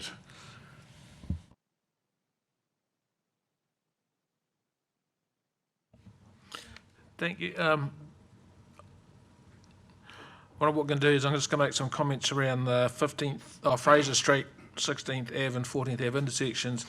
Having driven that, although it may not appear to be safe for cyclists, I think it is, because on 2 or 3 occasions I've seen cyclists being hit by right turn traffic, because all they're looking at is a gap in traffic big enough for their car to go in, and they don't often see the cyclist until they just about hit the cyclist. Yes, we have issues around safety, and that road is also children, kids coming and going from school, and they tend not to follow pedestrian crossings or safe crossings or stand in islands in the middle of the road. They tend to drift across the road wherever they feel like it. So until we control behaviour of everybody, the collective safety isn't going to work. Everyone has to sort of have their own rules. But yeah, I'm definitely on board with anything we can do to improve safe movement around the city needs to be looked at. So it all needs to be included into our long-term plan and how we're going to pay for it.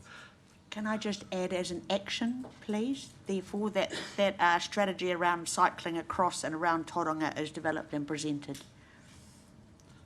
As part of a long-term plan?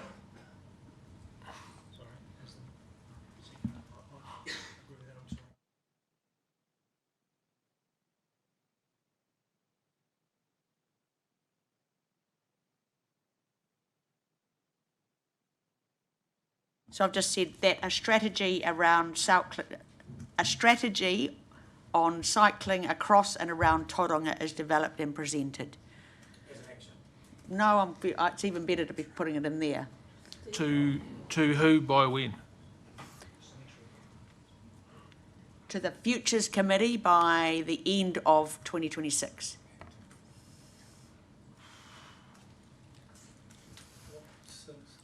Yeah, I know. I was worried about the time constraints of that. No, and the time and stuff. I'd sooner that be a long-term plan issue. Through you, Mr. Chair, just ambition is wonderful. Engagement, I think, is the key part, and the kind of engagement that's going on in the organisation. Are we able to offer an ambitious time frame, but go away and just check that we're going to engage well with the community around that? That's a reasonably short time frame to put a cycling strategy together for a city, even though we've got a lot of information in the beginning. I don't even know that we have a public transport strategy. I'm looking at Councillor Crowther here, who's been asking about this, and it's been put on the shelf, and so it could be part of a public transport strategy. Are we more comfortable request a draft strategy is developed and presented by the end of the year? And then it can just be quite principled if you haven't got any more detail than that. Given that's a very tight time frame, given the amount of work that's involved in that. Councillor Crowther? Given the various moving parts, and Marty's got one of them, I wonder if we need to have either at the City Futures meeting next time or at the first Joint Transport Committee meeting, the public transport sort of strategy, pathway, business case, whatever it's going to be, mapped out, and the cycling one, which is actually significantly further progressed than public transport, but it needs another piece of work on it. So to have both those and maybe report back would be my guess, so we don't slow it down unduly, but we actually don't make a final call on what we're going to need to do until we let staff figure out what's needed. Also feels like we might be verging and sort of moving into the TSP space, where the overall sub-regional transport strategy, which includes all of the pieces of this puzzle, is really our strategic forum for developing these types of documents. So.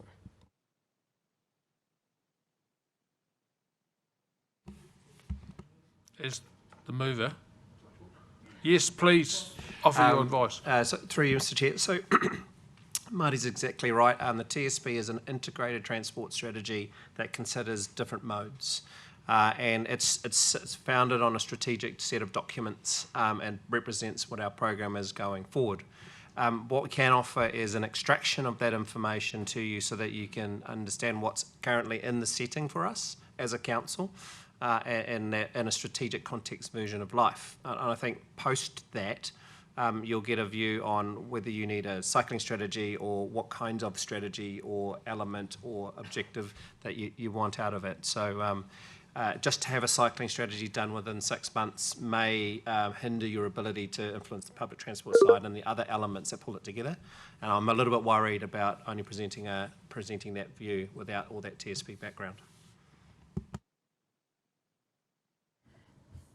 And I guess my concern is that the comment that Monganui Road wasn't done very well, and the head of transport saying he wasn't involved, it just, to me, if we haven't got a strategy, then what are we basing our decisions on? So to me, if it's a draft strategy, then, I mean, give us a better timeline, but I just think we really, if it's not in the front of our minds, what are we basing decisions on? How about we come back with a resolution, instead of requesting a draft strategy, come back with a plan on what is needed for a cycle strategy so that it fits within the TSP, and we don't have to debate exactly what is needed to what time frame right now. Would that be helpful? And I'm looking at Marty as well.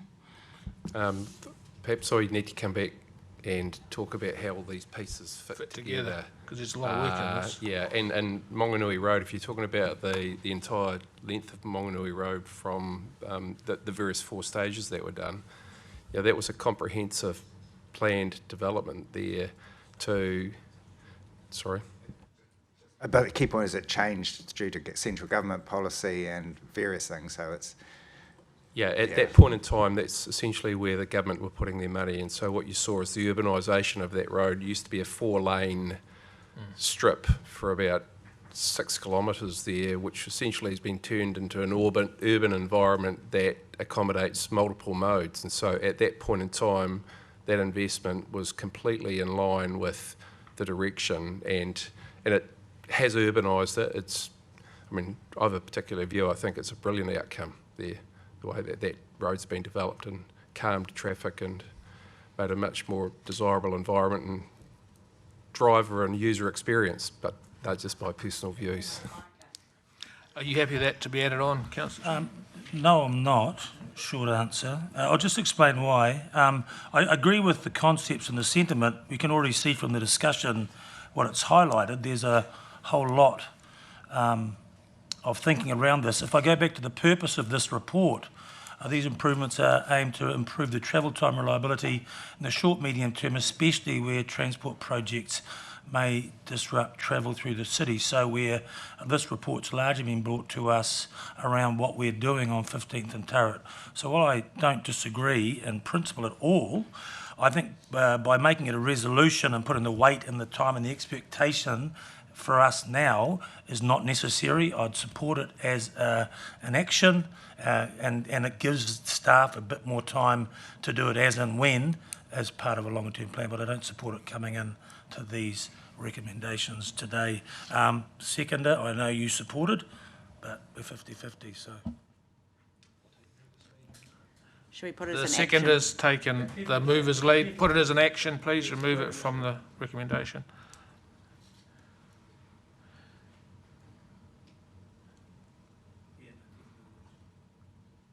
Rightio.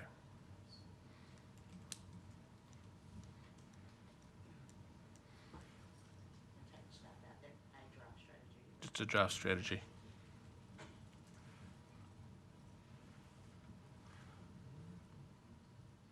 Councillor Morris, you've been waving at me for some time. Thank you. I'm just Thank a you, staff. friendly sort of guy. I just want to highlight the carpooling app.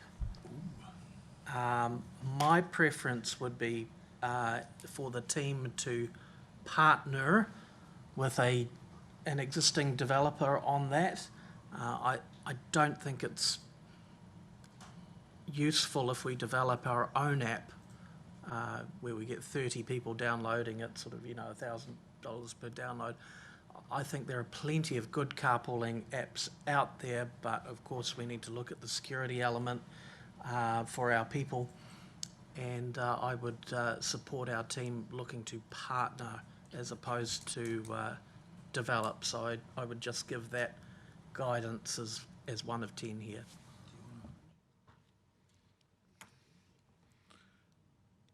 Anyone else wish to speak? Right, upon guidance, we're taking this in parts. Do I get to close? You do get to close. Thank you, sir. Yeah, appreciate the time, Mr. Chair. Happy for it to be taken, obviously, in parts. I just will close. I certainly do hope the people that are talking about Googles versus signs, they're doing their Google before they start their drive. And if that is the case, it doesn't need to be an either or, it can be an and. Those things will work, but certainly wouldn't be wanting us to be encouraging people to be turning on Google halfway to work when they're stuck or whatever in traffic to look for a different way. People coming to town, there's not a heck of a lot of options, as we know. So yeah, that's just one thing. I think let's just all be considerate of that, what we're actually saying we think is better.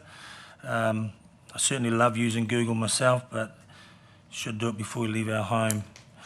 The other thing, I suppose, around the other issue is the Fraser Street. I've got a heckler across the way. That's good. Cyclists, and I suppose again the staff did say to us, and we've heard it is about trade-offs.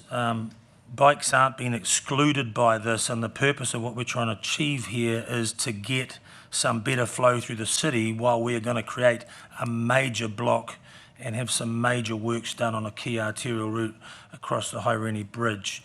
And so we're asking cyclists to adjust for a while there.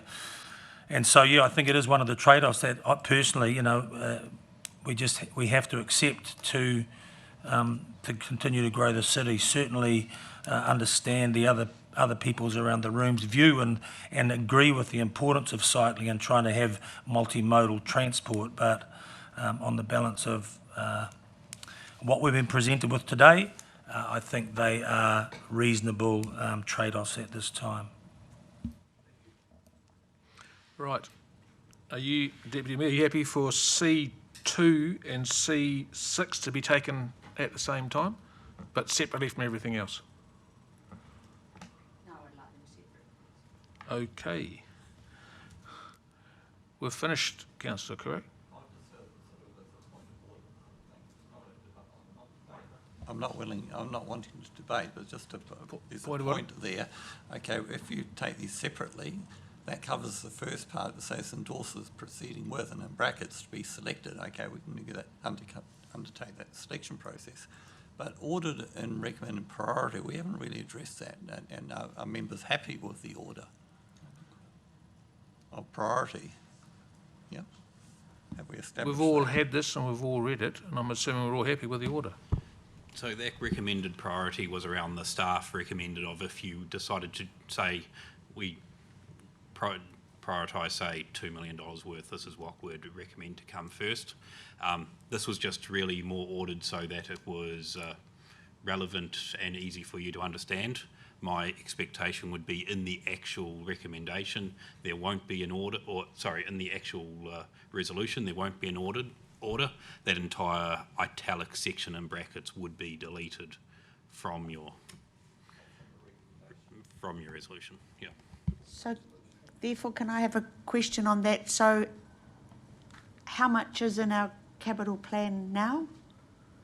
Because are we extending our 400 million or whatever we've got this year?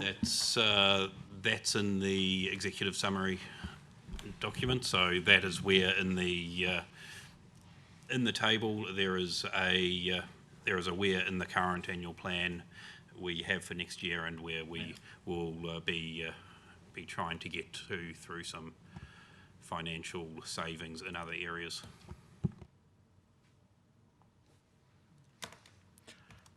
So just, sorry, a question therefore, Chair. That's quite a different conversation to say we're just going to change the annual plan 400 million, which we've had quite a number of meetings on. No, we're not changing it. So therefore, we're only going up to the current draft annual plan of 2350. So therefore, we are only approving P5, P6, P7. Why would we be approving those if they're not in the annual plan? Through you, Mr. Chair. In the construction of the annual plan process, we understand that there's an upper limit to the annual plan. This doesn't disturb the upper limit, but with regard to this particular project, we had two dimensions of risk or uncertainty that we were managing. One is the project itself needed to come up with the options. So when the annual plan was formed and that budget was put in, that was what our anticipated amount for this project was, split over 2 years. The second part was whether all the options in this meeting would make it across the line, and then the scope would move and the budget would have to change. So we gave ourselves some breathing room in the annual plan. What that requires us to do, though, is to manage the budget within the transport budget. So there's no extra money being spent, but we are anticipating having to bring that $2 million forward of the second year or so. Don't forgive me on the exact number, I don't have that in front of me. And then we will have to make room for this project to carry on within the next capital annual plan year. And we are confident that we're able to do that within and keep it within the transport budget. Right, I have a motion, I'm going to put it in parts, starting with A and B. Receives a report and endorses maintaining priority of arterial transport network. All those in favour of parts A and B, say aye, please. Aye. Aye. Opposed? That is carried. Now we start with C. C1, 3, 4, 5, and 7.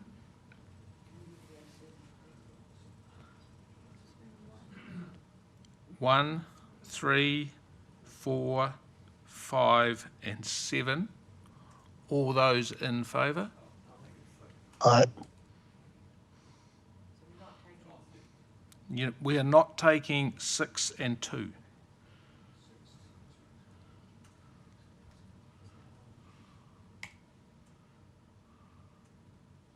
Councillor Morris. Sorry to swerve in here, Chair. I am not. Stay in your lane. I'm tempting to stay in my lane. I don't support P7 personally. I wonder whether it's appropriate to take them all separately, and that might produce the flavour. I'm trying to speed things up, but everyone's slowing things down. Okay. Yeah. Yes.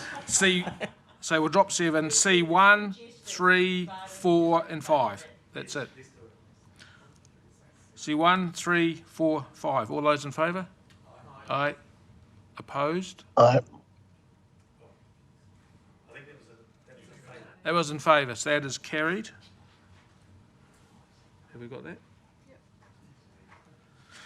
Next up, C2. All those in favour? Say aye. Aye. Opposed? All in favour, Deputy Mayor is opposed. To C2. And Rolleston's opposed?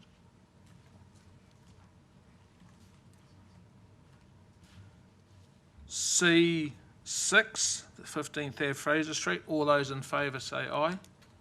Aye. Opposed? Arthur Flintoff, Deputy Mayor Schooler. And C7, carpool initiatives. All those in favour say aye. Aye. Opposed? Councillor Morris, Deputy Mayor Schooler. Those are all carried. Thank you very much. Moving on to item 9.5, strategy stock take. Tauranga Environment Strategy. Christine, Sarah and Jeremy. Pardon? Have a quick one.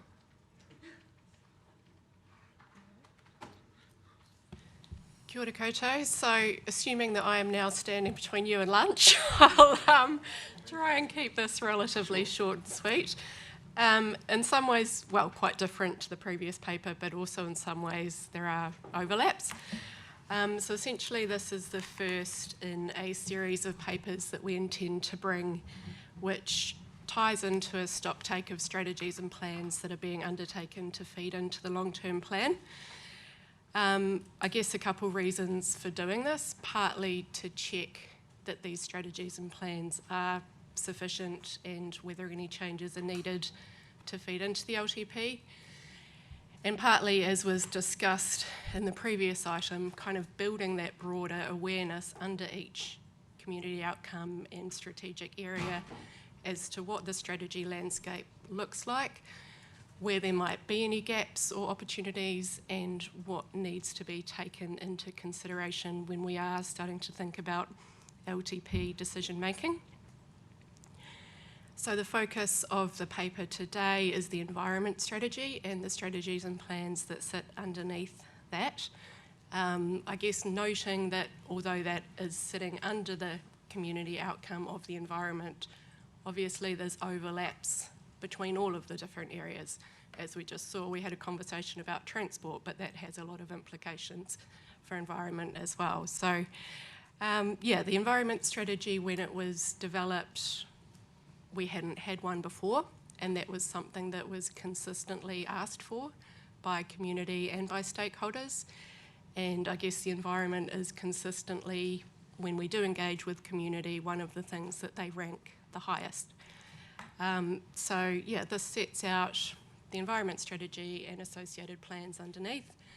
Happy to discuss further or to take any questions. Taking this as read, and this is what's going to work into our long-term plan, which pieces of government legislation or regulation are we going to use as our guide to ensure that we do not overspend or overspec this policy? I mean, I guess there's various different discrete policies and plans underneath the environment umbrella, and as we've flagged, probably the climate plan is one area that's going to need a bit more of a deep dive. We have flagged in the report, obviously, there are various changes at a national level which will have implications for the environment and these strategies and plans, things like water reform, regional council reform, RMA reform. So, I mean, there's, I guess in the legislative landscape, you could say there are pieces of legislation that contradict each other. There's things like the Climate Change Response Act versus the Wellbeings and the Local Government Act and whether they stay in or out, and then obviously with the landscape of financial challenges, value for money, fiscal responsibility, etc. So I think, as was noted in the previous paper, it's probably less of a focus currently at a national government level, but that doesn't mean that still a large core of what's contained here doesn't need to be progressed.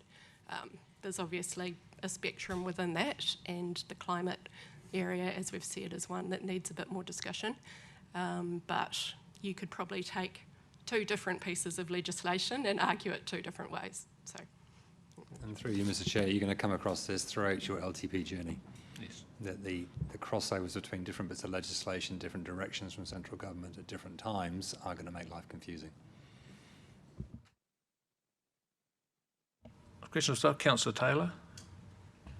Thank you, Chair. I'll just make the comment on your question that I think we need to be looking further ahead than interruptions from central government. This needs to be a long-term, 30, 50-year look at our environment. So supportive of the policy that we've got. My question to staff is around the meeting we're going to have on the 19th of May. This is a good primer for where this sort of sits in our long-term strategy. The stuff that we're going to look at on May will fill in the detail, I presume. On the climate plan, yes. So the intention there is to bring a dedicated piece. We've identified that as one where you haven't had much of a chance to provide your collective direction to us. If you take the climate plan into two bits, there's mitigation and adaptation. I don't know your views on either. Adaptation will certainly have a significant impact on the LTP CapEx program if you are particularly aggressive on adaptation. That changes or requires different sorts of projects coming through. Mitigation is another conversation as well. So we want to test that out, not within this environment where there's 8 or 9 documents, but to bring a specific report, introduce the issue here today, and then come back to you on the 19th of May. Arthur Flindle. Are you saying that the climate AIP needs a redraft? Because my understanding seems to be quite thicker and informed. The problem is that it's prioritisation over environmental climate commitments that are deferring the budgets that's causing the issue. And just while I've got the question going, which specifically of those projects is has to be suspended because of budget cuts? I guess two parts to that question. So the first, in terms of the climate plan, when we developed it, it was the first time we'd ever had a climate plan, so that in itself was big progress. As with any kind of plan, there were conflicting views. So some people thought we should do a lot more. Some people thought we should do a lot less. So we kind of, I guess, developed a little bit that it was a middle ground. It was moderately ambitious, but there was the possibility to do more, to do less. I'd say, if anything, recent weather events have probably heightened focus, particularly around some climate adaptation, natural hazards, risks, that sort of landscape, to use a pun. So we probably aren't proposing major changes, particularly not without consultation with mana whenua and everyone who was involved in the first part of developing it. But there is the opportunity to do more or to do less or to focus in different ways, which, as Jeremy said, wanting to test that with yourselves. I guess the second part, I mean, there's a long list of projects that haven't been able to proceed because of funding. Things like funding for climate adaptation funds, a lot of the transport projects, again, tying back to the previous paper, there just hasn't been the funding or the national direction. I mean, yeah, we could probably give a long list of projects that have had to be either scaled back or postponed, but that doesn't necessarily mean they shouldn't be in the plan. It's just that we're not in a position to focus on those at this stage. And through you, Mr. Chair, that was always the model, is that the plan and the other AIPs created at a similar time were always designed to be a roadmap to get somewhere, understanding that not all of those actions would be able to be funded initially. So, for instance, we may have written down 50 actions. There was never an expectation that 50 would get funded in year one of that year's LTP. There was always, we would be able to fund some and not others. The council of the day, the commission at the time, decided what they chose to fund. There's been decisions since then which have reduced a little bit of that. Your opportunity then, through this process, the LTP, is to work out what you want to fund over the next 3 to 10 years. One supplementary, are there? So what will you be asking on, what is it, the 19th of May? So the intention, we haven't written the report yet, but the intention is to gauge this council's commitment to both climate change mitigation and climate change adaptation. We haven't worked out, Anna's here sitting with me, exactly how we're going to frame that, but we'll find a way. There will be implications coming through from those decisions, and it may well be a holding decision that we're saying, yes, we're more aggressive on this and less aggressive on that. Bring back more details through the annual plan CapEx program as to what that means. That's fine, but it gives us a bit of a steer to start with. Deputy Mayor Schooler. This is sort of a bit for Councillor Morris as well, but I get first question, is there a lane in the current environmental strategy for bikes? There are a number of actions in the climate plan, but whether they have been able to be progressed or not is another question. Great. So second question, if I may. So I guess this was something, you know, and I liked your comment, Jeremy, on the action investment plans, and I think we failed to spend the time we might have on when you did a report for us the first time on all the outcomes against the KPIs and all of those. And I think, Marty, just went back to a comment that you made, a comment that there's something like 49 or something, you've got KPIs and then another 100 in the AIPs, and I think that just, it does end up with it getting too much for us and for everyone. So is there that sort of, I'm with you, right, and I want to go up, and I want to be able to think about the KPIs. So I guess the question is, when that is presented, is the intention to say, how do we take it up a couple of levels at least, so we have got a manageable number of KPIs that we ourselves can be aware of, and we ourselves can say, when we've got another paper, oh yeah, I can see which KPIs this relates to, even if it's in a different lane. Is that where you're heading? I think I've got a thrust of where we're at. The issue with strategies in particular and the larger AIPs is there's a trade-off between KPIs which talk about outcomes and KPIs which talk about outputs. And if you're looking for something which is measurable in a fairly short time frame, outputs are easy, but there's lots of actions and therefore lots of bits.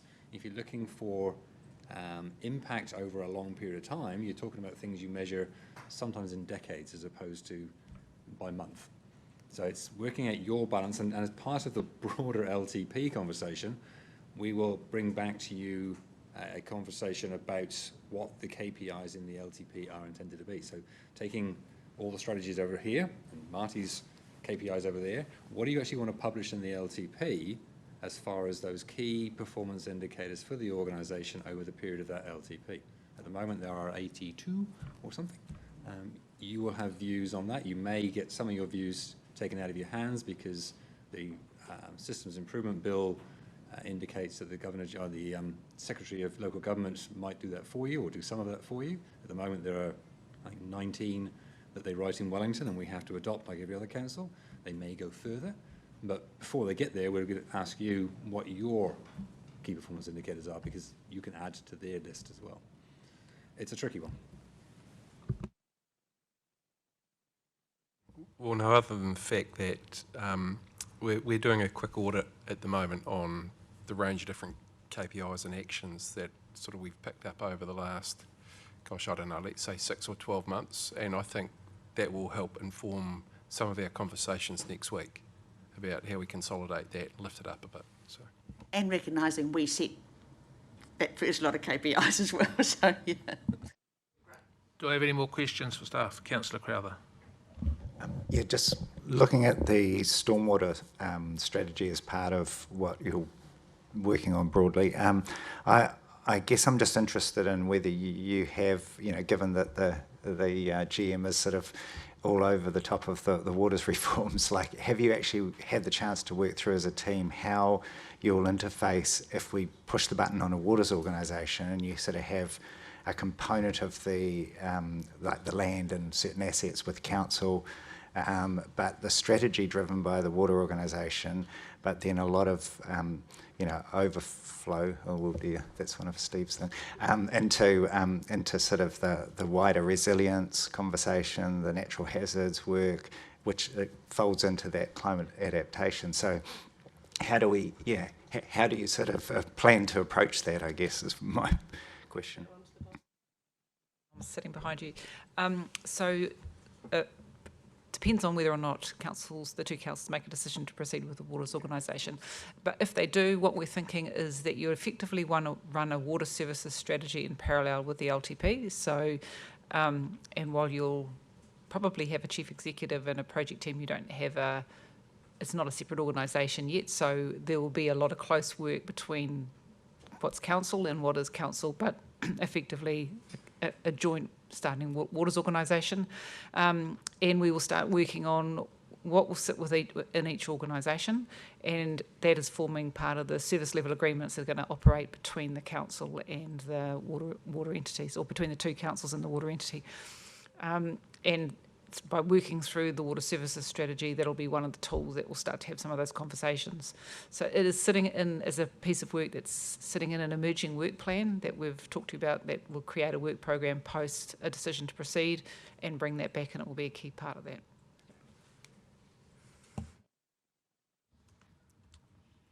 Any more questions? It appears questions of staff have finished. Thank you very much, Jeremy and Sarah. We have a recommendation. Do I have a mover? Deputy Mayor Schooler. Do I have a seconder? Councillor Crowther is seconded. Deputy Mayor, do you wish to speak? I just think it's really important we're doing this. It's really important. I liked the comment that the staff do want to know what we're thinking in terms of environmental priorities, and I think it's really important that we are doing this prior to the LTP, and that we need to own this, and that we really need to be thinking for the future, as one of my colleagues talked about, in terms of what are we doing for the city for the future, and that planning for future generations, as we talked about earlier.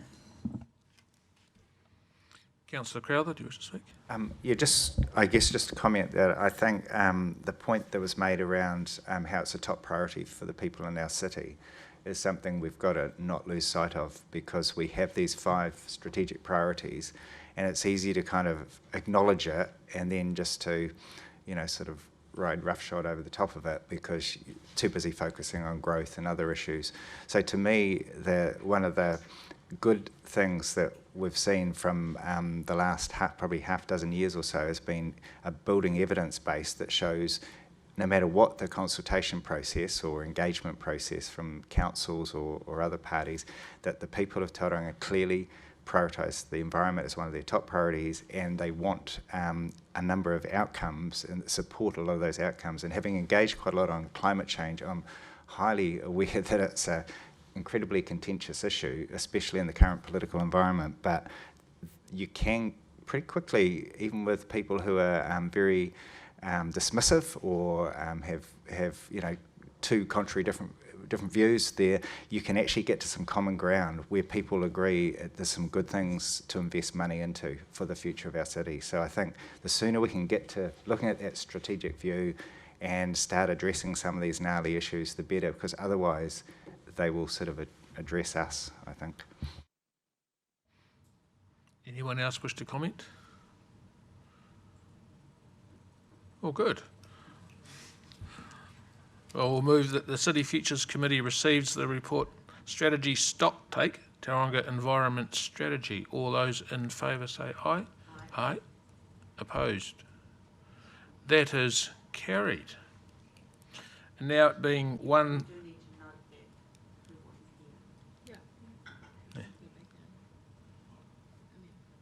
Now that the time is 1:44, we're going to adjourn for lunch. Half an hour. Everyone will be back here seated, ready to go by 2:15. We are adjourned.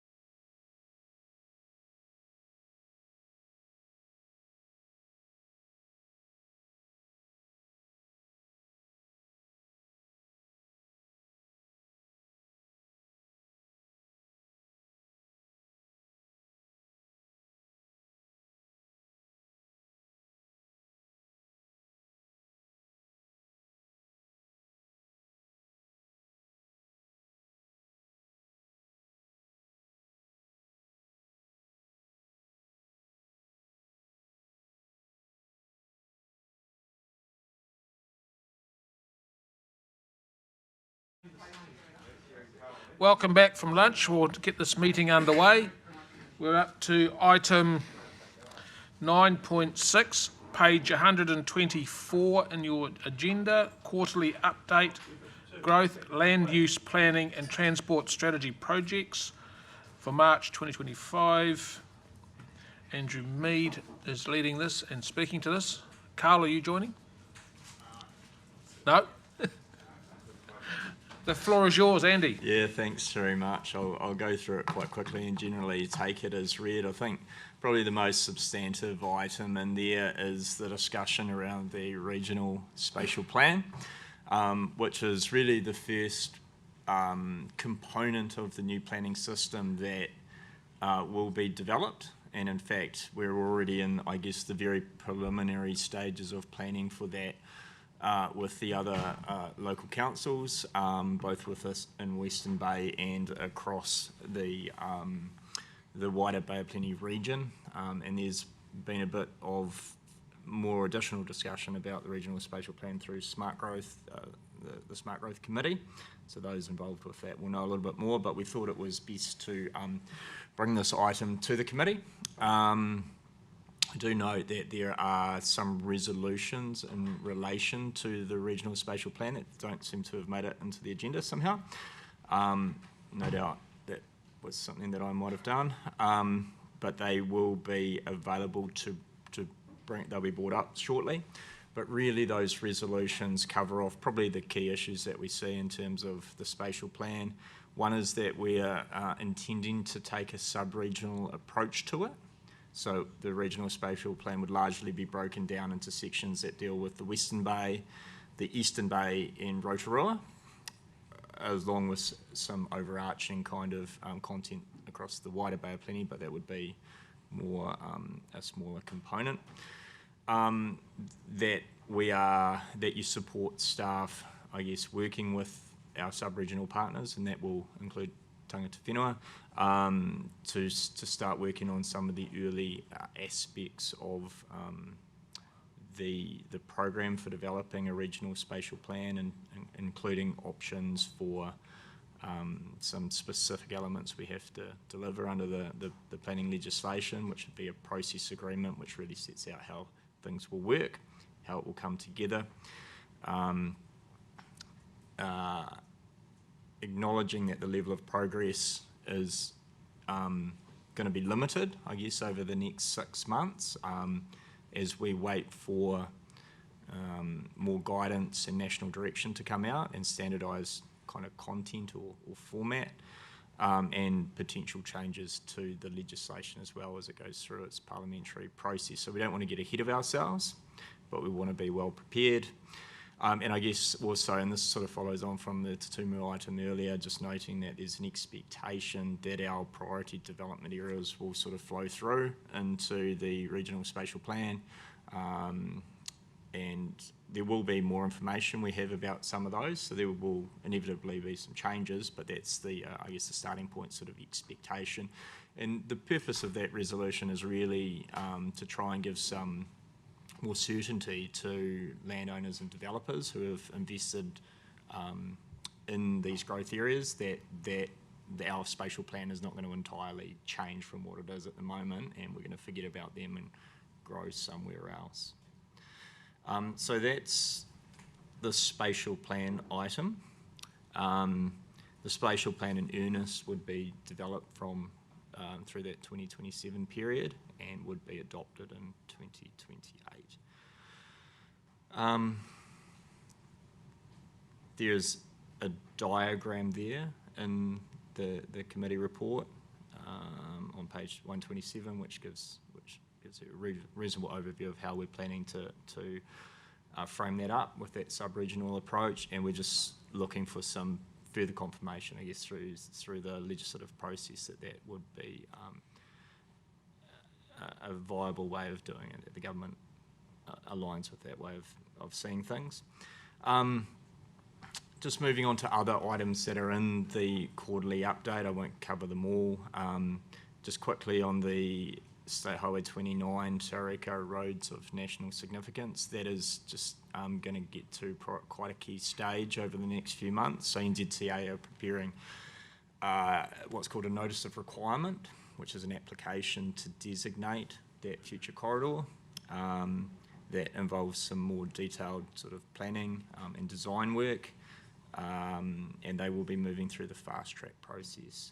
We're working with them on a range of, I guess, residual issues that we see with the current design, and we'll have some ability to be involved in that fast track process as well, seeing it's within our district. There's some content in here around the cross-boundary development proposals. I've spoken about Waraki South earlier, so I won't cover that any further. But with the Waikiti Road development and proposal in Western Bay, those discussions with Western Bay in terms of coming to appropriate arrangements there and with the developer are moving forward positively. So I'll just leave it at that because that's largely a confidential item. One thing I want to bring to your attention, this is something that both our team and working across Mike Seaborn's transport team are working on together with NZTA, is around with the construction of the TNL project, the NZTA are working through the potential revocation of State Highway 2 through Bethlehem, which would mean it would, if that proceeded, it would revert back to TCC as a local road, and the financial responsibility for that road would sit with us, although it would be eligible for NZTA co-funding the 51% subsidy. That, though, obviously is a large asset with some large structures, bridges, retaining walls, you know, the Wairau River Bridge, etc. I mean, it's a 4-lane sort of almost motorway and components of it. So that is likely to have a large ongoing operational cost. And the transport modelling, because of the toll, shows that a large number of users who would otherwise be on the new road are likely to still remain on the existing road through Bethlehem, including some heavy vehicles, which generate obviously that damage and cost to the road. So this, we are working up some further detail around those financial aspects in particular, which we're looking to report back through the appropriate committee, whether it's this one or another one, around the middle of the year. Just in terms of the process, though, we are not a decision maker. NZTA have to engage with us, but they make a recommendation effectively to the Chief Executive of the Ministry of Transport, who makes the decision. So we will just have to work through that process, but we will, it's really just a heads up for you at this stage. Also of note is the time of use charging legislation has now effectively been enacted and becomes operative later this year. I just want to clarify that it provides, I guess, it doesn't require us to implement a time of use charging scheme across our city or parts of our city, but it is something that it does suggest that we should be investigating that over the next 3 years. And if we decide not to proceed, there is backstop power for the Minister to, I guess, get NZTA to do that on our behalf, but whether they would actually implement that power or use that power is, I guess, uncertain. Those are the only items that I want to cover, so I can leave the rest as read and answer any questions. And we have those resolutions that can be brought up at the appropriate time, I think, Anahira. Yes, Andy, we have them here. Councillor Taylor. Revocation, so you're saying that we don't actually have a choice in that, that just gets given to us. Is there a level that must be met as far as condition goes before they hand it back? Excellent. Yeah, that's part of working through ensuring it is fit for purpose. That's one of the work streams that we're working on with them. But we have some input into the... We have input, yes. Yeah. Councillor Couric. Thank you, Andy. In terms of the traffic that will be using it's anticipated will be using that the old road. And I raised this some time ago. in order to quantify what that, the amount of traffic that would otherwise be, using the new road, I suggested, with what's happening with the TEL, the opening of the what do you call it, the interchange, technical term, and the new tolling structure to start collecting from those users. I understand there'll be a significant toll-free period, and that would create a great opportunity for when the toll comes on to have an actual number about, hey, suddenly there's a whole bunch of vehicles, and you could probably, measure, how many heavy vehicles are involved there. But so I did mention at the time that this would be, an ideal solution. Has there been any correspondence between TCC and NZTA around the introduction of a toll-free period on that road, or is it planned just to collect the toll on opening? The tolling infrastructure is not ready at this point, so I think there was a recent announcement to suggest that tolling won't start for a number of months. But Sarah, after the TNL is open, it won't be. It'll be a few months. So you're talking about? I was talking about the PEI. Sorry. No, the TNL. Do you know the staging of the tolling? No, there's not planned to be any toll-free period. That's the question. Has there been any discussion around that, providing that opportunity, and say, could we have a 3-month toll-free period? So we did submit on that. We did when we did the submission based on the TNL tolling consultation. We did submit on that, and we have had some discussions with NZTA following that submission, and there has not been any appetite from NZTA to act on that. So as far as I'm aware, it's not going to happen. But we can keep trying through our communication with them and through our liaison. And we're picking up some of those matters through the State Highway 2 Revocation Project. But I personally wouldn't hold your breath on that one. Would you like a supplementary, Councillor? Supplementary, thank you, Mr. Chair. So it would seem fair and reasonable when we're talking about, getting a quantum of funds to help, offset the cost of maintaining that road. It seemed fair and reasonable to seek such an amount, but it also seemed fair and reasonable in terms of identifying the actual users that choose not to use the new road due to the toll. That a toll-free period, and that could even be a month, really. It's up to you guys to think about what would be a decent period. But I'd like to hear the argument about why they wouldn't accommodate. Do you have a question amongst all that statement, Councillor? No, sorry, I don't. Would you agree? Deputy Mayor Schooler. Thank you, Chair, and I've got 2 questions, if I may. The first one, I did put a question on smart growth costs, because I understood that smart growth strategy has been set and now we're just implementing it. And so I just asked what the costs that Tauranga City Council is paying, and that's $464,910 for the current year and for likely to be next year, which I'm just wondering if we get what do we get for our 464,000 for smart growth, on the basis that I'm comfortable it was putting an initiative together and a plan, but we've got the plan. So what activities is it doing for $500,000 a year for Tauranga City Council, please? First question. There's a mixture of, there's a series of things that are in there. One is the actions that sit in the adopted smart growth strategy, and a number of those are led or significantly worked on by the strategic advisor and the technical advisor, which is Craig Batchelor and Nicola, and running the whole of the smart growth process.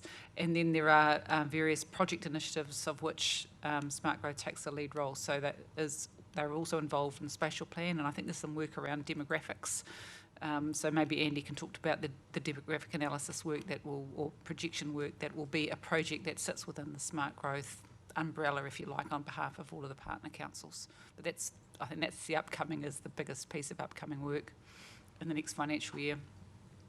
So just in terms of that, can we get a breakdown of what smart growth costs us, please?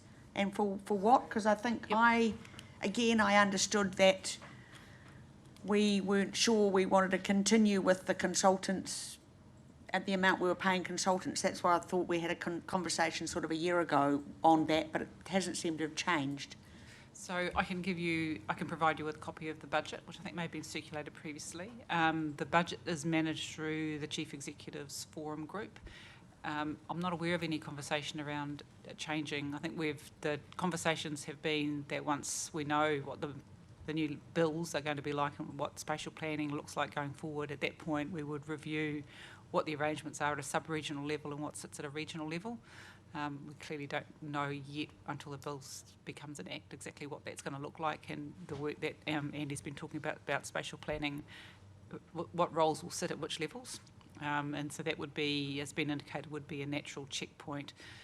Also sitting within the Smart Growth budget is the Tupakari advisor, both a sort of strategic advisor for Tupakari and a technical advisor, which contributes to the technical work around the Māori or the tangata whenua related actions and running the combined Smart Growth combined tangata whenua forum. So that's a reasonable chunk of the budget as well. Budget would be great. Yeah, so I can send you that, and maybe Andy just talks about the demographic project. Great. Second question, at the last Smart Growth meeting, we changed a resolution because there was an assumption in there that that without any backup and with quite a lot of reservation in the report, and I was just trying to find it, so we had some concerns that there were priority development areas that said they were confirmed in the Smart Growth papers for, was it Keenan Road or Upper Belk Road, which is the one. So in the Smart Growth paper, we actually said that they were potential priority development areas, not, we needed to add the word potential because it had been assumed, and in the paper it actually talked about, I think it was Upper Belk Road, no, was it Keenan Road, talked about some real issues with ongoing issues with because of with landform, and those, so therefore we took it away from being a priority development area to a potential, and I'm concerned this paper doesn't seem to reflect that this still talks, and I notice in this, in F, which I've only just seen, notes that council expectation that Taurunga's priority development areas will continue to be recognised, and my understanding is that there's some difference between what we're calling a priority development area and what we're just accepting is an area we're working on, but if it's got significant issues, then we probably shouldn't be. So can I just understand, has this report taken into account the changed resolution that was approved at Smart Growth last week or 2 weeks ago? So yes, they are potential future urban growth areas, Keenan Road and Belk Road. They're certainly not locked in. They have some significant issues to work through, and we do have another workshop session scheduled if we can get to that. We'll just check the wording next time we report up to make sure that that's entirely clear. In terms of the proposed resolution there, when I was just speaking to it earlier, I did mention that we do have or will have further information in relation to those priority development areas, whether they're current areas or potential future ones, to feed into the regional spatial plan. So it's really just signalling a starting point, noting that some of those areas might change, perhaps in terms of their scale, their timing, etc. So that's not recognised in the resolution as that level of detail. But so I just, knowing that we do get told we resolved something, I would be nervous that Tauranga priority development areas there, are you including Upper Belk Road and Keenan Road as PDAs in that resolution. Without potential future. But that doesn't say potential, so We can look at refining that resolution. yeah, I just like the wording to recognise that Smart Growth did not approve those two as priority development areas. They said they were potential priority development areas. And it's really important because otherwise it's taken, because we know that if things are just in a budget, then they just can go ahead. And if we've got flooding issues and land feasibility issues, development feasibility issues, then we shouldn't just be saying, let's carry on. And I'd like to make sure we are tied up with Smart Growth if we're paying $500,000 for their expertise. I'd just like to point out to the committee that was not a unanimous decision, and it was not discussed with us before it was made.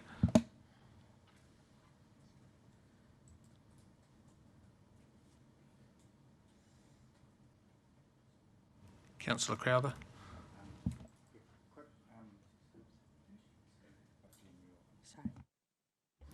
A quick suggested action point first, which might be to Councillor Kurak's point to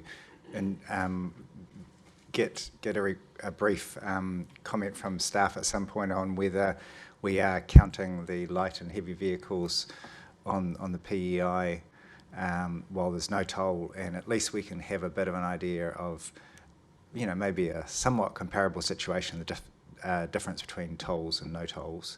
And we could perhaps use that as evidence towards the other highway that we're discussing in this meeting. So just to get a feel for how much a toll deters people. So just if staff, I presume you don't know right now, but if you could report back and make sure we're getting robust data of the current situation for the PEI, and then we'll have something to compare to afterwards, whether that's from us or from NZTA, presumably. Yeah, NZTA, we need to collect the data for the state highway. I guess we could do some monitoring on our local network, but yeah, but you don't have to answer it now. But just if you, one of Jen's action points, that'd be a good one, I think. The two questions. One of them is it can just be sort of very brief, but in terms of the Tauriko Rons project. And I've seen it a few times now where it says the capacity, like I think in the infrastructure strategy it's mentioned, or commissions, whatever it's called, that it's going to hit a threshold in the mid-2030s where it's at capacity. But having seen the evidence presented to us last year in terms of traffic volumes on highways, I presume, just to be very clear on this, that we're only talking about the leg from Cambridge Road to the roundabout, and then the ongoing bit of State Highway 29A up to Barks Corner. Am I correct in assuming that? The greatest capacity constraint is in that location, particularly around those two intersections, the one at Barks Corner and the one near Tauranga Crossing. So I guess, yeah, like I think that just highlights the need for us to be really clear on the sequencing, because Minister Bishop has made it pretty clear we can't have a whole lot of RONS projects everywhere. Even if this gets the go-ahead, it's in there for sometime up to 2045, even though it's a priority. So, I mean, that sequencing is going to be the critical part, whether it can address the pinch point. And then my other question, which I nearly forgot. No, I've forgotten the other point. Okay, we'll leave that. While Councillor Crowther finds it, do we have any other questions after the front of? Can you expand on the current status of tangata whenua engagement in the regional spatial plan and the waste infrastructure program, and if there isn't any engagement, why, and what is proposed?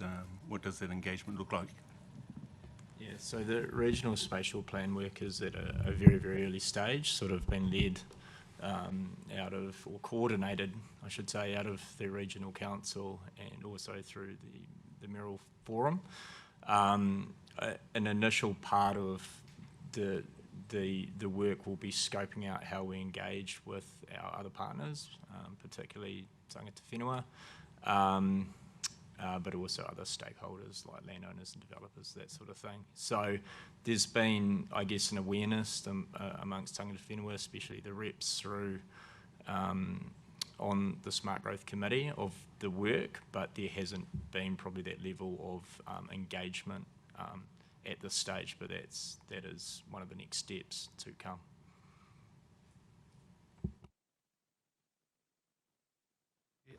And supplementally. the waste infrastructure program, so I understand there was some engagement. Has that come to a halt? No, so you're referring to the existing sort of transfer stations, including the one at Te Manga, is that correct? Yes. So that engagement over there with Ngāpuaki is continuing, and there's been discussions over the last days and weeks around that. So that's obviously the focus in terms of that particular site, and then we're thinking about how there would be some wider engagement because some of the potential future sites sit in, I guess, the rohe of different iwi and hapu.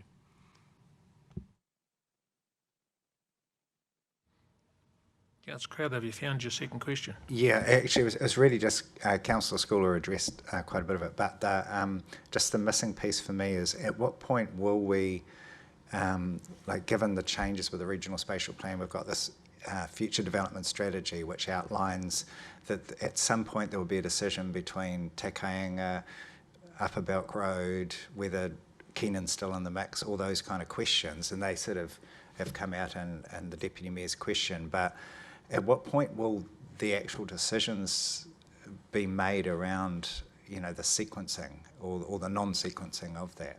Because it's a bit different now with that regional spatial plan process.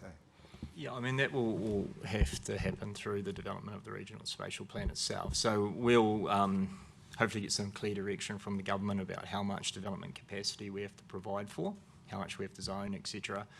And from that, we can look at, that balance of intensification in greenfield areas and the different greenfield options. And so there will be a process there of, sort of a year of developing a draft regional spatial plan that will then go out for consultation and through submissions, hearings and all that sort of thing and be confirmed through 2028. So it's not something we're going to be doing this year, but obviously the background work that we're doing on Keenan Road and Belk Road will help to inform that conversation in due course. But just to the Deputy Mayor's point, just a supplementary, is do we have, will we make a decision on, say, Keenan Road, take one example, because we've got a lower yield than was originally planned that's now looking likely.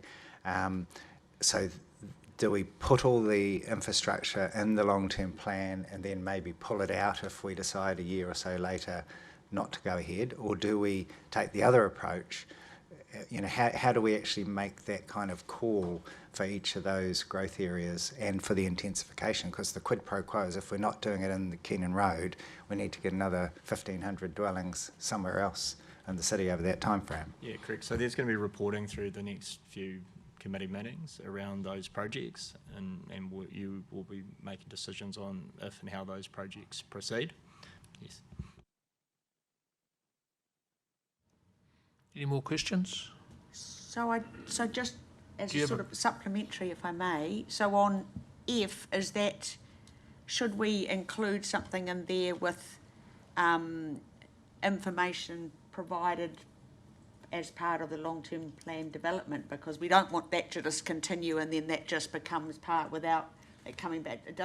There's none of those, and sorry, these recommendations have only just come, but none of them, other than it's on one of them, there's a draft process agreement options, but it doesn't say when they're coming back to us. So this to me is a little bit vague in your noting our approval and acknowledging that we're supporting you doing this stuff, but there's nothing that says, and before big decisions are made, they'll come back to council. So how should we put that in as that it needs to come back before priority development areas are ticked off? Yeah, I've got quite a bit to say on this, but I'll let Christine go first. So I don't think you need to pass a specific resolution. So that is all decisions relating to growth and all decisions relating to LTP come to council. So there's no delegated authority for staff to do anything. We ourselves. So we'll bring a series of reports, as Andy said. So there was planned to be a workshop today on that Western Corridor. We may or may not get to it just because of timing. But then if not, then we'll reschedule that. Then that will later on turn into formal council or a committee report for you to make some decisions on those urban growth areas. In the LTP project plan, which will come to the 21st of April council meeting, growth is one of the core elements of the LTP. So it will be every LTP threads in growth as a core component, and you'll make decisions around investment, the nature of that investment, the timing of that investment. They'll all be calls that you'll make through the LTP process. So I don't think you specifically need resolutions, because the only way it can happen is by way of council resolution. There is no other pathway for anything to get into an LTP or into an approved growth program. They're the only mechanisms. So that happens as a matter of course, regardless.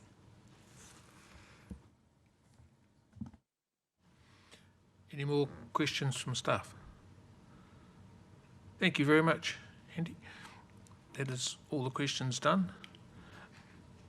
Before I open this up, I'll just make a quick statement on the Keenan Road. We had a workshop last year. I've been to 2 community workshops. There's already a road corridor open in this development for a road, and the residents know that that is going to be a road. There's an expectation from the businesses in the Tauriko Business Estate that there will be a road from Kaurua Drive through our city ops onto State Highway 36. That was in the original plan for that area. That's also part of the Keenan Road development.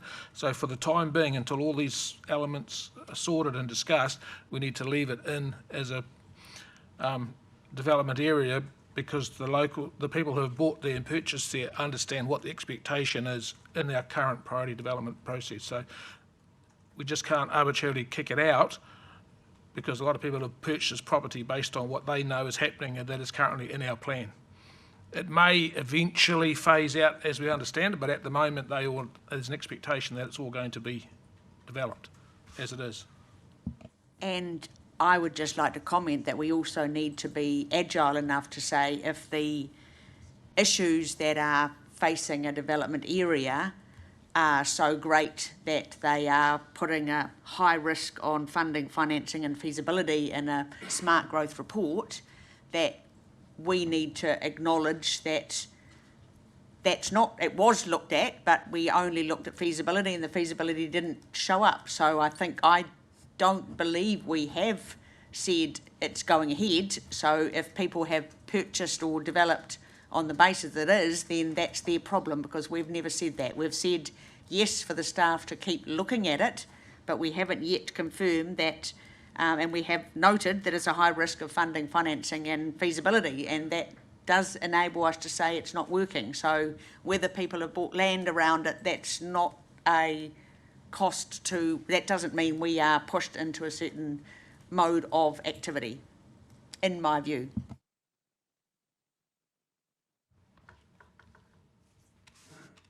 Right, yeah, we have a set of recommendations in front of us. Is anyone prepared to move the recommendations? Councillor Taylor.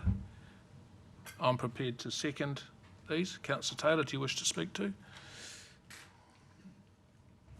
No, our quarterly report, it's good. I am a little bit concerned about the revocation of the highway and where that ends up. But yeah, I'd just like to echo Councillor Taylor's response about the revocation and the cost of State Highway 2, given what happened there last Friday, with a bit of some subsidence on the side of the roadside and how we're going to put that back. But it's just more cost to us. In general, the report, thank you staff for the report. Does anyone else wish to speak? Councillor Crowther? Yeah, I think it's Christine's point was critical, that those decisions, key decisions, will come back to council. But I think it is a big gap in terms of our strategic priorities that we need to get our heads around at some point before too long, as we're building up to the LTP, what we all think. Because I think there are different views around the table, and they're all relevant views that we need to take into account, but we just need to come to some kind of agreement on where we want to prioritise, and of course that'll be well informed by that smart growth strategy. And in terms of the highway, the other thing I'm concerned about is what's the dollar number for the depreciation for our half of that road that we will end up when we do a revaluation of State Highway 2 all the way along there to Cameron Road, and add that to our operating expenditure each year, you know, after seeing what depreciation does. But antsy around that. Just need to change our depreciation policy not to include vested assets. Anyone else wish to speak? That being the case, I'll put the recommendation, the motion to the floor. All those in favour say aye. Aye. Against? That is carried. Thank you very much. We now move on to item 9.7, Waters Planning Update. That is on page 151 of our agenda. Renika and Claudia. Welcome, Claudia. The floor is yours. Yeah, kia ora. Yes, I just want to highlight from the report that we lodged the water take reconsenting application, and this application has been received by the regional council and they accepted. So that actually means that we can legally take water from these sources until while the consent is being processed. So that's really good news. So the application was in a good state. And I noticed that we have got a couple of wastewater big corridor projects currently on the go, and so they are progressing. And I'm pretty sure that we can provide an update on the Western Corridor in the June meeting. And we are still hoping that we can do the same for the Eastern Corridor at the same meeting. But that goes a little bit slower as we are also liaising with the developer and making sure we are on the same page with them.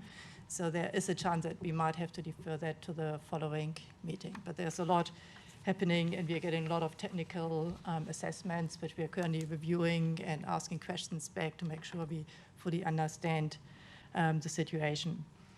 And otherwise, the team is also very busy relooking at the local long-term plan, water service delivery plan, so basically a forward works program, so we can update what works are needed by when, based on the new population numbers we are assuming, and what else we know across the city. So we do this every 3 years, and the team is very actively working on that. And I just wanted to note this morning the question about the Kaituna overflow came up. So we are still working on that one to see, to make sure we are able to get a consent when we want to build it. So the discharge is consented, but the works itself needs to be consented. So we are working on that. But in the meantime, the team is also working with the developers to look at options to have got part of the development done, find a stormwater solution for that without the large project that it has to be in place. So that's currently happening as well. So basically a staged approach. Yeah, happy to take questions. Have any questions? Councillor Crowther.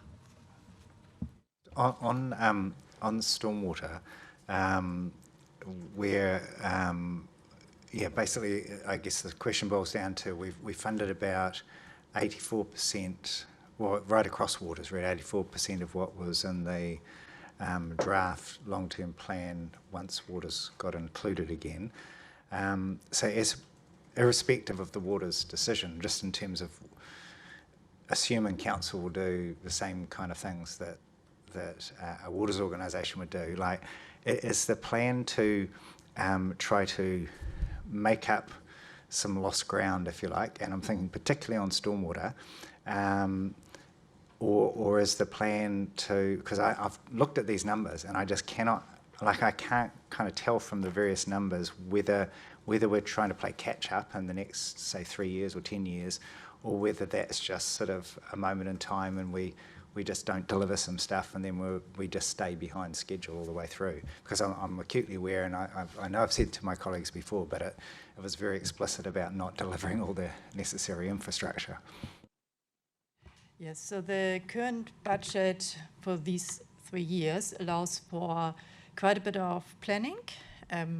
So we are looking across the programs for the stormwater management plans for intensification areas, the network upgrades, which also include some of D-3 problems, etc.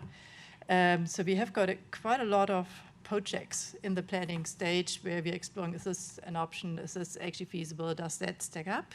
And I must admit, for the existing areas, the easy wins, they probably have to a large degree been done. So the ones we are picking up now, they're a bit more complex and need more thinking. And but if the program stays as it stands, so after next financial year, the budget would actually ramp up, and we would be able to implement projects. So we have got a bit more budget for design next year.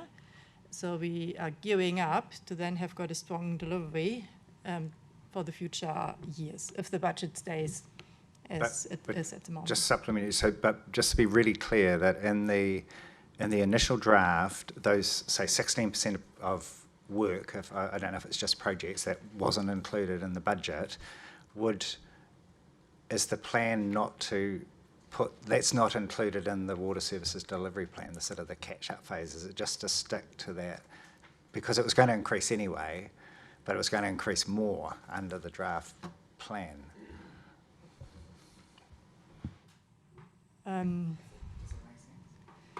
Yeah, so I know that we, over the years, tried to find savings. Stormwater was usually one which was easily tagged.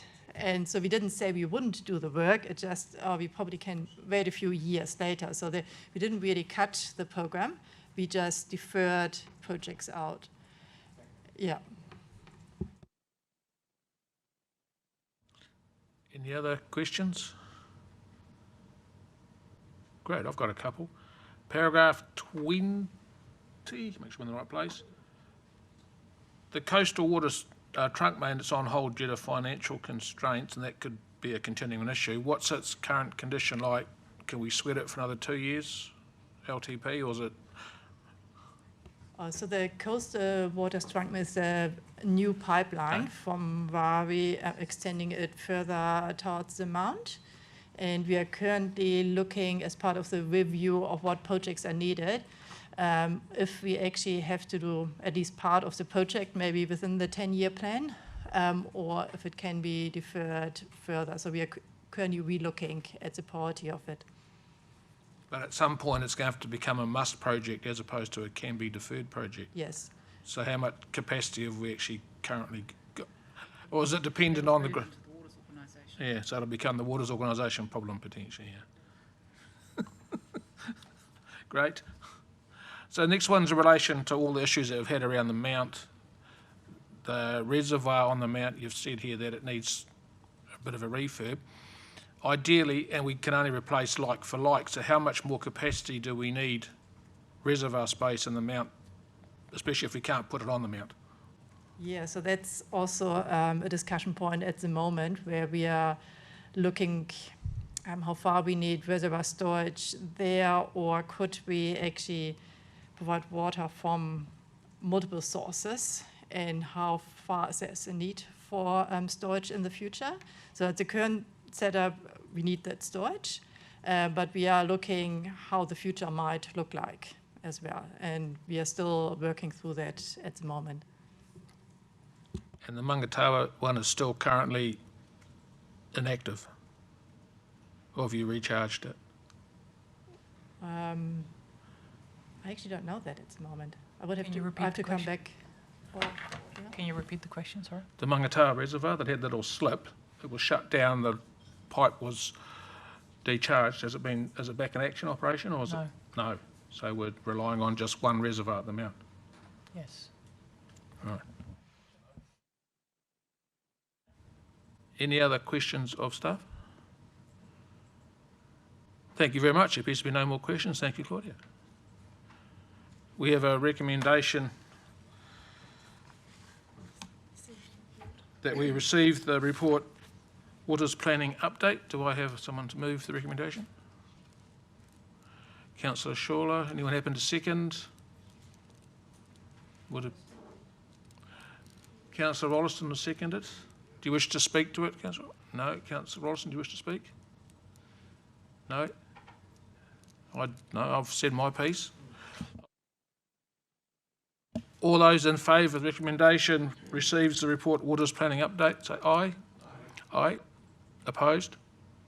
That is carried. Thank you very much. Moving on to item 9.8, City Centre Development Incentive Fund. That is page 161 on your agenda. Renika and Emily. I'm assuming Emily's taking the lead. Welcome, Emily. The floor is yours. Thanks, Chair. Just before I start, I will apologise for my voice, which has just occurred today. And I just want to check, on the basis of some questions, I've got a presentation. Could I give it a go? Thank you. Sure. Sorry, Chair, just while we're getting going, potential perceived conflict from me, so I'll be abstaining from this. Thank you, Councillor Taylor. So on that, just noticed that Councillor Baker has not joined us this afternoon for... Oh, you got that? Apologies. We've been monitoring Councillor Baker on the big screen. Thank you.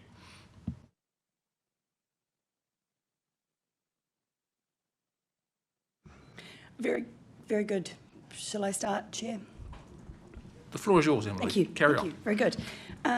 So thank you very much. Before I take questions, I just thought I'd run through a couple of key points, particularly in relation to some of the questions that have come up on the report itself, and then also following the presentation from Downtown Tauranga to you this morning.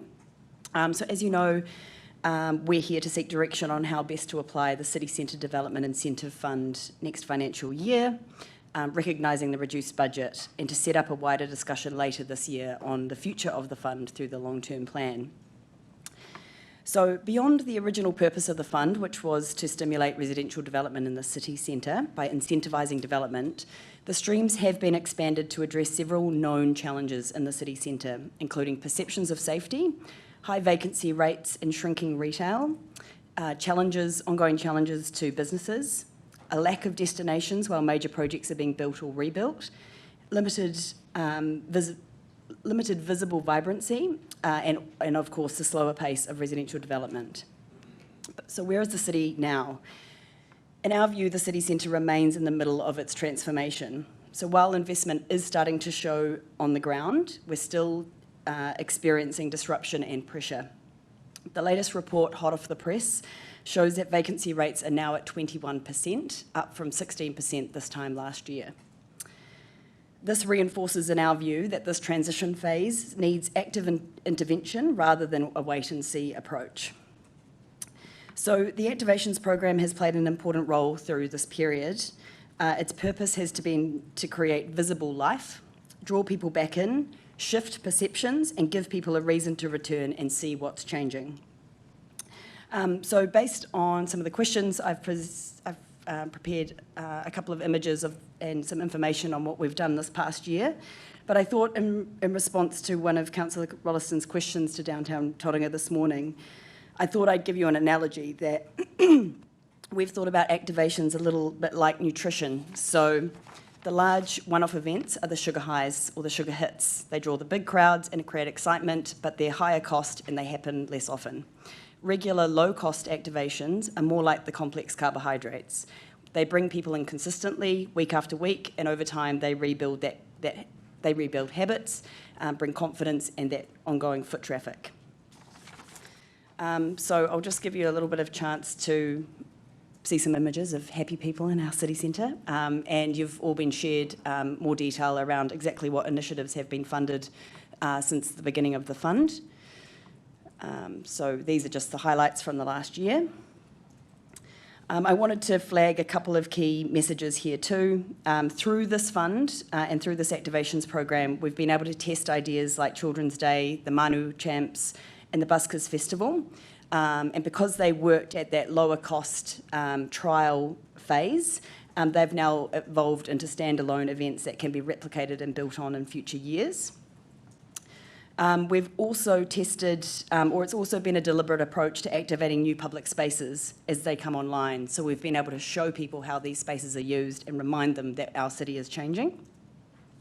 And finally, which I think has really been quite important, we've generated a monthly calendar of what's happening in the city centre, which is now averaging about 40 plus events each month, up from 5 or 10. These are obviously not all funded by council, but it has leveraged and stimulated others to come on board.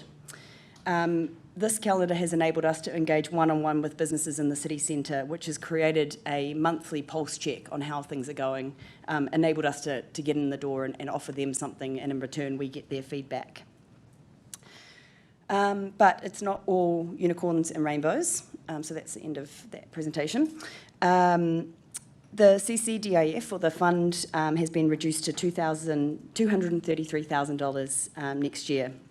So in the current year, the activations program alone costs around $200,000, not including staff time. So this raises a genuine question for you as council. So with a reduced fund and further cost savings still to be found, is it our role to continue running and delivering an activations program within council, or should that sit somewhere else outside council? So going to our recommendation, with the reduced funding, staff believe that the best value for money approach is to focus on finalising and coordinating delivery on the city centre revitalisation strategy. This means that council will work with key partners to target revitalisation to deliver a small number of visible quick wins. So things like a clear retail strategy to bring the right mix of businesses back into our inner city, supporting temporary and interesting uses of vacant shops, and targeting effort into specific parts of the city where we think the confidence and activity will have the greatest effect. So university students as one example. This option does mean that the fund would not support a standalone council-run activations program next financial year. So finally, I'll just finish with, we really do want to set up a broader conversation later in the year through the long-term plan about the future of this fund, including its purpose, its scale, and whether it should evolve and extend to other urban centres. So happy to take questions. Thank you, Emily. Any questions for Emily? Councillor Schuler. Just thanks for this. Just hearing some of the public forum this morning, and the sort of the term quick wins sort of appears to have sort of scared them a bit, or worried them a bit, and particularly saying not exactly knowing what that is. Certainly clear in the way you're explaining, the balance and how important it is to still do stuff here. But I'm just real keen to know your view as a staff in terms of that response that we had this morning, or that presentation this morning, around their worry about quick wins over this longer term slower strategy. And is this thing proposing, so there's two questions, is this proposing it's an either or is it a bit of an and, as I know Councillor Wollaston loves to use? Sure. I'll give it a go. Two questions. I think I'm clear on the first one, and I'll come back to you on the second one. In terms of, I think I have to acknowledge that Downtown Tauranga are probably right in their nervousness. I mean, this is a big change for the city centre, suggesting to move away from the activations. I think as well, we have probably not picked up the revitalisation strategy and kept with the momentum of that since the last think tank, which was held last year, which was a group of people who came together to kind of reinvigorate that discussion of how do we move things along in the city centre. In terms of the quick wins, I think we have to just be really realistic about what a fund of 233k can enable. I think what's quite interesting is, from a staff perspective, we moved very quickly away from this fund actually being able to meaningfully stimulate residential development in the city centre with that figure. So I think we've been looking at those other core problems in the city centre and seeing where we can be much more targeted and much more deliberate. And as I've kind of intimated, this fund can be really useful to trial interesting things. And previously in the city, before my time, I believe Downtown Tauranga trialled a pop-up in vacant shop fronts, which was really successful. So the pottery shop, for example, was a long-term tenant following that program. So what we're proposing here is to try a different tact. We've tried the activations program for a couple of years, and can we use this last committed year of the fund to try something different? The second question I wasn't as clear on, I'm sorry.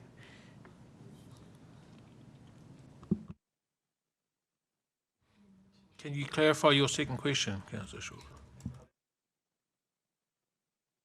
While you're thinking about it, do you have a question from anyone else while he's forming a question? Deputy Mayor Schooler. Thanks, Emily, and I think that was really important, providing those couple of slides. From that and from what we heard from downtown this morning, those seem to be working and have worked, and they seem to be activating. So why would we, when we've only got a year left of the fund and we know we've got the library opening this year, but we've got building works going, we know we've got success with the playground and the waterfront nearly completed. I just don't understand why we would try to change tack, and I was a bit nervous when you said you'd like to trial new things, and I'm just thinking, why wouldn't we, if we know it's hard to measure, and there's still issues in the city centre, and I think we've got them all over Tauranga and all over New Zealand, but if things are working, and I like your nutrition analogy, I'd like to make sure we've got some protein in there as well, and so, like that we actually do keep going with some consistency, because if that habit has started to form, it's going to take a bit more time to have that habit continue to form. So can I just get I didn't quite understand why we would change if it's actually going quite well. Sure. I think it's a great question, and it's certainly something staff have grappled with. I believe there's a couple of things. One is a pick up on your timeframe question, and I actually think that the new developments, the things like the museum, the new library and customer hub, they are the protein. So those are the things that once people realise that they are open and are visiting, those will be the things that stimulate the return visits to the city. I do think, though, what we've worked deliberately and very hard to do is to ensure that it's not just this click of the fingers that all of a sudden these buildings are open and we expect at behaviour change that people will know that there's a city to visit. It's about their return visits, knowing that something is coming, so that people are excited and looking forward to those buildings and civic institutions opening. So, if I could wave my magic wand and there was enough money to do all the amazing things we want to do, the intention of this had always been to have an exit strategy, that when Te Manawataki o Te Papa opened, that perhaps the need for this type of activations program would decrease as the public programming of that precinct picked up some of the slack of how we activate our public spaces, because I do believe that this stuff isn't accidental. You do need a deliberate program of activating public space in order to keep people coming back. As it relates to why we've recommended a different option, I do think it goes down to the available funding that we have. The fund being reduced to 233k means we would be reliant on keeping a staff member employed to run this program, which isn't currently funded through this development incentive fund. So we would either need to reduce the amount of money for activations to afford the resource to deliver it, or we'd need to commit to that ongoing resource following the financial year.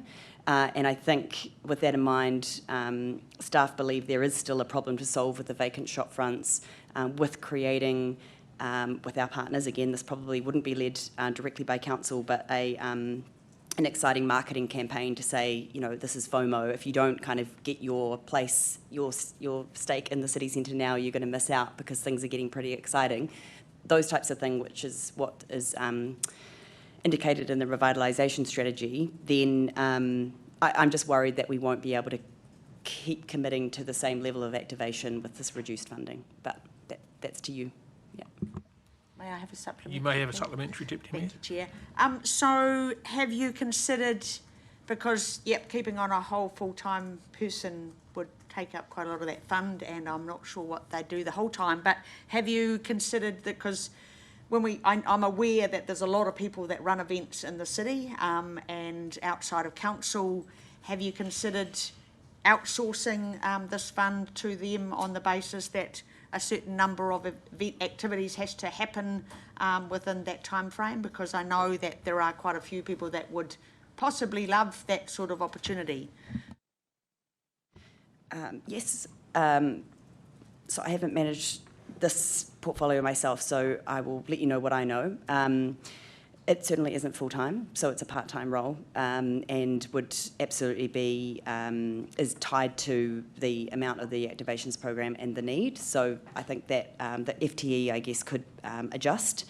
I also think that this is an example where the activations program is closely linked to the aspirations and direction of the rest of council's work. So as I said, so as spaces come online, tying in with things like the libraries program that already exists or the other events that are being run, we've tried this where an external event organiser or event facilitator has run this program, and it hasn't been as successful as having an in-house staff member. I also think that the value here is that this person can, or this role can seek creative ideas from multiple, from a range of different event organisers and stitch it together into an activations program, as opposed to it being kind of a one lens approach. But I mean, if this is the direction, we obviously have a lot of work to do to pull the next year together, and that's why at this stage all of these options are very high level, because we haven't yet had the confidence to move in any particular direction, but lots to explore. Arthur. Do you engage with the public, like downtown, when you look at strategising for revitalising the city centre? I mean, that makes the big differences when you engage the public in it. And then they can also, like downtown, seem to be in a good position to certainly manage the funds and achieve the targets that you're wanting to achieve. Yes, it's absolutely critical, I think, that we engage the public. I do think that we have had greater strength in that area at certain times. So certainly when the fund was first created and the streams were expanded, there are a number of public forums where a lot of these initiatives have come from. So we held one with all city centre businesses, or businesses were invited to attend, and then a separate one with developers and property owners or landlords. And I mean, back at that time, we were sharing the renders of these projects and giving them an update on what was to come. And through various forums, including the think tank held last year, we have shared updates on our progress and then also indicated that this fund is available. I do think we've been quite deliberate not to open it up to the public, so it's not a fund that can be applied for, and really that's because it's not a huge fund, and we have been managing to lesser extent the various streams, so that the intention of the fund had originally been for stimulating residential accommodation, and was quite targeted in its approach as to how that would be applied. But it's certainly something that we could improve on depending on the direction. Yeah. Just supplementary. I mean, did you engage the public like in the design, not just getting information and feeding it back to them, and it being all designed in-house? I mean, co-designing with communities often comes up with much better solutions. If you could just give me an example of the design of... Well, your objective is to revitalise the city centre while you are engaging with the community to look at solutions to achieve that. Sometimes you get insight from people that are actually in the city as well. Yes, I think you're right. I think it's probably fair to say that we haven't run a specific engagement approach for this fund specifically, but through every project that we run in the city centre, we engage. So, and then ideas flow through as to how this fund could be used to accommodate that. I'm just trying to think of a good example of that.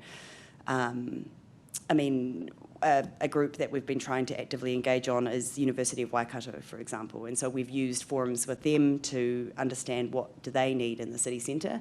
A lot of these initiatives, a lot of these groups or these problems need more than 233K to solve. But for example, we've had a really positive response to the O Week events that we have helped support with the University of Waikato, trying to bring the students into the city. So that's probably an example where we've engaged with a specific group. But again, it probably goes to the limitations of the fund, and so therefore the scale of community or public participation and what that revitalisation should consider.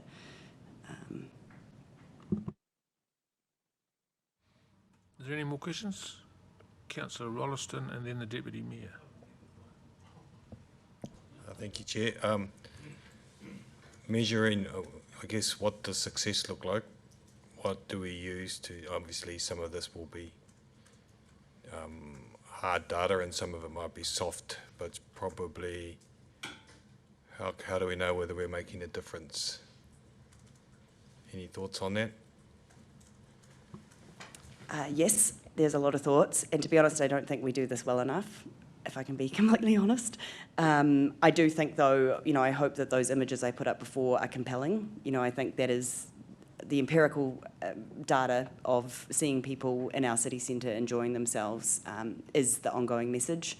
Another piece of feedback was, having moved across into the Mount Recovery, was all of a sudden secondhand getting information from Mount businesses that they'd heard from city centre businesses that they need an activations program like the city centre has over in the Mount. I thought was a good sign that we were doing something right. But I do think in terms of that measurement of a success, we measure attendees at events or at activations, and I guess we cross-analyse that with the cost that we've spent. But really, other than that, an increased foot traffic, retail spend, we're probably not as good as analysing that data as we could be. But the data is there. So we collect FPOS data, foot traffic data, and the vacancy data, as I said. Oh, yeah, just supplementary, if I may, just in regards to that, are we drawing a parallel? So yes, a lot of those photos and a lot of those activations are down the waterfront.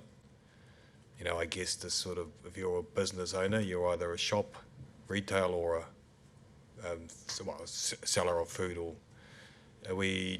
do we have anything that I guess suggests that a lot of people down the waterfront is great for vitality, I guess, to see happy people down there? Do we translate that to, therefore, and is that the retail spend or whatever? Because I guess if I'm a business owner to say, go, great, there's a movie down the waterfront, or there's a market down the waterfront, my shop's still empty, is there any work that does to actually connect that? Because I think vitality is good, but I'm from a shop owner, I'm saying, hey, we just had a couple of thousand kids down there. Didn't see. I'm just trying to translate to how we think, and probably related to my same question. Yeah, I think that's really fair, and I don't think we actively make that link. I can't give you that data. I would say, though, in some recent engagement we undertook end of last year on the City Centre Streets project, we found it very difficult to separate out the issue at hand, the question of the one-way streets, from the rest of the context of the city centre. So the sheer construction disruption, the economic downturn generally, the change in retail, and parking is a big one. But we received all of that feedback, and so I think that I suggest that there needs to be a bit of time, perhaps, to really assess what is working and what is still the detractor, because I'm not sure that we could specifically say that the activations have therefore translated to X amount of people in shops or X amount of retail spend. But I do think if we weren't providing the activations, and perhaps that's what we need to test in the next year, how would that translate to success or otherwise in the city? Deputy Mayor. Thank you, Chair. The report, I think 375,000 budget the current year, and I think you report that it's mostly committed. So how much is committed?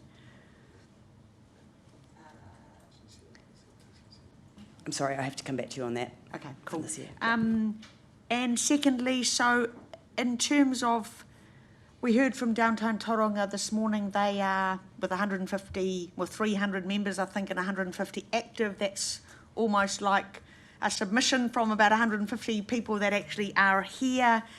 is that a possibility that they're set up to do activations? Is that a possibility that they're an external party that can help utilise this funding to create vibrancy and activation? Are they able to be, because they're all set up and ready to go, a easy partner, I guess, to do this?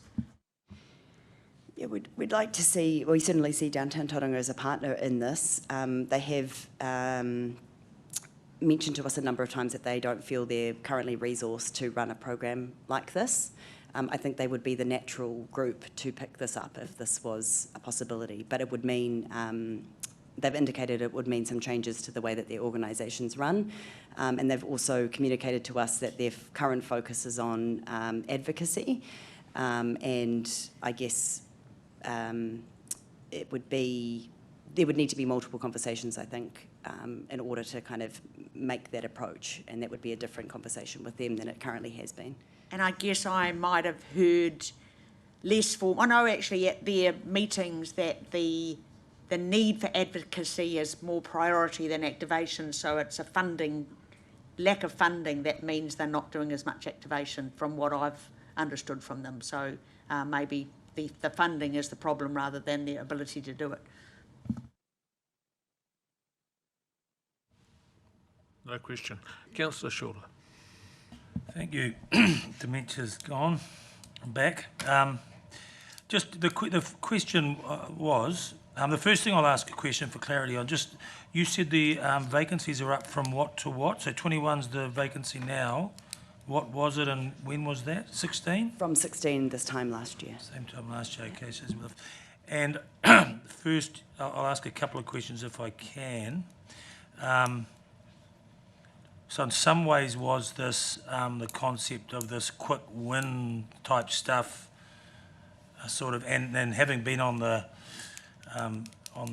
front with Councillor Taylor on a couple of these recent meetings with businesses, hospitality, they're really feeling it. Some of that sort of language was around sort of an effort, a last effort to give them try and plug some of those problems. Do you think in terms of, that's the first question.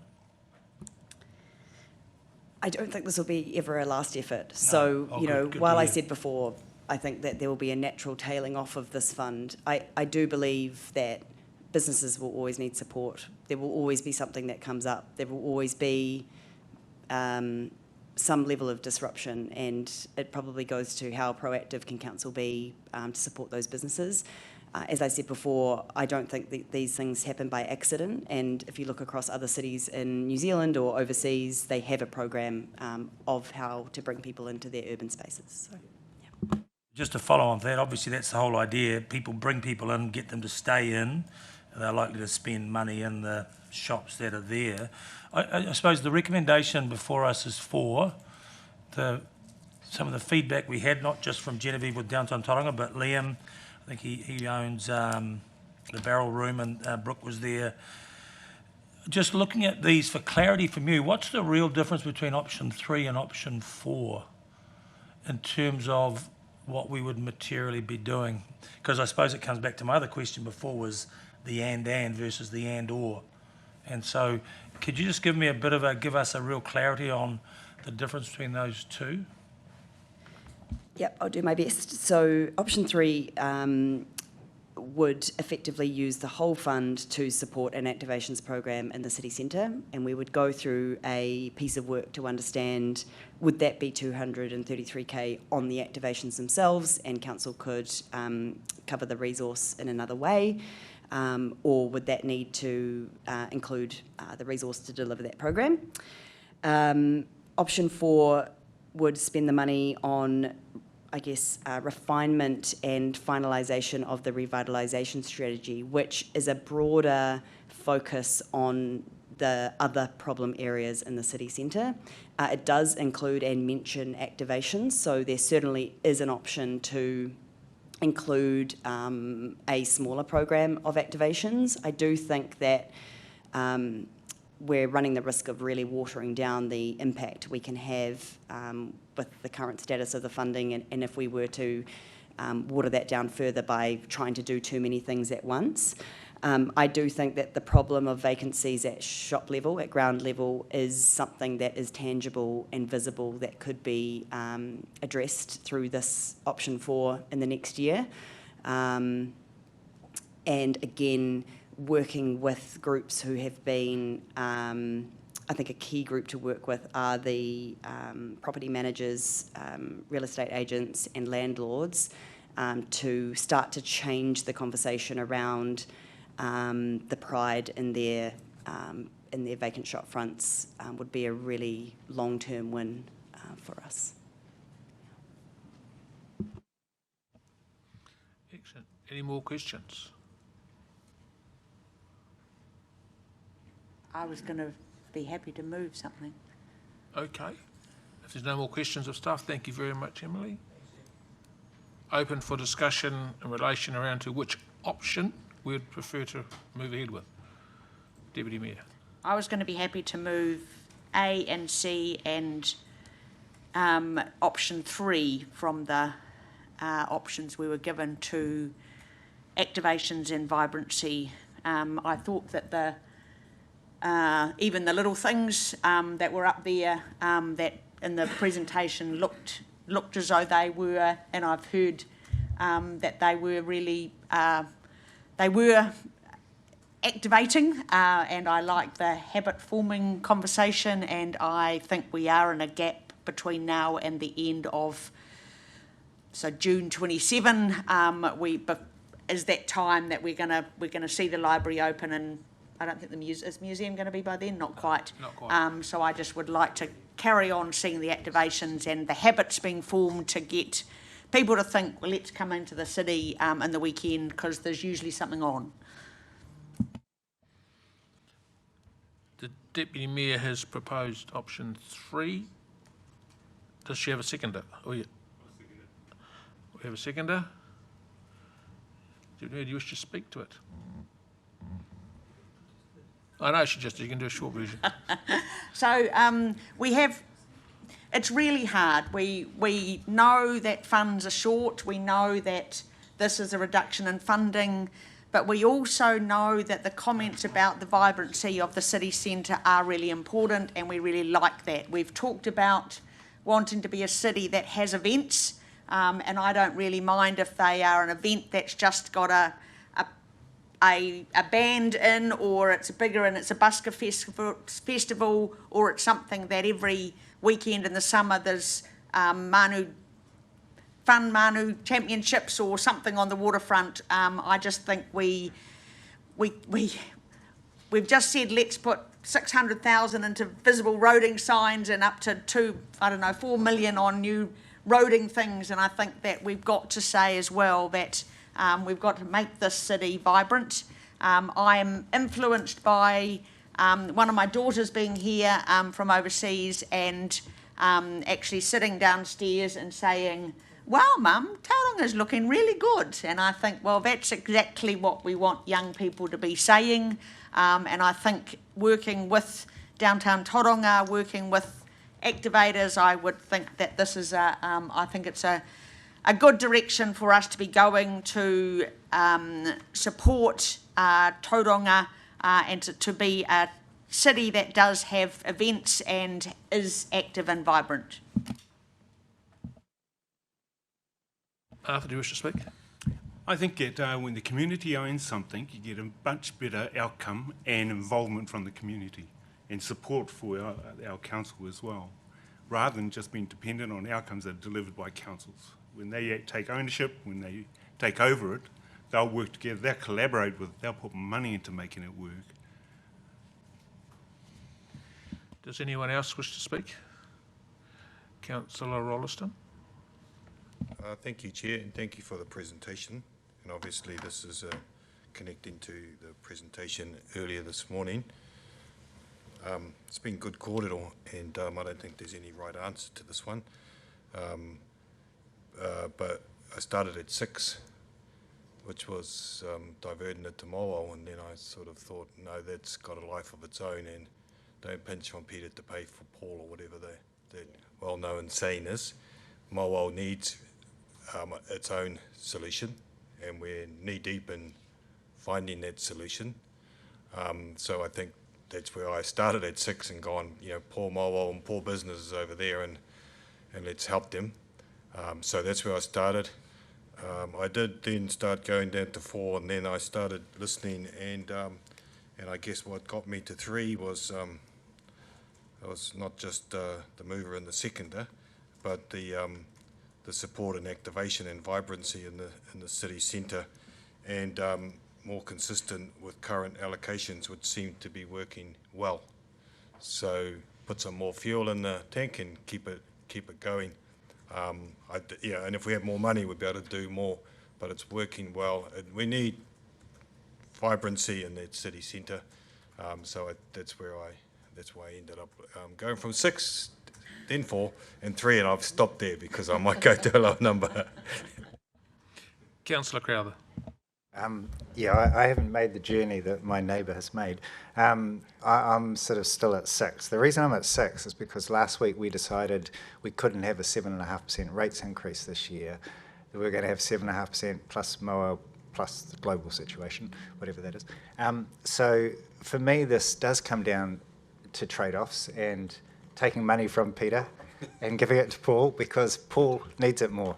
And I just think the more we don't make decisions around priorities, the more we just get ourselves into an awkward mess here and end up having higher rates increases than are needed and prioritising things that are not as important as other stuff. And so for me, if I look at, say, CapEx in the city and the consequent operational expenditure that will flow from it, I'd prefer to put it into some of the stormwater stuff that we just talked about, which could save lives, that could be critical in emergencies, to put it into tsunami escape routes, to put it into much needed active transport infrastructure, to put it into on-demand. And a lot of those things, funnily enough, will actually make it a better place to live, and then the community can get, if it gets a clear message that we're not treating downtown differently to a shopping centre, then the people who actually invest in downtown can invest in all the activations, because that's what happens in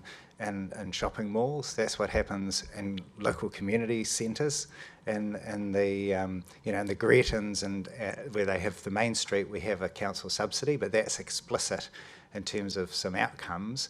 But a lot of those smaller centres, the Cherrywoods of Tauranga, don't get money. So I just think, when I look at what's come out of this, and I look at the hundreds of millions of dollars of expenditure on the CBD, that to me there's not evidence that this is, all this is doing at best is making it less bad than it would otherwise be, because we keep hearing how bad it is in the downtown. So I'd rather say, let's draw a line in the sand, put the money for this year into a good cause, and then take a fresh approach in the LTP. And to Arthur's point, I think he's spot on. I think if we are going to do something, hand over that money to third party, to community organisations who will do it far cheaper, get far better outcomes, far better value for money. And that's not an option here. Otherwise, I might have moved from 6 if it was. Any more speakers to the Councillor Schuler? Yeah, I do support this. I do think, when listening to the submission this morning, if Councillor Crowther has said, well, hey, what about we'll take this away from you? They certainly weren't saying don't do 4 to take everything away from us. I'd like to make that really clear. And I'd also like to point out that the areas that we're talking about around the city, they haven't been subject to our regeneration and rebuilding of the heart of the city, which is massive and has come with some substantial downstream consequences through the short, medium term during the build for those businesses. And so, yeah, while I understand and hear Councillor Crowther, I do completely disagree with him on this one. And I was at 4, and I do think the staff have considered this well, but hearing one, the public submission, and 2, the mover talking about what we can do to continue while times are very tough, and they might be tough, they are tough probably right across the city, but we have this here, we have this fund which has been used in a certain way, so I certainly do not want to see that taken away. The opportunities to try and bring that vibrancy and life. I suppose following on from Councillor Rolliston's point about fill the tank up, I think staff are sort of saying to us, well, maybe there's not enough fuel to fill the tank up. But from my point of view, I'd still have it half full, and if anything else comes along during the year, I'd love to look at it. So, yes, I'm happy to support this. Anyone else wish to speak? If no one else wishes to speak, and put the motion. All those in favour of City receives the City Centre Development Centre Fund, direct staff to option 3, apply the fund only to support activation and vibrancy in the city centre, and C. All those in favour, say aye. Aye. Opposed? Councillor Crowther, Councillor Courak, Councillor Morris, and Councillor Taylor is abstaining. That is passed. Thank you very much. We now move to item 9.9, approach to flood hazard management, page 176 of your agenda. Christine to lead off.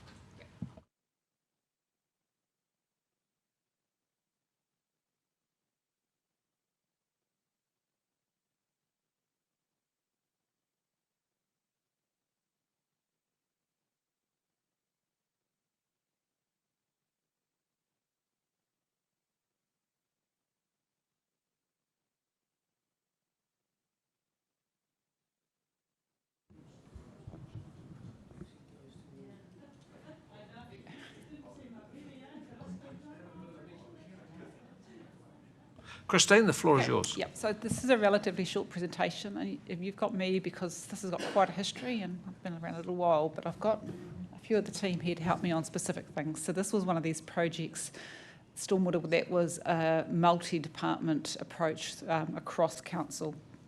So just to give it some context, May 2005, you might recall, there was a really significant rain event. It was a 1 in 100 at that time.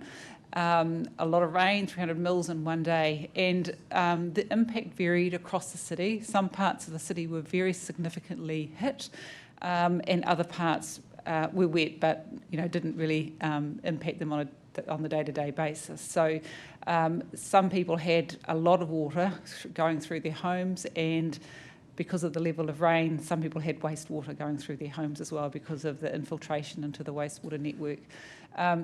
The slide there talks about the areas that were worst hit, and there was a civil emergency declared at that time to deal with the issues.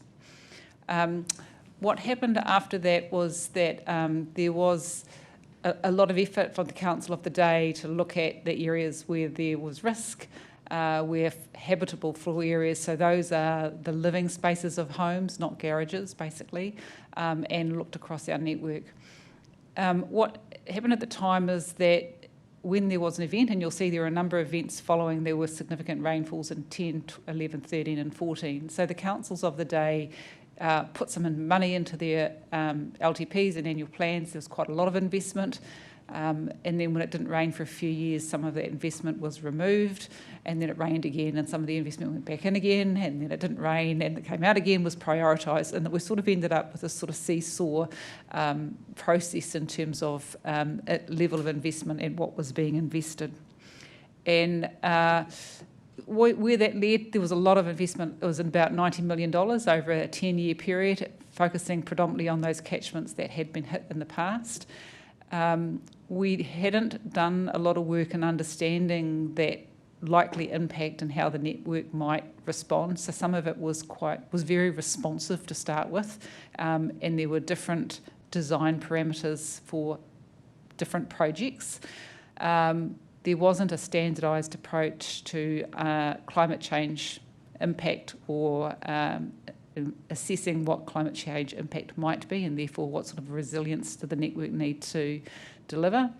and the dollars were clocking up, and so we were making some significant improvements in some areas of the city, but it tended to be where there had been a past event and not necessarily weren't sure about what future events might impact on other parts of the city. So that was how we were going about it at the time. So in 2013, we really stepped back to look at the whole equation and said, well, what do we do here when you think about this on a citywide basis? And that was through the long-term plan. There was a significant discussion. There were two broad approaches that were considered. One was keep on building infrastructure and deal with all the issues. And as we started to understand the network and the impact of rain for heavy events, it became really clear that that was a really significant capital investment which would have huge ongoing operational costs, and there would still be residual risk as climate change occurred and you had heavy rainfall. You couldn't just build your way out of it, and building would be expensive. And so from there came this concept called an integrated stormwater project, which was more of a risk-based approach, and it was infrastructure as one component of the package, but also some other really important tools around regulatory and education. So it was a more comprehensive approach to managing the risks that the city faced in terms of flooding from heavy rainfall. So the approach had 5 components in it. The first one, you would have heard this a few times, is the safety-focused level of service concept. And it's this D times V you've heard, which is the depth of the water multiplied by the velocity of the water. And the concept that sat behind that is where the depth of the water and the velocity, so the speed of the water flowing, was such that in a residential area a child would be knocked off their feet, or in a commercial or industrial area where an adult would be knocked off their feet. That would be somewhere where we'd want to look at doing some interventions to make it a safer location. So that's really what was sitting behind that level of service. Just a clarification, is that it seemed very sensible, is that a sort of a standard measurement, or did we just... It wasn't, I think it was, when I was trying to look at Jane, we created this, didn't we?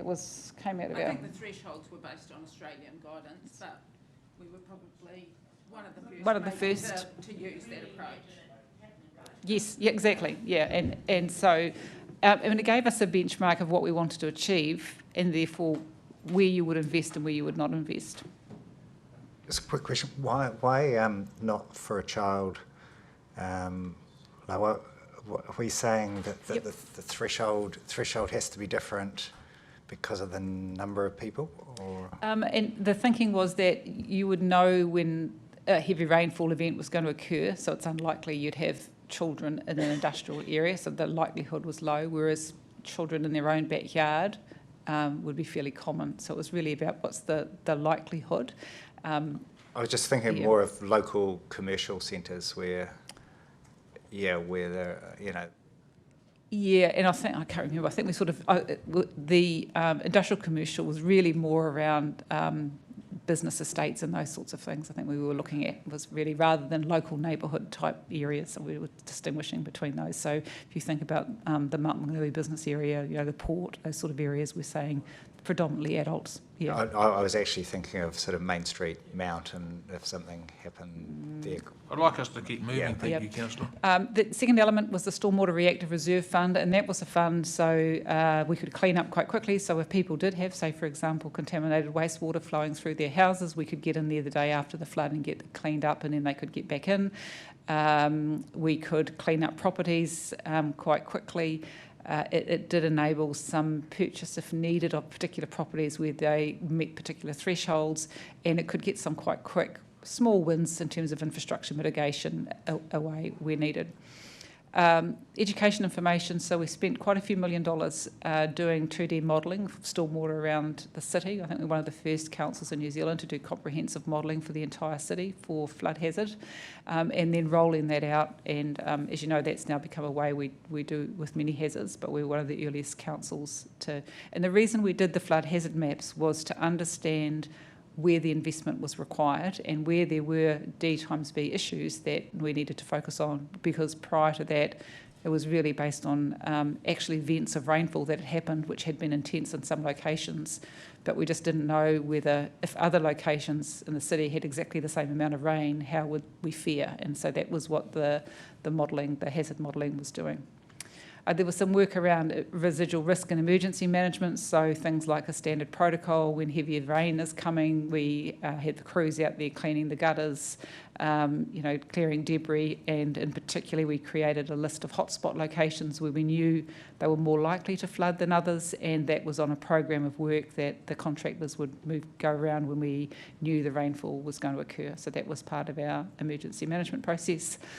And then the last one is an important one. It's around setting the city plan rules so that as intensification and growth happens, and intensification in existing areas and any new greenfield growth, that we make sure that we're not making the situation worse, and in new greenfield areas that we make sure that the development is appropriate in terms of stormwater. We held off doing our residential intensification plan change, which turned out to be Plan Change 33, until this stormwater plan change had been dealt with, because we didn't want development enabled and making things worse, which then created a further legacy on top of the historical older areas of the city that we had to deal with. So that was the fifth leg of the puzzle. So I talked about the investment. So this just shows you the orange line was the stormwater debt from 2005, and as a percentage, so stormwater really took over for a number of years in being a key investment in terms of the total proportion of capital program that the council was doing. And then once we had the integrated stormwater program completed and the modelling done, we could be more targeted, and a lot of the investment had occurred.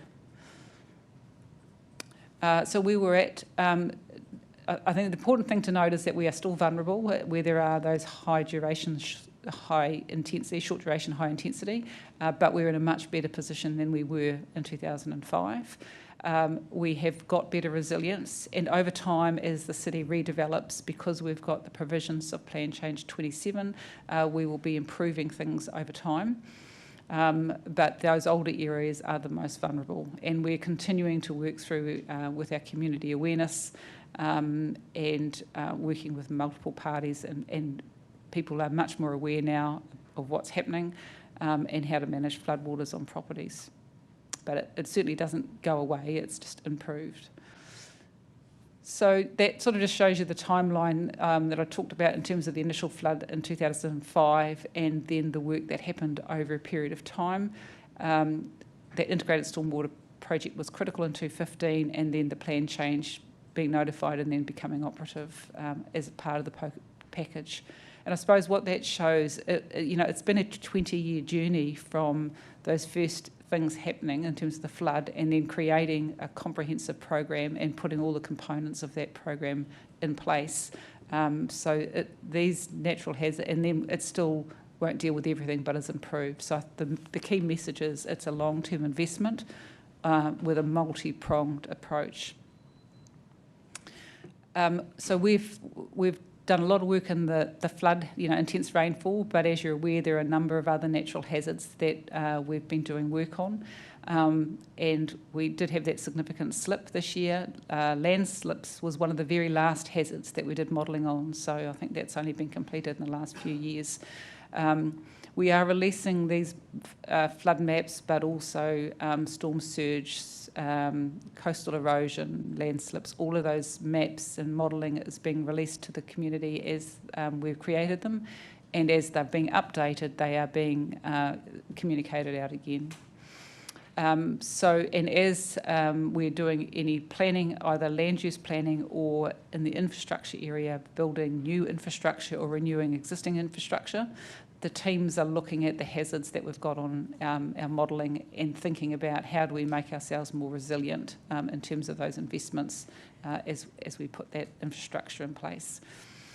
So we talked the other day to you about looking now going forward about those other hazards and starting to think about what might be the strategic approach to those hazards in a similar way that was a strategic approach was developed for stormwater.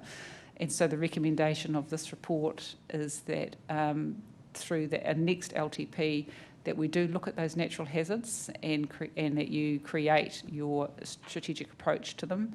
And so this, if you supported this, it comes up in the long-term plan issues list as a topic for your consideration and direction. Thank you, Christine. Questions? Arthur? I think this is absolutely brilliant. This integrated approach just blew me away when I was reading it. It's the Te Ao Māori approach, actually. You're looking at evidence as it occurs, and it's paying attention all the time to what's happening, where the need is. I just thought it was just amazing. The only thing that I would comment on is that I had a friend of mine, she bought a house at Gay Pa, and when the flood mats came out, her house landed in it. And of course, immediately she thought the value of her house just dropped.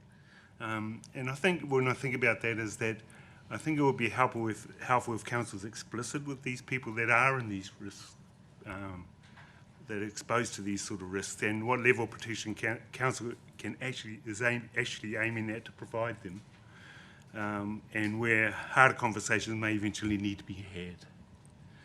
Yeah. Otherwise, I think it's absolutely practical, realistic, and totally credible. Councillor Crowther. Question? Wouldn't you agree? I think he wants to move it. I think he wants to just go straight to move. I was waiting for, I'm prepared to move it, actually. Councillor Crowther. Well, I would move it, yeah. Right. On page 183, paragraph 23, the SRRF is complementary to the level of service funding, and it talks about how it's a mechanism for council to intervene in flood mitigation for those areas not subject to depth times velocity risk. So I'm just trying to get my head around, like, as it's implemented nowadays, as opposed to maybe back in 2015, where it's sort of, I think by the looks of this, it was targeting the Mount, Papamoa, etc.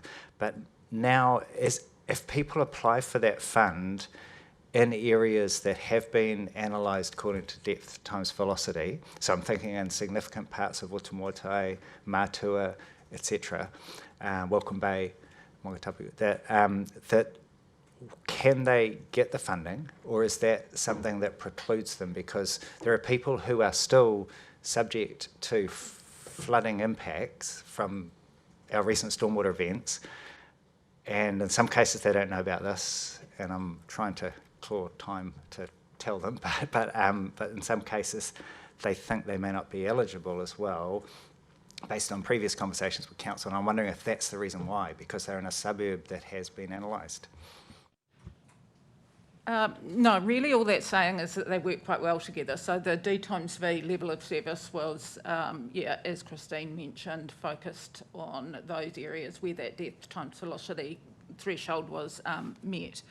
And the Stormwater Reactive Reserve Fund was really the key criteria there was habitable floor flooding. So in that they were complementary to each other. It meant that those areas in the city where we didn't see that D times V through the modelling, we were able to still intervene in flood mitigation work. So, whether there was D times V, they could still qualify under the Stormwater Reactive Reserve Fund, if there was no intervention offered under the D times V program. Yeah. I think the point that I made at a recent council meeting or committee meeting was that at the time there weren't a lot of councils working in a space, so we created the Council of the Day, approved that policy. Now I think there's been a lot more of these events around the country, and the position of public sector is that they're not funders of that anymore going forward, or what is the role of, what is the balance between private and public, and that's an ongoing debate nationally, and so that might be something that you discuss through the LTP. And also I think we're far more aware of a number of hazards rather than just flooding, and so where do you want to make your investments, and what's the balance of investment across different types of hazards? Again, a good conversation for the long-term plan to make those, for you to make those calls. Yes, Councillor. My other question was, is the short answer to why we have, was it 14.5 million or something sitting in the reactive reserve. Is it that not enough people have applied, or is it that the people who have applied have been turned down? I would say the vast majority of people that apply are successful in receiving funding because they can clearly see in the policy what is required to achieve that. On those occasions that they weren't successful, it will be because they didn't comply with the policy. In saying that, though, there is a little bit of discretion the way that the application and assessment process operated.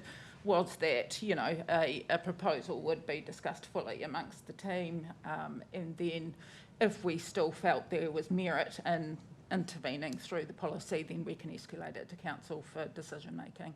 So.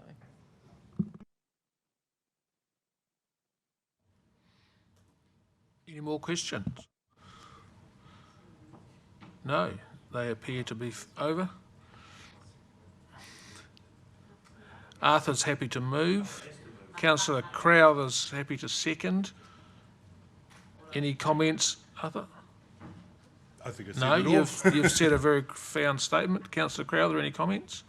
Yeah, I do want to say, in case, I think we're now maybe at 20 people watching or something, but I think I will do my best to alert people as well that one is to be really clear in terms of, and I think Christine's point is critical, that we talk in the long-term plan about where we want to intervene, because although liability may not be ours for private, you know, if there are two neighbouring private properties and water runs off onto another, you know, that's not, to my understanding, council's legal liability, but it doesn't mean that in certain cases we can't intervene, and that was the whole point of that reactive reserve, to my understanding, having talked to one of the founders of it and his colleagues across the table from me.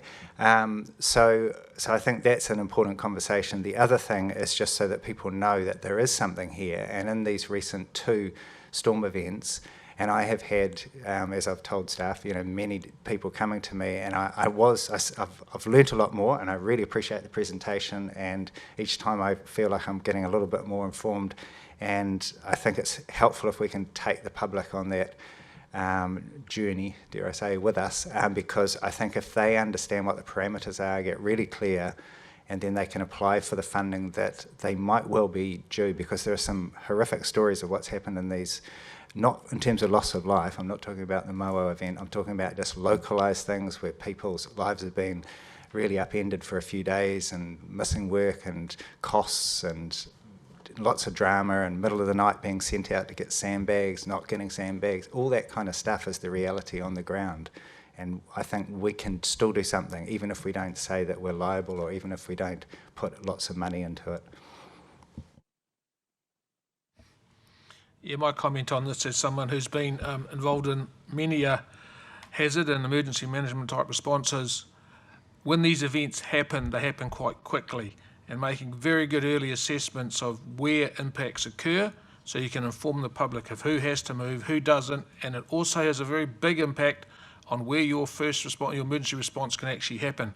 If everyone knows that at a certain level of rain or a certain tidal height, certain roads are no longer passable, you can plan around it and people can actually live their life. But it's all about knowing where these things happen and being able to respond quickly at the time of the event. So yeah, definitely support this. To my colleagues, we have a recommendation in front of us that the City Futures receives a report. Is it on the big screen? Thank you. Receives a report and endorses staff undertake further work for strategic approach to natural hazards to form our next long-term plan. All those in favour say aye. Aye. Against? That is carried. Thank you very much. We now move to item 9.10, policies to revoke. This is Christine and Vicky, and I'm waiting for a little bit of feedback on a question from this morning. I believe.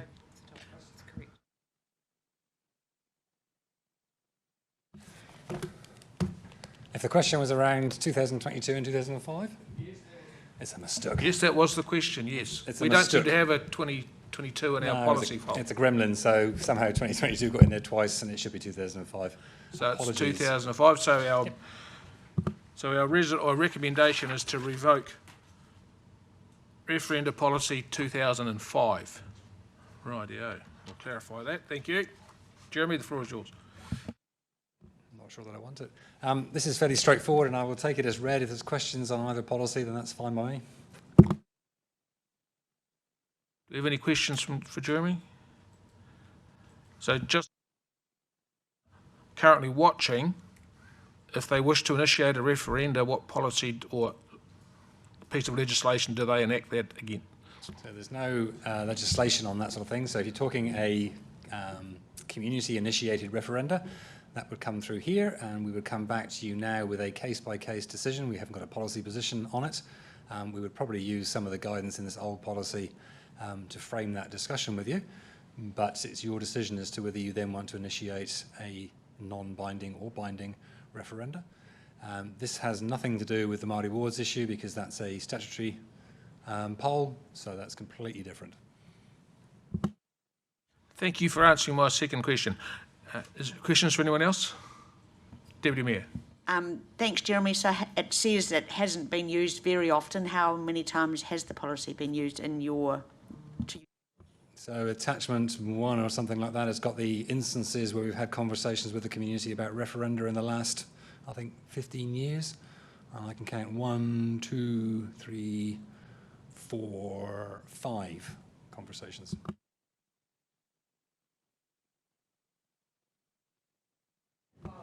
Well, the first one was August 2006. Second one was March. That's 20 years. Yeah.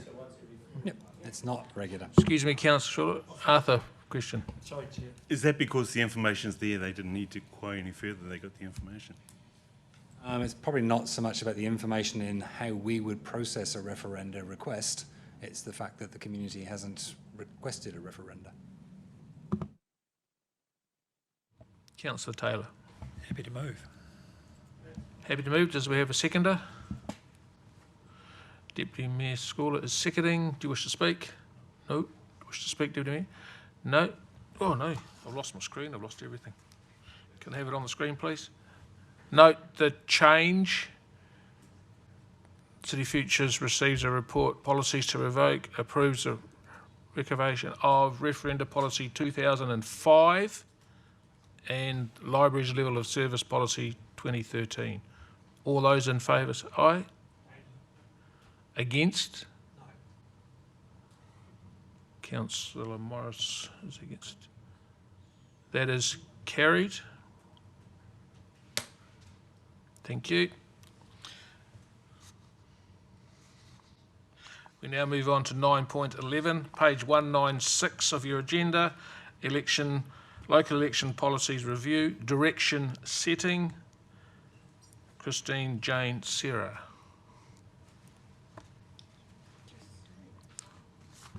Jane, yeah, hi. The floor is yours. Yeah, thank you. So first up, I just want to note the rogue numbering in the tables in the report. It was a software formatting glitch, but the content is all accurate. So yeah, the report basically presents our findings of the review of our local elections policy, and the review's showing that most of the content is either already existing in national legislation or we're already managing it through our operational practices. So the part that remains and that what generally requires committee direction on is how we manage election signs across the city. So the recommendation in the report is to develop a standalone election signs policy, and this would replace the local elections policy, and it would just provide a clear consolidated framework for all types of election signage across the city. So to enable us to continue drafting that new policy, we're just seeking some guidance from you on 3 key issues. The first one is just that really, one of the review. Are you still happy to continue allowing election signs on council land? And then looking at sort of how many signs should be, if that is the case, like how many signs should be allocated to each of the designated sites that we already have for election signs. And then also whether the chief executive can have delegated authority to make just operational changes or adjustments for any sites based on safety or any roading layout changes. Yeah, and so your direction today will help us take the foundations to form a draft policy, and we'll bring that back to you for consideration in May. So I'm happy to answer any questions on that. Do you have any questions for Jane? No. Oh, Councillor Shawler. So just a quick one on the mayoral candidates versus Joe Bloggs choosing. So what is there, just a bit of an outline of the reasons why that might be considered as opposed to just one per person, and that obviously if they're going for mayor and a local ward they can pay me, no, not pay me. Obviously the mayor is across the city, isn't it? So they just want to be at each one, but It's just a decision whether you want like it to be per candidate or per position.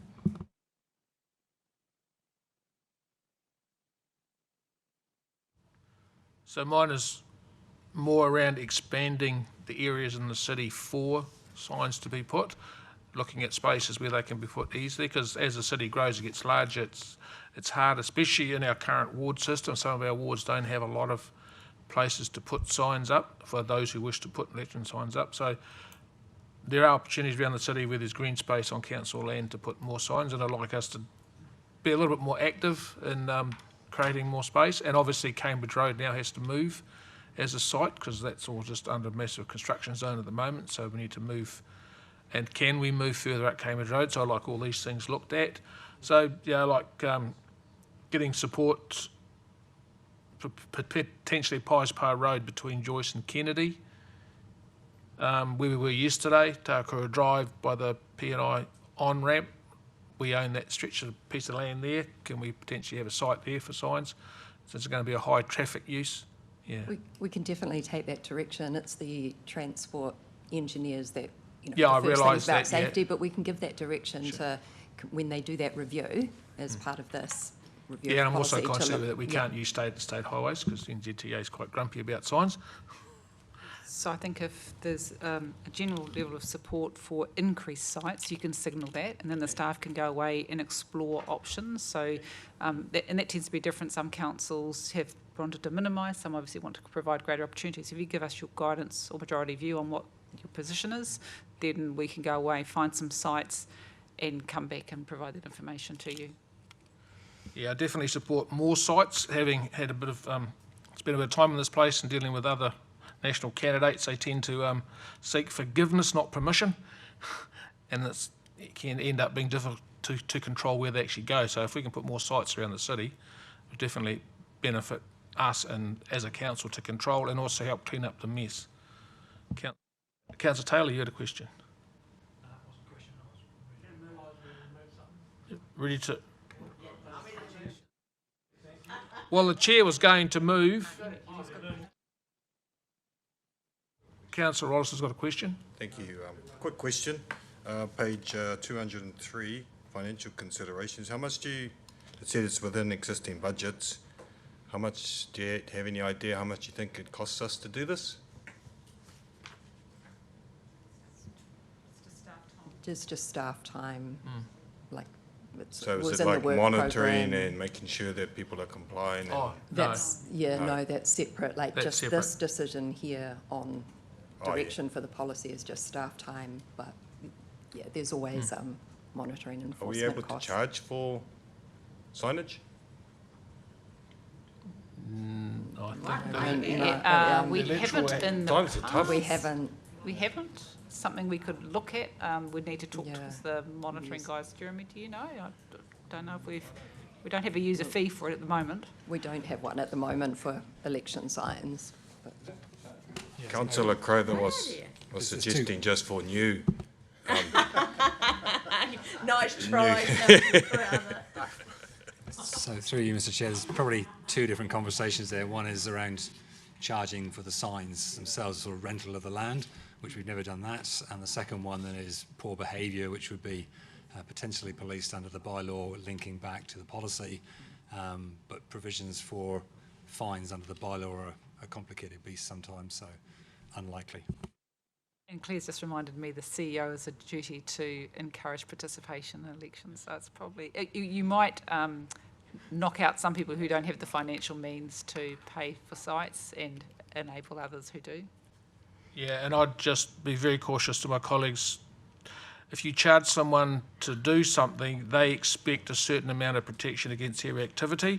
So people who draw little pretty faces on electoral signs, they've got a case for some sort of recompense because they've been lost value or lost an asset. So, but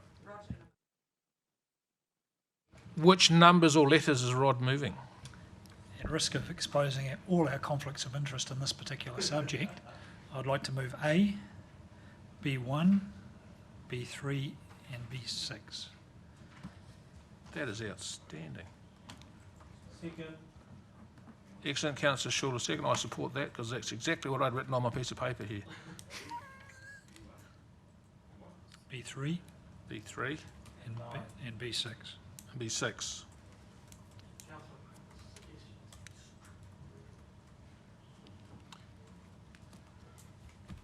I believe Councillor Crowther's motion was only second-term councillors can put signs up. So, Councillor Taylor, do you wish to speak to yours? Only briefly, I think having the CE delegated to make changes, I think that would include the thing you're talking about with new locations. So it sort of takes it away from us deciding anything in this area. Councillor Schuler? I'm happy, thanks, Chair. No, definitely support this. We have an obligation to get as many people, active candidates, standing in all elections, both local and general, and it is an exercise and an expense of people putting out there, putting their names, face on a board and being seen by the public to open themselves up for criticism, but definitely support the CE to change, especially with the amount of roading projects that will be taking place around the city, and we can move sites to allow signs to go up. Did you have an opinion? Yeah. You always have to question the value of signage because, you know, you're limited the number. Within the sign, you know, and people only got 2 seconds, you're limited how many words you can put there. What's the real value of that? But, you know, in saying that, you know, I only use 2 words and most people comply. They're great words, though. Which words were they? Yeah. Not saying. He may be accused of campaigning in a council meeting. We have anyone else wish to speak? We have a motion before us. All those in favour say aye. Aye. Against? That is passed. Thank you very much.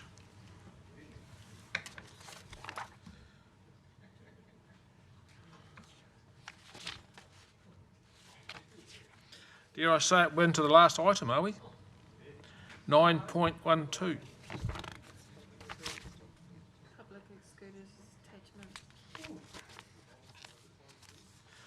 City Future Committee Work Programme, April 26 to March 27, page 241 of your agenda.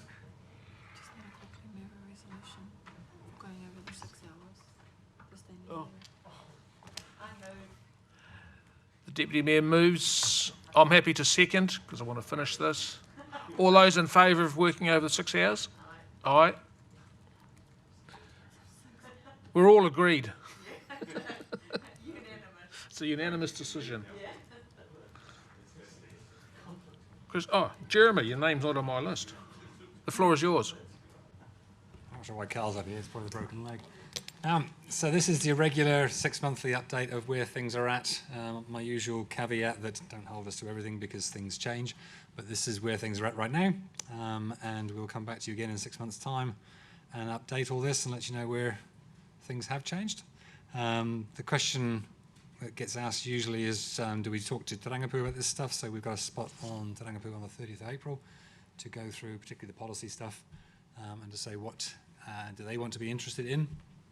And then that'll set that some of the timeframes for some of those policy bits, depending on whether Te Rangipu gets involved or not. Other than that, happy to answer questions.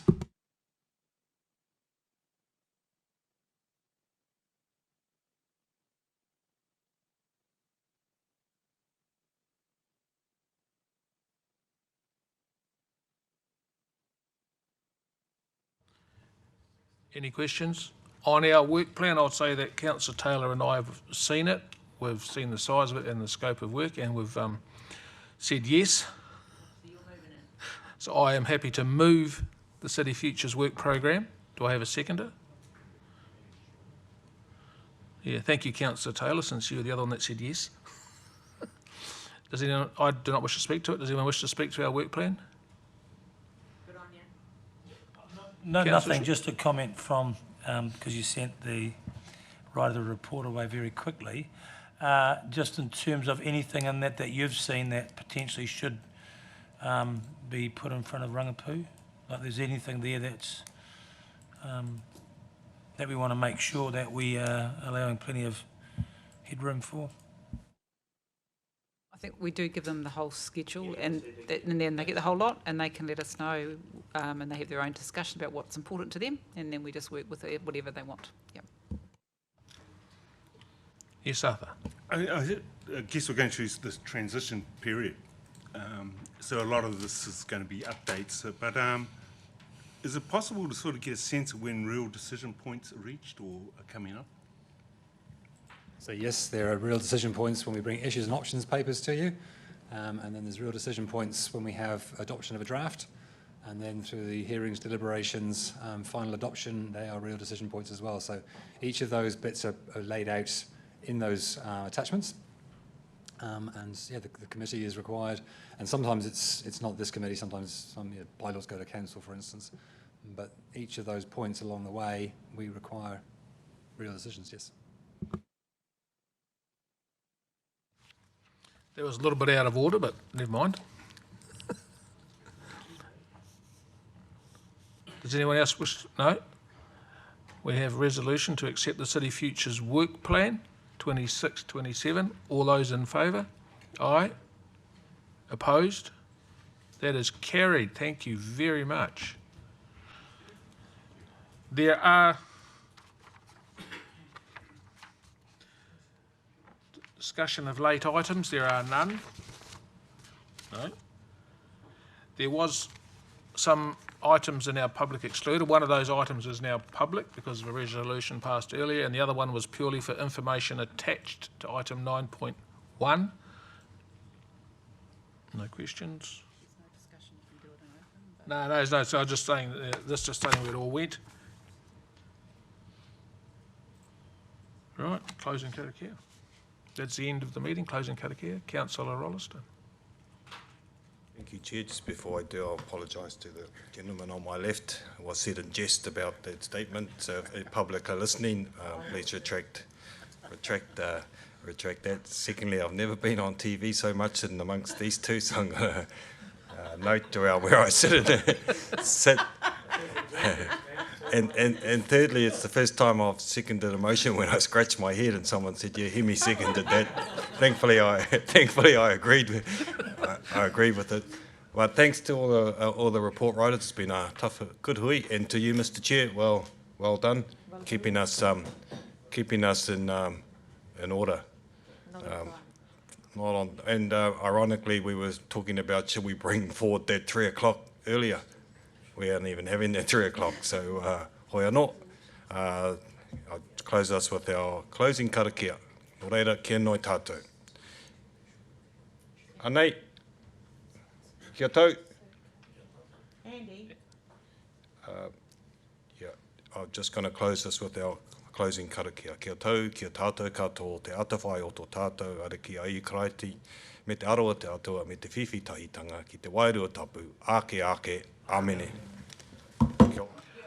Thank you, Councillor Rosen. I declare the meeting closed at 4:25 p.m.